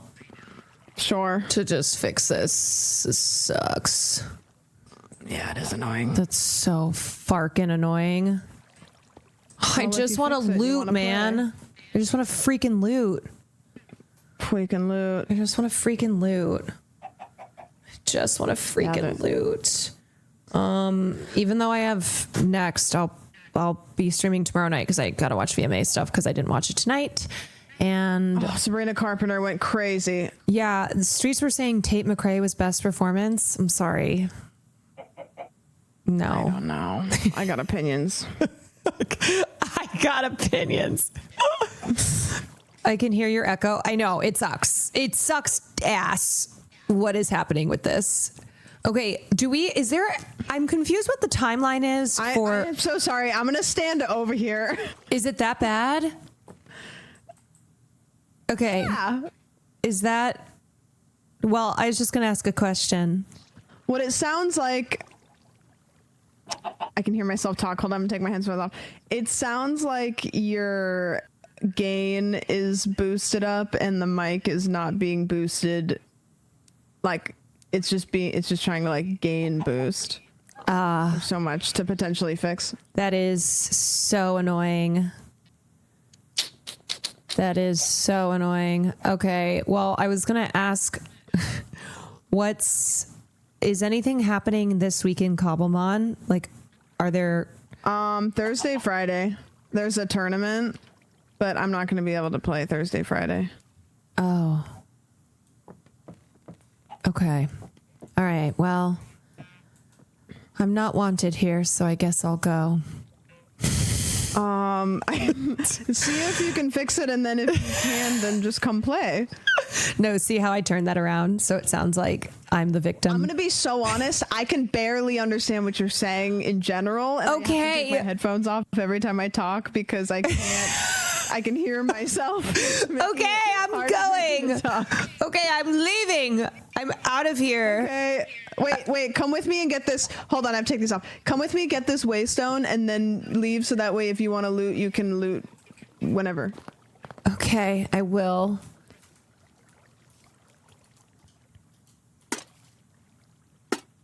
Oops. Sorry, you have to do it again. I crouched. It sounds like you're announcing subway stops. That's terrible. Okay, right click. Wait, come back. Click this waystone. Okay. Tenzin. Wait, is this Tenzin's mansion? All right. Yeah. It sounds awful on our stream. Okay, I'm leaving. Okay, good luck. Goodbye. Goodbye.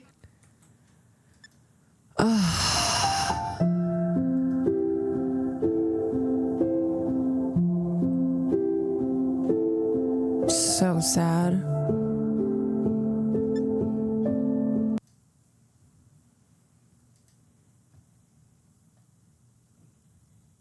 I'm all alone. Like a walkie-talkie that's been dunked in water. Yeah, I know. It's bad. It sucks. Wait, I gotta hear how bad it was. Tate McRae's best performance. I'm sorry. Why? I don't know. I got opinions. I got opinions. I got opinions. Oh my God, that's so bad. That's terrible. Oh, I don't know. Okay. All right. I know her chat's like, please free us. Free us.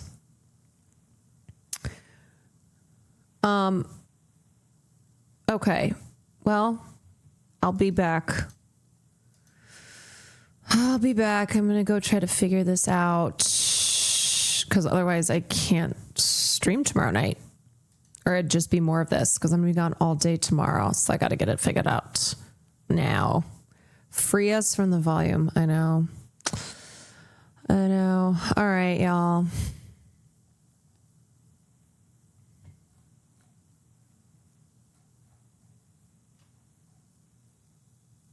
Marsh just texted me because I had called him earlier, but he was at an airport.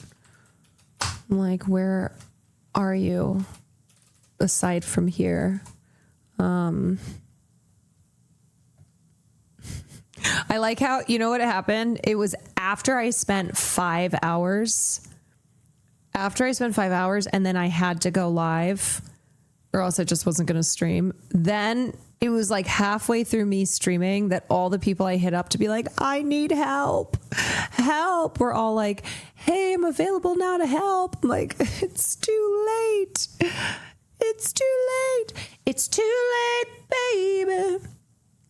I was going to raid Sam, but I feel like I should raid Abe. Because I haven't raided Abe yet. And Abe was the one who put everything together. And I really appreciate him. And he's streaming right now.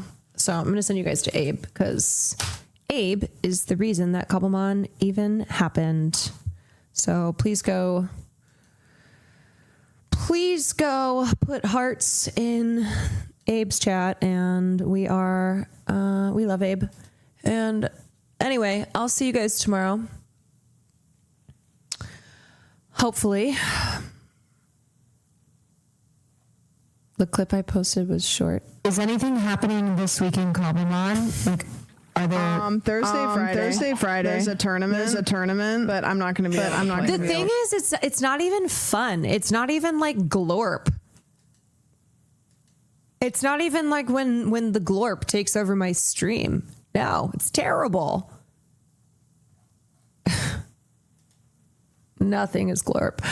All right, y'all. I'll see you later. Thanks for hanging out. Hopefully this will be better. It was fun as always. Well, that's good. That's good. Anyway, we will be live tomorrow for Next, and I know you're all so excited. Good night, Mom. I know you all are so excited, so we will be live twice. Actually, I'll be live 3 times tomorrow because we have 2 shows, and then I'll be live hopefully at night. So you have 3 chances. 3 chances to catch a stream tomorrow night. Yep. All right. Night.